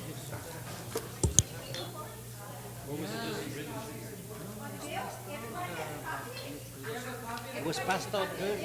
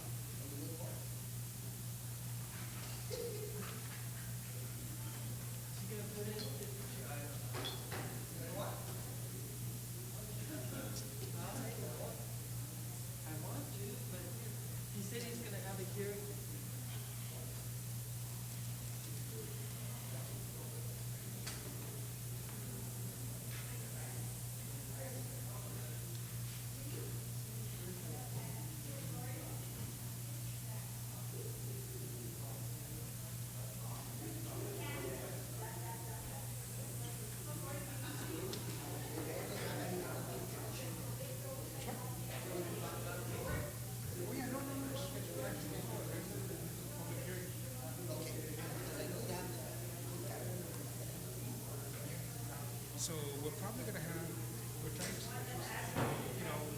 one of those things for the regular, with regular bills. But even I got some bills with my own.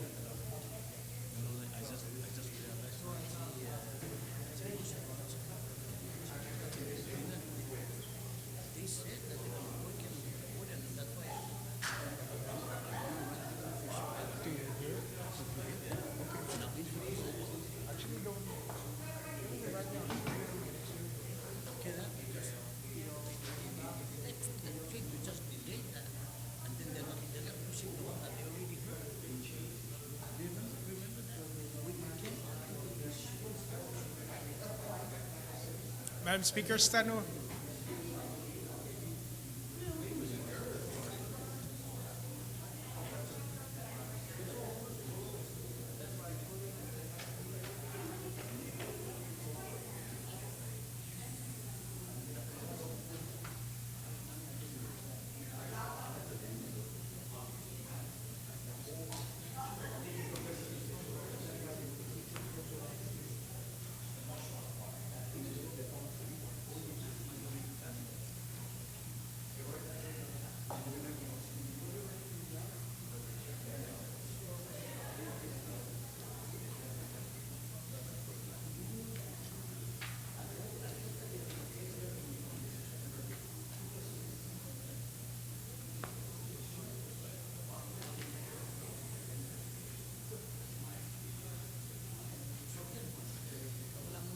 Yeah.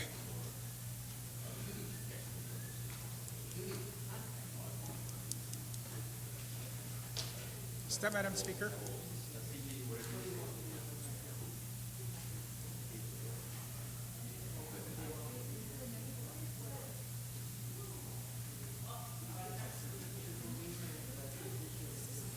This is the mayor's.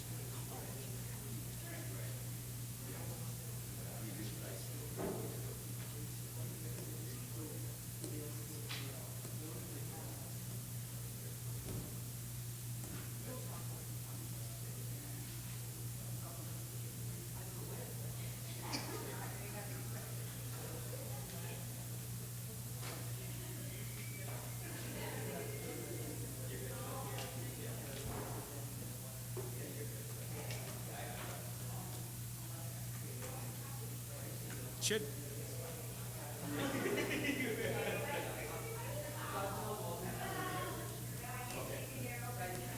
Yes. The legislature is back in session. I hope everybody has a copy of Bill 53 as amended by the Committee on Appropriations, Taxation, Retirement, Banking, Insurance, and Land. Senator, does everybody? Well, sorry, our legal counsel does not have a copy. Sergeant at Arms, please make sure that our legal counsel has a copy.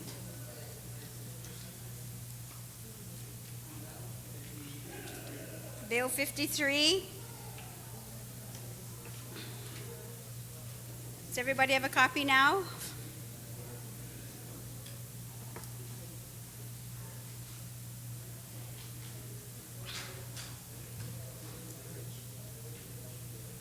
Okay, Senator Pangilinan, you are recognized. Thank you very much, Madam Speaker. Madam Speaker, I'd like to move that Bill number 53 COR, and the title of the bill would be as amended by the Committee on Appropriations, Taxation, Retirement, Banking, Insurance, and Land, be accepted by this body. On the motion to accept, no objections, so ordered. Madam Speaker, I'd like to move that bill. Madam Speaker, just a point of inquiry. I had asked earlier for a copy of the committee report. This morning, the same thing was made, and I had not yet. Thank you very much. Wow, that was quick. Thank you very much, Senator Pangilinan. On your motion to place? Yes. Thank you very much, Madam Speaker. Then I'd like to move that Bill number 53 COR, as amended by the Committee on Appropriations, Taxation, Retirement, Banking, Insurance, and Land, as accepted by the body, then be placed in the third reading. And you would like to speak on it? Yes. Please proceed. Very briefly, Madam Speaker, the bill would appropriate funds to the Mayor's Council of Guam from the Guam Highway Fund for village street light maintenance and other operations. And in consultation with the mayors, they had noted that the appropriation, as you know, in 29113 were basically short in some areas. And the mayors, as they've proceeded with their operations and met their obligations from their current operational appropriations, have determined that they will have a shortage in the operation and personnel programs that they have been appropriated under the current existing appropriation level. And they had requested actually originally over about $2,071,024 as their shortfall. But however, the appropriation that was to come from the village street funds, there's not enough money in the adopted revenue of the village street funds, the territorial highway fund, to cover the entire amount. We had taken about 200,000. We had taken 200,000 in a previous bill and appropriated that to the Veterans Cemetery and the Veterans Affairs Office for the upkeep of the Veterans Cemetery.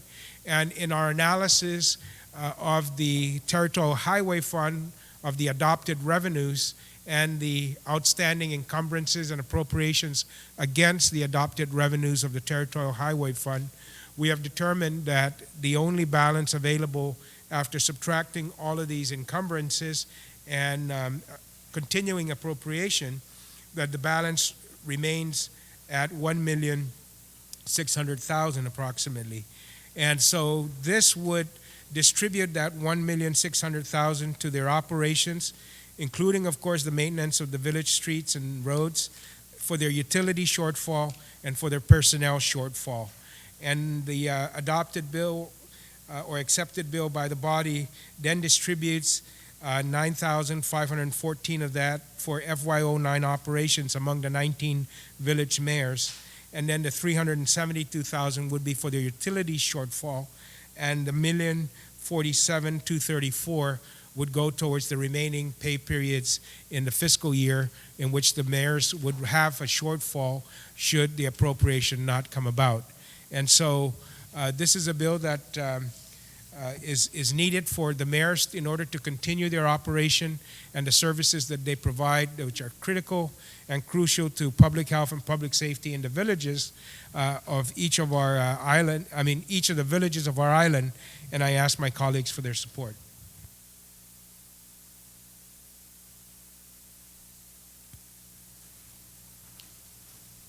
On the motion, are there any speakers who would like to speak on it? Senator Ada, and then I'll have Senator Ugun. Senator Ada, you're recognized. Madam Speaker, I rise in support of the bill. Quite frankly, the situation that we have in our government is that I can throw a dart behind me and wherever it lands, I'm sure there's it would land on a valid need. I think the comment that the preceding speaker made about the fact that the mayors are the front line people in our leaders in our government, it certainly is very true. They are where the rubber meets the road. And certainly I was reading some of the comments that were made during the public hearing, and I can certainly see the need for providing them the funds that they're requesting. I'm happy that the chairman of the committee has also recognized the fact that there is a need to address the utilities bills that are outstanding, and that there is a need to also fund some of the shortfalls in their operations. I need to say though that subsequent to this is Bill 53. Subsequent to this, I had introduced Bill 86, which was to appropriate $1 million from the same pot. At the time, the BBMR director had indicated that there was only $1 million, but I trust that the committee chairman has looked at the numbers and that the numbers that he is reporting here are in fact accurate. But I need to point out the fact that in a subsequent bill that was introduced, it was asking to appropriate the $1 million that was the balance in this highway fund in order to cover the shortfall for the operation of the mass transit system.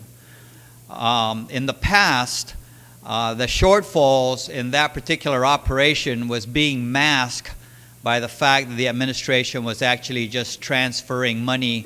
The governor was using his transfer authority to cover the shortfalls. And in this particular case, this time, the BBMR director and the deputy director for DOA basically said this year they don't have that additional flexibility to do any transfers, and so they were asking for the appropriation from that $1 million that was balanced in the Guam Highway Fund. Now, in the public hearing that was held for Bill 86, basically the deputy director who's heading up the mass transit division is basically saying if they don't get that $1 million, then there's likelihood that they're going to have to shut down the mass transit operations. I doubt that that's going to happen. I'm sure that the administration somehow is going to find the money and is going to rob Peter to pay Paul, and we're going to keep playing the shell game. And I hope that that will be the case. I hope that we don't shut down the mass transit operation, because that service provides transportation services to the people who are most in need of it. And these services are used so that these people can get to their places of employment and be able to learn a livelihood. Certainly, that is an important service that needs to be provided. In the same way that the proposed appropriations or authorizations for the funds that are being proposed here in Bill 53 to pay for utilities, for personnel, to maintain the village streets, secondary and tertiary roads, those certainly are very important, and I'm certainly not in any way trying to diminish the importance of that. But I think it's important also that the body here knows and realizes that there are also other requirements, such as the mass transit services, that was looking at this particular funding source to be able to meet their shortfalls. I guess at this point all I can do is exercise good faith in this in the executive branch, so they're going to find that money to transfer to fund that shortfall. Otherwise, I hope we don't run into a crisis and find out that now a lot of the people in need of transportation services will not be able to get to work. Thank you very much. Thank you very much, Senator Ada. Senator Agun, you're recognized. Thank you very much, Madam Speaker. You know, Madam Speaker, I think that when you take a look at this legislation and you take a look at the request from the Mayor's Council of Guam for many, many months now, one of the things that we recognize in this legislature, inclusive of the last month of the prior calendar year, that the Mayor's Council had already anticipated that, in fact, they were going to realize a shortfall in funding. And one of the reasons is primarily because of personnel costs. Obviously, there was a transition in different mayors assuming the new mayoral responsibilities and vice mayoral responsibilities, and it impacted their personnel budget. This, I think, would address a certain component of that, because otherwise they were able to utilize their operational budget and allocate some of those revenues and take care of the immediate personnel needs at that time in January, February, and March, and now they need their funding replenished. We also heard, Madam Speaker, about the requirement for village streets funds in terms of being able to maintain many of our islands' roads.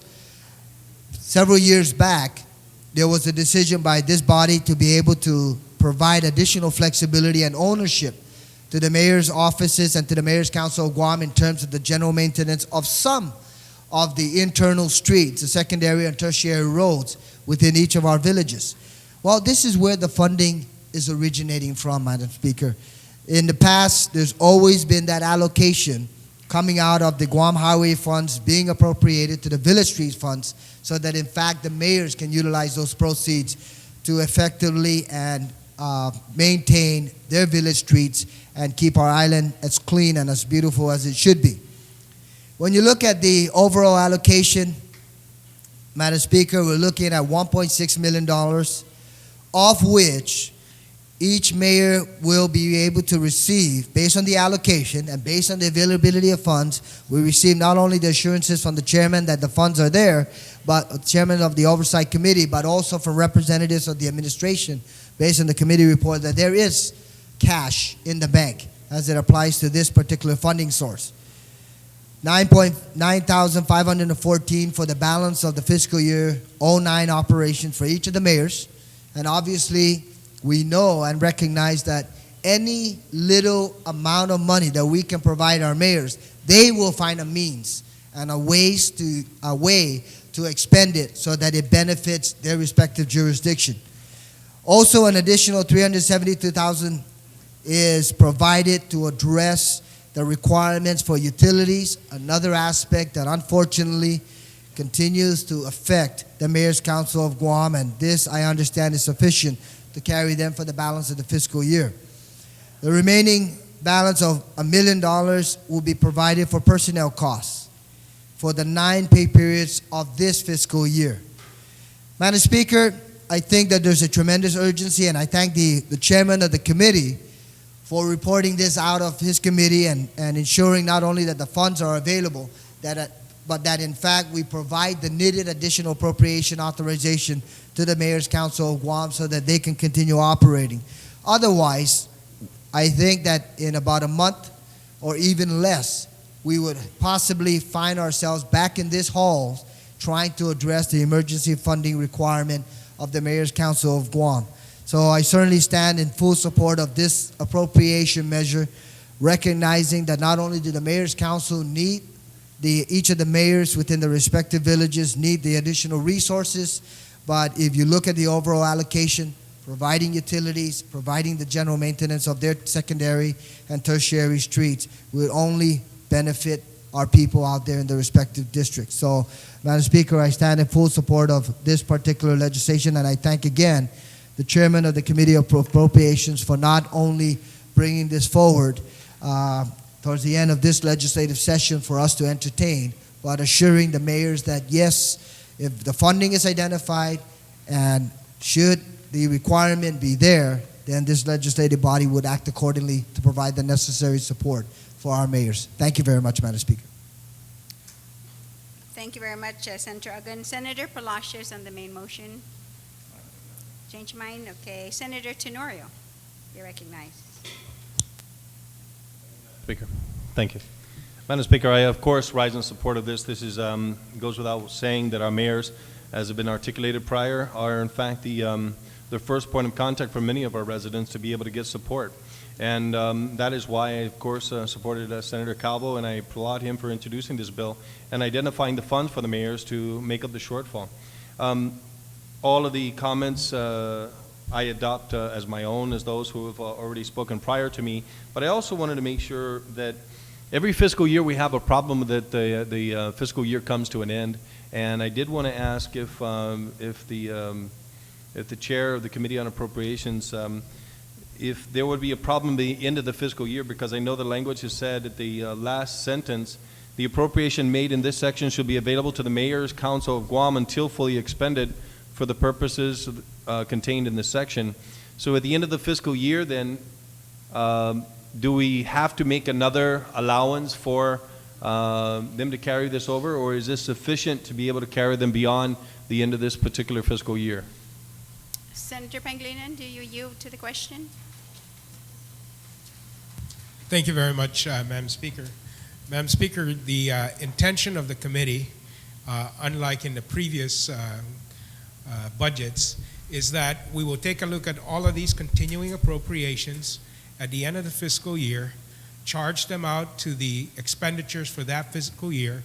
Any remaining appropriation that's unexpended is allowed to be carried over, but we will identify those carryovers, and that we will then adjust the FY 2010 budget pursuant to any remaining balance in this fiscal year. So that's how we intend to follow it. So this will allow it to be carried over, but we will recognize this in the new budget. Okay, because I, of course, like many of our colleagues here in the hall, interact with our mayors sometimes on a daily basis, and they're always asking, especially when the fiscal year comes around, saying, you know, I was able to be frugal this year, but, you know, we've really been shortchanged in especially the utilities.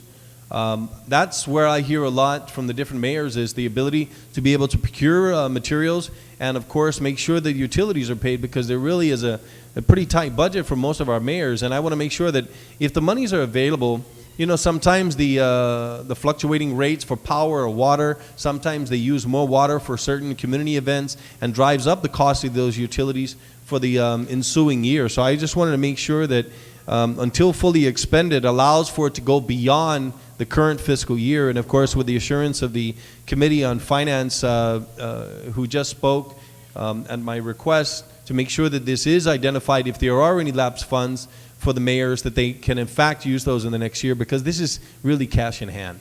Thanks, Zeus Masia, Madam Speaker. Thank you very much, Senator Tenorio. Senator Tina Rose Munya Barnes, you are recognized on the main motion. Madam Speaker. Madam Speaker, I stand and rise in full support of Bill number 53, as all my the previous speakers that spoke before me and delineated the reasons why this bill was greatly needed. I just want to share the fact that as you are the co-sponsor of this also, Madam Speaker, knowing that we on a continuing basis work closely with the mayors to address the needed concerns. And I'd like to take the time to thank the Oversight Committee Chair, Speaker Pangilinan, to realize that the needs of the mayors and what they do within their different villages are greatly appreciated, and what they do for their community and bringing all these things to the forefront is really important. I did have some concerns that were addressed just by the previous speaker, Senator Tenorio, in reference to how the funds would be expended, and making sure that if there was anything that was needed to be carried over, that will be duly noted. Also, Madam Speaker, as I share with you and the rest of my colleagues as oversight chair of the municipal affairs and working closely with them almost on a daily basis and sharing and working closely with my colleagues on the other side in reference to this issue that was presented before the both of us. I'd like to, if there's no objections to the board, to include having myself as a sponsor to this bill. Motion without And any also, objections. Wait. Senator Frank Uggan just nodded right before he walked out to be Okay, so included on in that, that. on that motion to include Senator Tina Rose Munya Barnes and Senator Frank Uggan and as co-sponsors, no objection, so ordered. Thank you, Madam Speaker. And again, I just want to thank this body for recognizing the hard works that the mayors do within their community. And as you know, that every time the mayors are given the funding and the resources that's needed, rest assured that they go out and diligently do their work. And a lot of times, the mayors go way, and the vice mayors go way beyond the call of their duty as they continue to be responders to their residents within their community 24 hours a day. And as I look to some of the members in here and the family members of those, they really, really go out of their way to address the concerns, and just being able to work this appropriation for them will literally lift the burdens of what the stresses they're going through right now. So again, Madam Speaker, thank you for giving me the opportunity to speak and rise in full support of Bill 53, and I ask that all my colleagues support this bill number 53. Thank you. Thank you very much. On the main motion, are there any other speakers? There being none, would the chairman of the committee like to close? Senator Pangilinan, you're recognized. Thank you very much, Madam Speaker. Madam Speaker, I just want to thank my colleagues for their support on this bill, and note that, you know, this bill is being brought about because of the way the budget was done last year, where it kind of like knowingly shortchanged different departments and agencies this year, hoping that the new administration and the new legislature would fix it. Well, this is our first attempt to fix some of the budget items from last year, and we know that there are other items that we're going to need to address, and we know that there are going to be other items that are unanticipated and some that will be anticipated, and you know, this body just has to prepare itself for looking at those issues and trying to come up with the resources and the restructuring maybe of the budget in order to deal with a budget that we knew when the budget was lump sum for certain departments and agencies that it was going to be short by somewhere in the neighborhood of $8 million. And I think they were just in a hurry to get through the budget cycle and was going to leave it up to the next body to do so. This is our first attempt at resolving some of these matters, and we, again, warn the body that we're going to have to face this within the next couple of months. We feel pretty good that we have a handle on the expenditure of the government, where those cost centers are, and where we can make some changes to cover some of these shortfalls. Senator Adam mentions, of course, the mass transit, which is under his purview, and he's perfectly correct on that. And in the past, the administration has stepped forward and transferred the money to make up those shortfalls. And we saw the governor, for example, supposedly found, you know, $1.2 million in a budget that was $8 million short to pay for a TJAN lease for the rest of the fiscal year. So maybe the scrutiny on the budget last year wasn't as close as what we're doing right now, and there may be some cost centers there that are inflated, and we can make those allocations and those changes.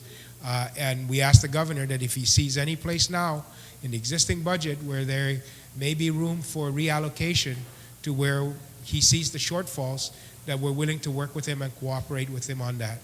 So I thank my colleagues for at least their cooperation on this one matter, and look forward to their cooperation on other matters as we move forward in this fiscal year to try and work with the existing budget, and then of course I want to continue to thank my colleagues for their cooperation and their work on the submission of the FY 2010 budget, and that we are committed to, of course, resolving those matters and having a budget pass before the deadline of August 31st. So, si Diyos masi todos.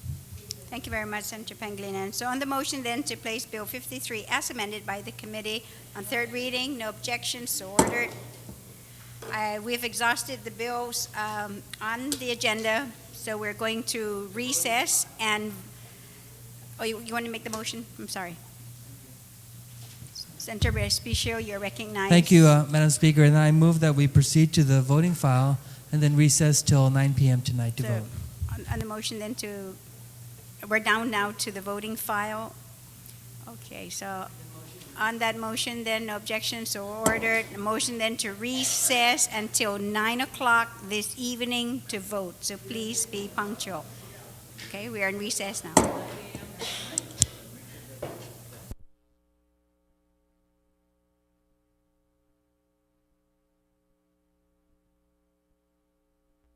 Everyone, you should have all of your bills with the exception of 21 is being reproduced. 25 is being reproduced right now. So we'll go ahead and proceed with the voting.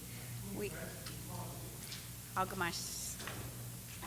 are in the third reading file, and I would like to ask the clerk to read the first substitute bill number 22.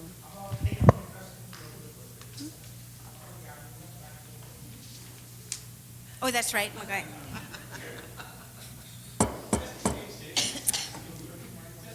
The legislature is back in session.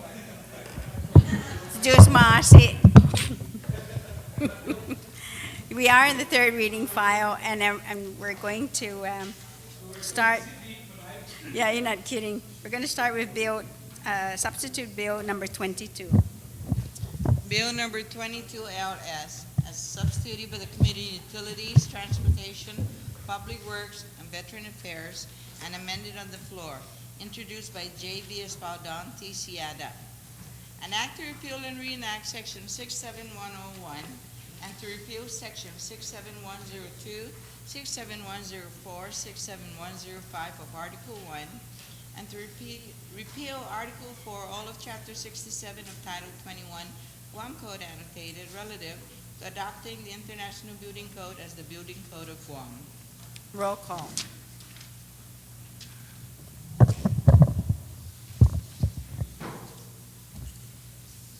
Senator Ada,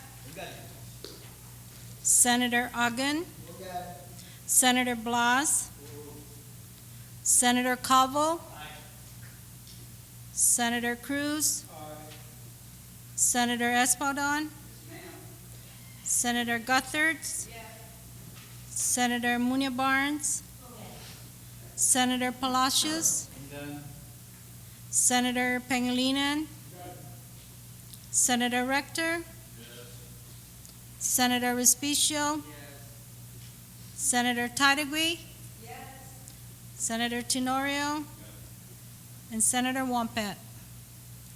Hungen.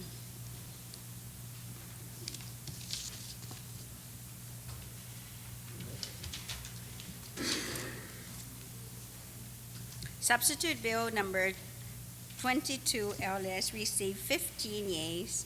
Substitute bill number 22 LS is duly passed by this body. Bill number 48. It's not in order then here. Well, where's my, oh, where's it? 36, oh, 36, okay. All right. 36. Okay, bill number 36, COR. Bill number 36 COR, as substituted by the author and amended on the floor, introduced by T.R. Munia Barnes, Ray Tenorio, J.T. Wampet, J.P. Gutherds, and Tello Tyree. An act to add a new chapter 26 to Title 9 GCA relative to combating human trafficking on Guam and to protecting victims of human trafficking from sexual and economic exploitation. Roll call.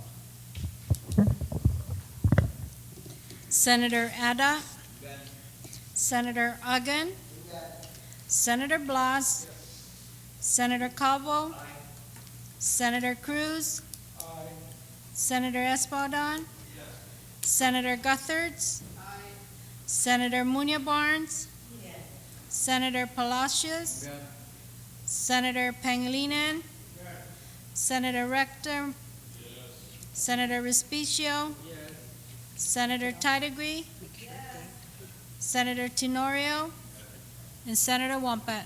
Honggan.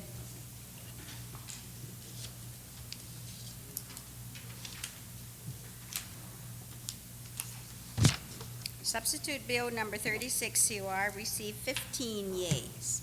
Substitute Bill number 36 is duly passed by this body.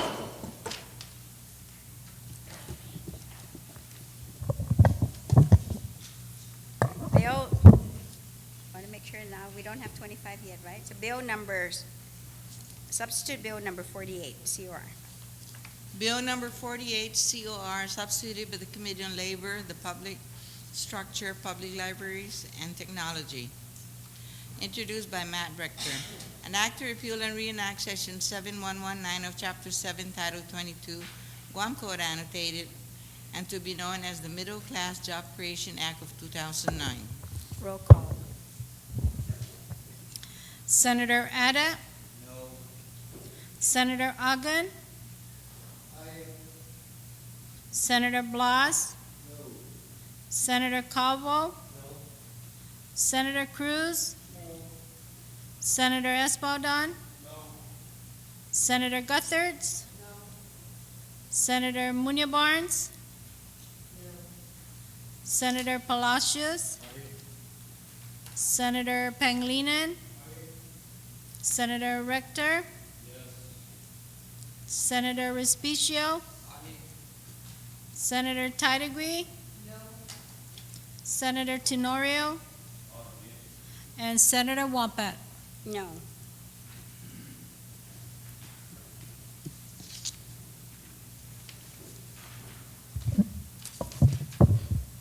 Substitute Bill number 48 COR received 1 yea and 14 nay. Substitute Bill number 48 failed to receive the required votes to be passed. Bill number 60 COR. Bill number 60 COR, as amended on the floor, introduced by Adolfo B. Palacios Sr. An act to establish minimum qualifications for management level uniform positions in the Guam Police Department by adding new sections 77110.2, 77110.3, and 77110.4 to Chapter 77 of Title 10 Guam Code annotated. Roll call. Senator Ada, Senator Uggan, Senator Blas, Senator Calvo, Senator Cruz, Senator Espadon, Senator Gutherts, Senator Munya Barnes, Senator Palacios, Senator Pangilinan, Senator Rector, Senator Respicio, Senator Tidegree, Senator Tenorio, and Senator Wampat. Honggan.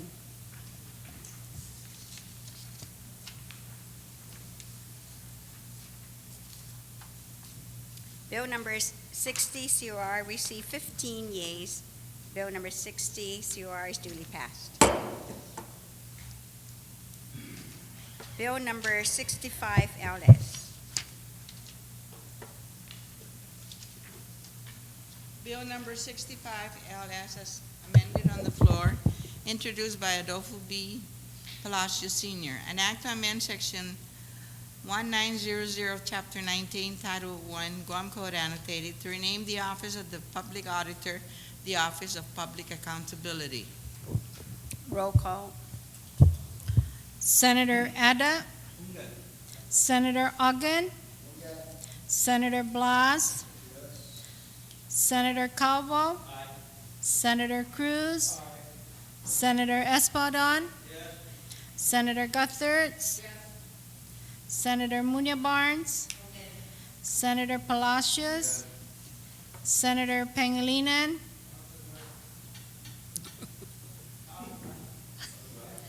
Senator Rector, Senator Respicio, Yes. Senator Titagui, Senator Tenorio, and Senator Wampat. Uh-oh.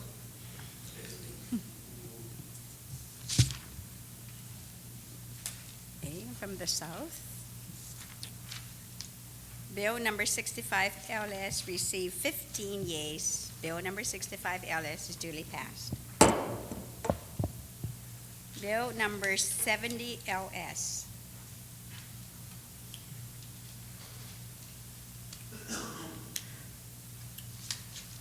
Bill number 70 LS, introduced by B.J.F. Cruz. An act to amend Section 2 of Public Law 29-104 relative to extending the date of submission for an independent study and investigation of radiation leakage into Apra Harbor. Roll call. Senator Ada, Yes. Senator Agan, Senator Blas, Senator Calvo, Senator Cruz, Senator Espadon, Senator Guthertz, Senator Munya Barnes, Senator Palacios, Senator Pangilinan, Senator Rector, Senator Respicio, Senator Titagui, Senator Tenorio, and Senator Wampat. Hungan.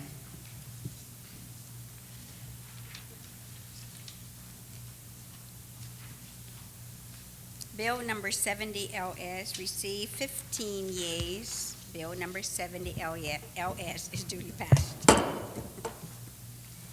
Bill number 74 LS. Bill number 74 LS, introduced by Telo Titagui R.J. Respicio. An act to add a new section 8124 to Article 1 of Chapter 8 of Title 12 Guam Code annotated relative to requiring the Guam Power Authority to disclose the details of its fuel purchases on its website. Roll call. Senator Ada, Senator Agan, Senator Blas, Senator Calvo, Senator Cruz, Senator Espadon, Senator Guthertz, Senator Munya Barnes, Senator Palacios, Senator Pangilinan, Senator Rector, Senator Respicio, Senator Titagui, Senator Tenorio, and Senator Wampat. Hungan. So we can read the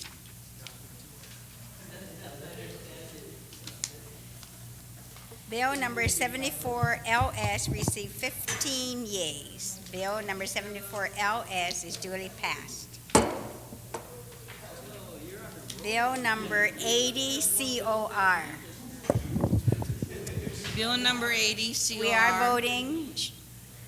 As substituted by the author, introduced by T.C. Ada. An act to repeal and reenact Chapter 76 of Title 10 Guam Code annotated relative to the storage of hazardous materials. Roll call.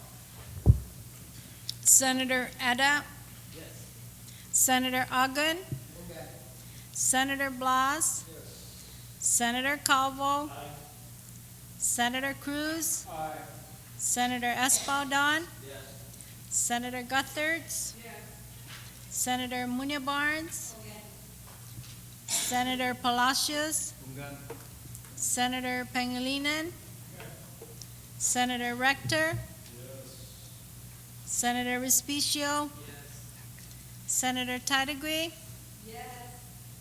Senator Tenorio, and Senator Wampat. Hungan.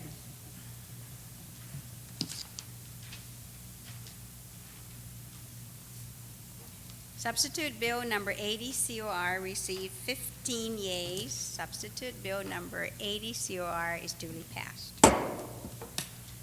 Bill number 81 COR. Bill number 81 COR as amended on the floor, introduced by Judith Wampet, T.R. Munya Barnes. An act to amend subsection F of section 15102 and to add new subsections G, H, and I to section 15205, all of chapter 15 of title 4 of the Guam Code annotated relative to the disclosure of conflicts of interest. Roll call. Senator Ada,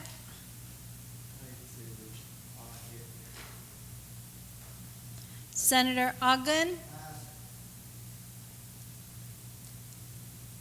Senator Blas,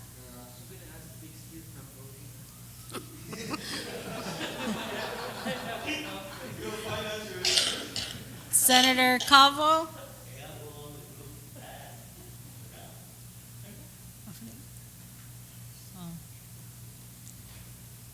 Senator Cruz, Senator Espadon, Senator Gutherds, Senator Munya Barnes, Senator Palacios, Senator Pangilinan,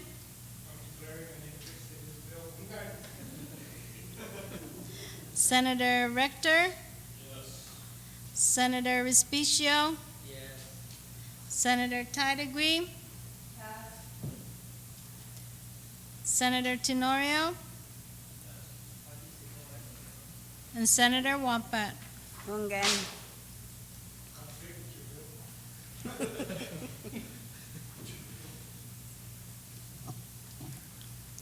Senator Ogden,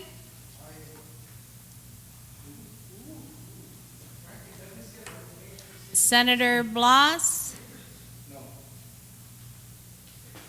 Senator Calvo,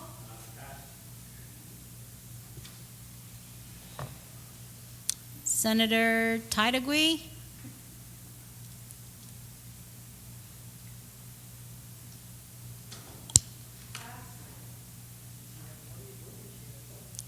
Senator Tenorio,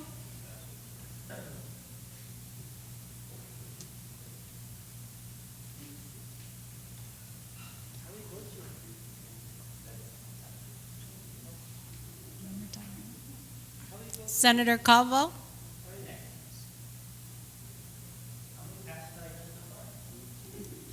two, 3.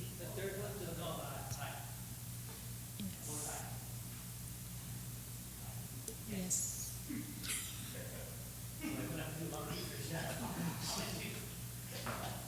Senator Tidegui, We're trying to save paper, Eddie, and putting it in writing.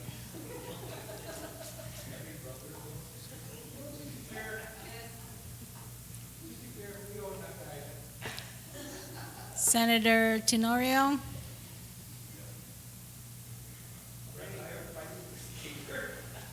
You want to change your vote? I'll ask permission for you to change your vote.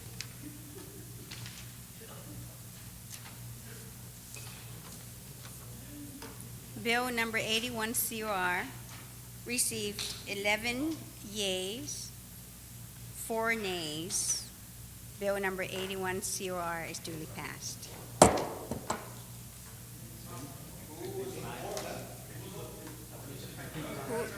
That's, can I check? Can I see it there? But because they're saying it's, well, no, I'm reading from the clerks. No. Oh, no, because this is what I did. She owns an island, so she can do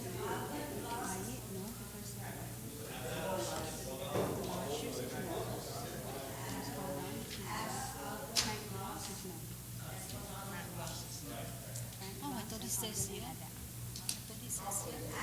Yeah, so it, yes, Blas is no. I thought it was Espaldon that was supposed to be yes. Yeah, I thought I heard him say yes. I want my candy back and my cake back and everything.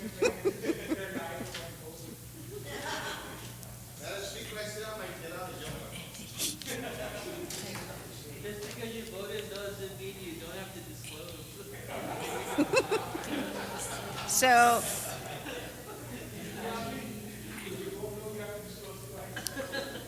okay, so here's the correction then. Bill number 81, COR, received 10 yeas and 5 nays. And the nays are Ada, Agun, Blas, Espaldon, and Palacios. You want to confirm because you said 4, so I'm telling you who the 5 are. So therefore, Bill, that's okay, I have my own sheet. Bill number 81, COR, received 10 yeas and 5 nays. Therefore, Bill number 81, COR, is duly passed.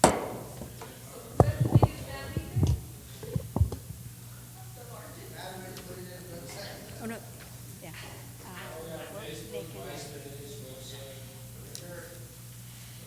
Bill number 87, COR.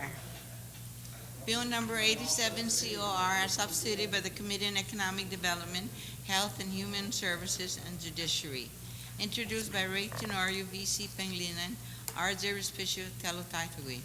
An act to amend paragraph 13 of section 23.111 of chapter 23 of Title 7, Guam Code annotated relative to furthering creditor protection for Guam's residents. Roll call. Senator Ada. Yes. Senator Ogden. Senator Blas. Senator Calvo.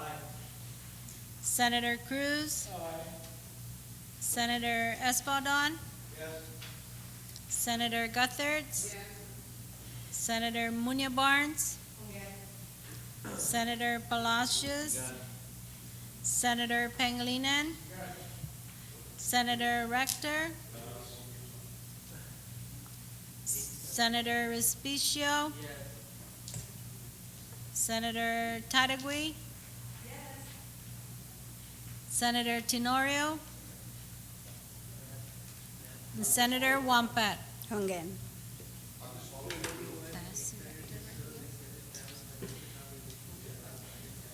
Senator Rector.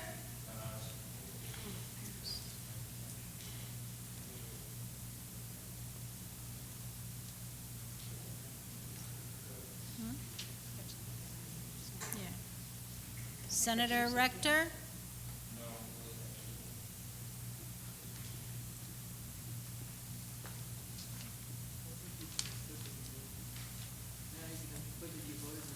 Substitute Bill number 87 LS received 14 yeas and 1 nay.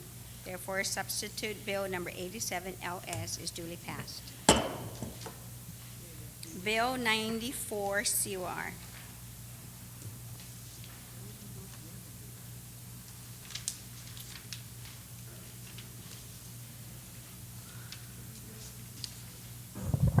Bill number 94 COR as amended on the floor, introduced by VC Pangilinan, Judith T. Wampet, EDD, TR Munya Barnes, Ray Tenorio, Telotaitui.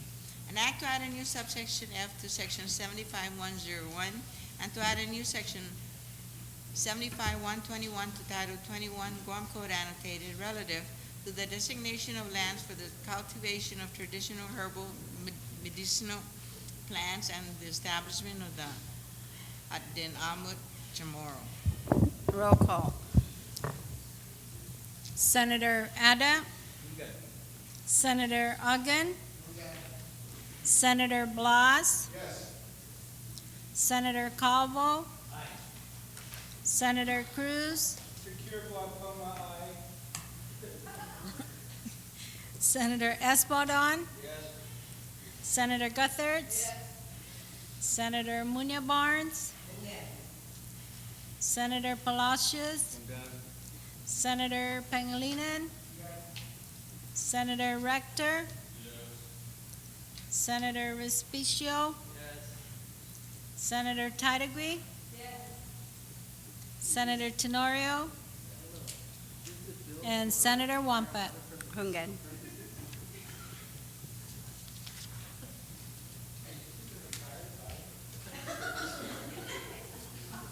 Bill number 94 COR received 15 yeas. Therefore, Bill number 94 COR is duly passed.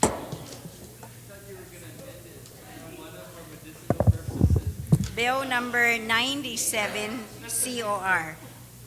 Bill number 97 COR, substituted by the author and amended on the floor, introduced by T.C. Ada. An act to amend sections 26101, 26102, 26103, 26104, and 26105, and to add new sections 26106 and 26107, all of Chapter 26 of Title 16 Guam Code annotated, relative to requiring the use of a seatbelt assembly and child restraint system, and clarifying standards for riding in the bed of a pickup truck. Roll call. Senator Ada. Senator Uggan. Senator Blas. Senator Calvo. Senator Cruz. Senator Espaldon. Senator Gutherds. Senator Munya Barnes. Senator Palacios. Senator Pangilinan. Senator Rector. Senator Respicio. Senator Titagui. Senator Tenorio. And Senator Wampat. Pass.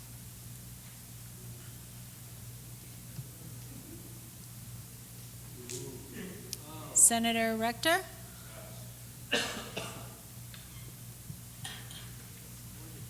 Senator Wampat. Pass.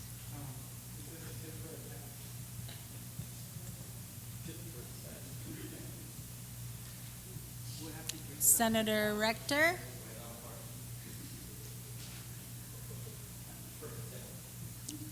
Senator Wampat. Pass. No.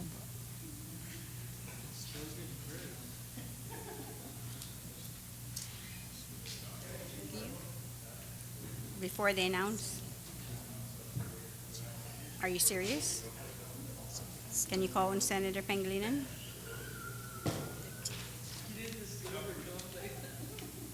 Did you call in Senator Pangilinan? Senator Pangilinan is requesting to change his vote. Can you please give it to the clerks?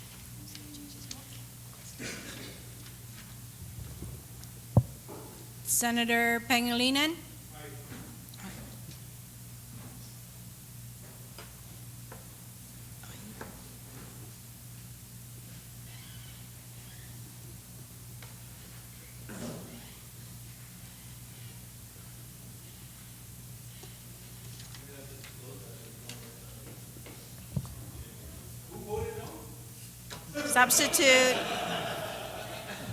Substitute Bill number 94 COR received 12 yeas and 3 nays.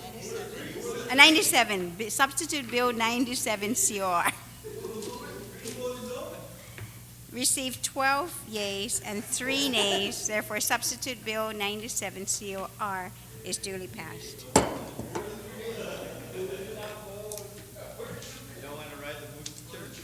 Bill number 114 COR.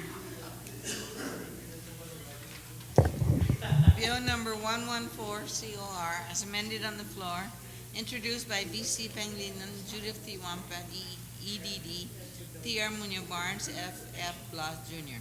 An act to amend Section 25H of Part 2 of Chapter 5 of Public Law 29-113, relative to appropriating $75,000 to the Guam PDF project.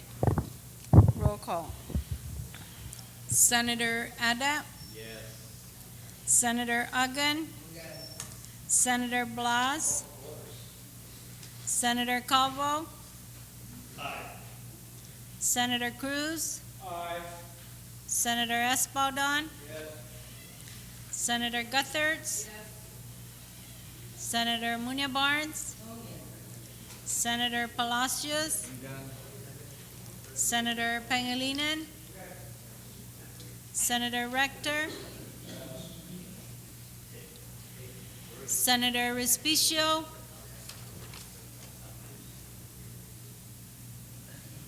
Sen-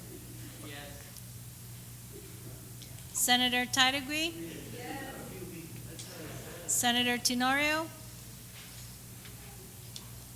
and Senator Wampat. yes. Senator Rector,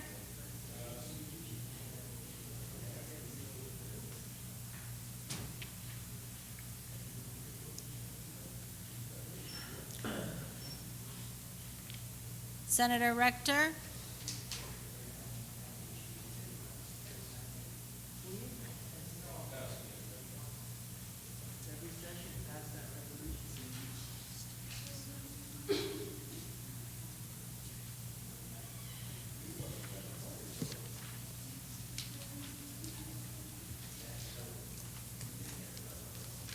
Bill number 114 COR received 14 yeas, 1 nay. Bill number 114 COR is duly passed. Resolution number 36 COR. Resolution number 36 COR is amended on the floor, introduced by F.F. Blas Jr., B.J.F. Cruz, J.V. Espadon, and others, relative to earnestly requesting the President of the United States of America, the Secretary of the Department of Interior, and members of the United States Congress to seriously consider the urgency of and expeditiously act on reimbursing Guam for the amounts unpaid resulting from the increased demands for educational and social services by freely associated state citizens and their offspring who might emigrated to Guam as permitted by the compacts of free association.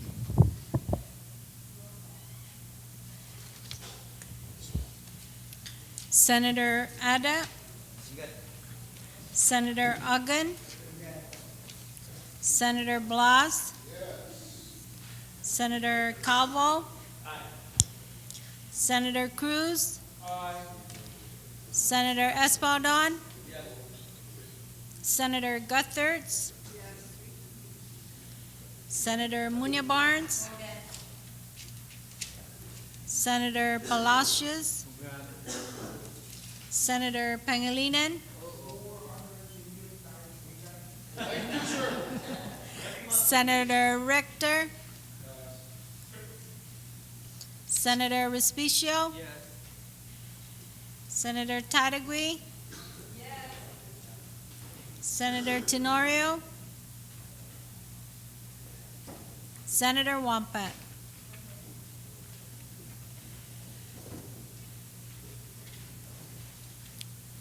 Senator Rector,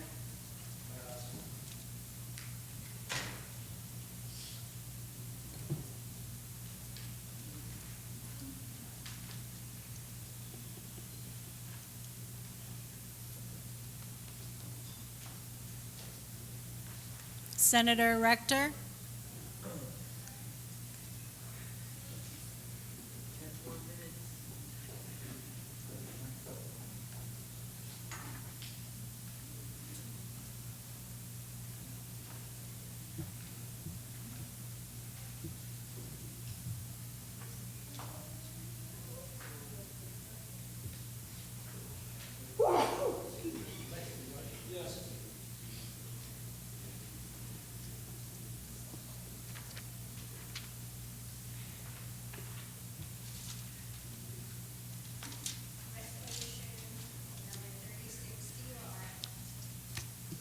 Resolution number 36 COR received 15 yeas. Resolution number 36 COR therefore is duly passed. Bill number 53 COR. She knows her. Oh, she's got it. Bill number 53 COR, as amended by the Committee on Appropriations, Taxation, Retirement, Banking, Insurance, and Land, and further amended on the floor, introduced by E.J.B. Cabul, J.T. Wampat, R. Tenorio, T.R. Munya Barnes, F.F. Blas Jr. An act to appropriate funds to the Mayor's Council of Guam from the Guam Highway Fund for village streets, maintenance, and beautification and other purposes. Roll call.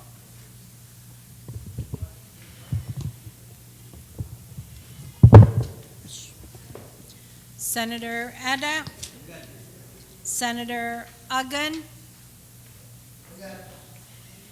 Senator Blas, Senator Calvo, Senator Cruz, Senator Espadon, Senator Guthertz, Senator Munya Barnes, Senator Palacios, Senator Pangilinan, Senator Rector, Senator Respicio, Senator Tidegui, Senator Tenorio, and Senator Wampat. Hungan.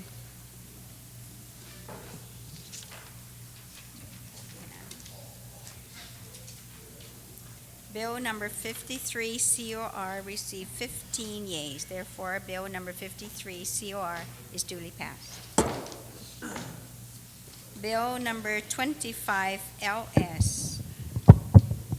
Bill number 25 LS is substituted by the Committee on Utilities, Transportation, Public Works, and Veterans Affairs and amended on the floor. Introduced by J.B. Espadon, Ticiada. An act to repeal and reenact Chapter 32 of Title 22 Guam Code annotated relative to the professional engineers, architect, and land surveyors, PO's law.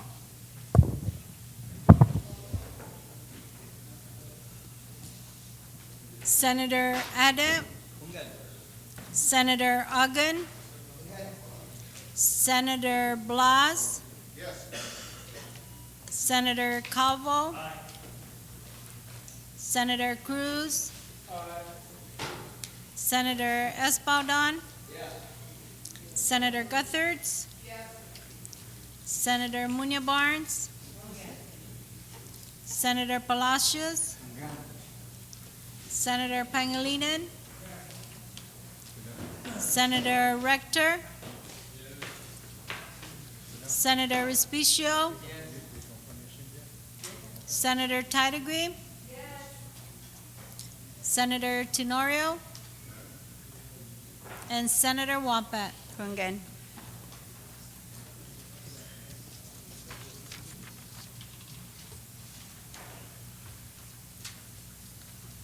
Substitute Bill number 25 LS received 15 yeas. Therefore, Substitute Bill number 25 LS is duly passed.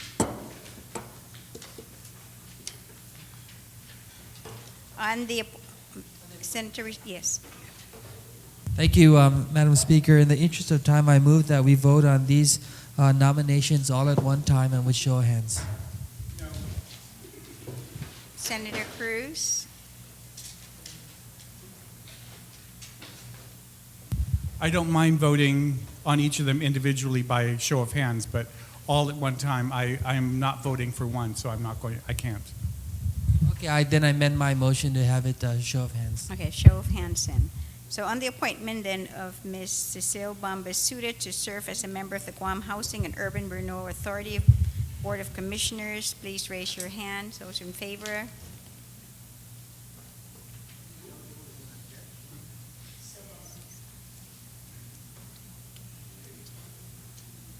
Ms. Cecile Bambasuda then is duly confirmed by this body.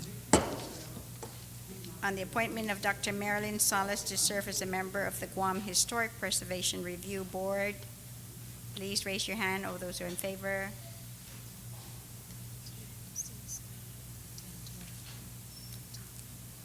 Dr. Marilyn C. Salas then is duly confirmed by this body. On the appointment of Mr. Ricardo C. Duenas to serve as a member of the Guam Economic Development Authority Board of Directors, please raise your hand if you are in favor.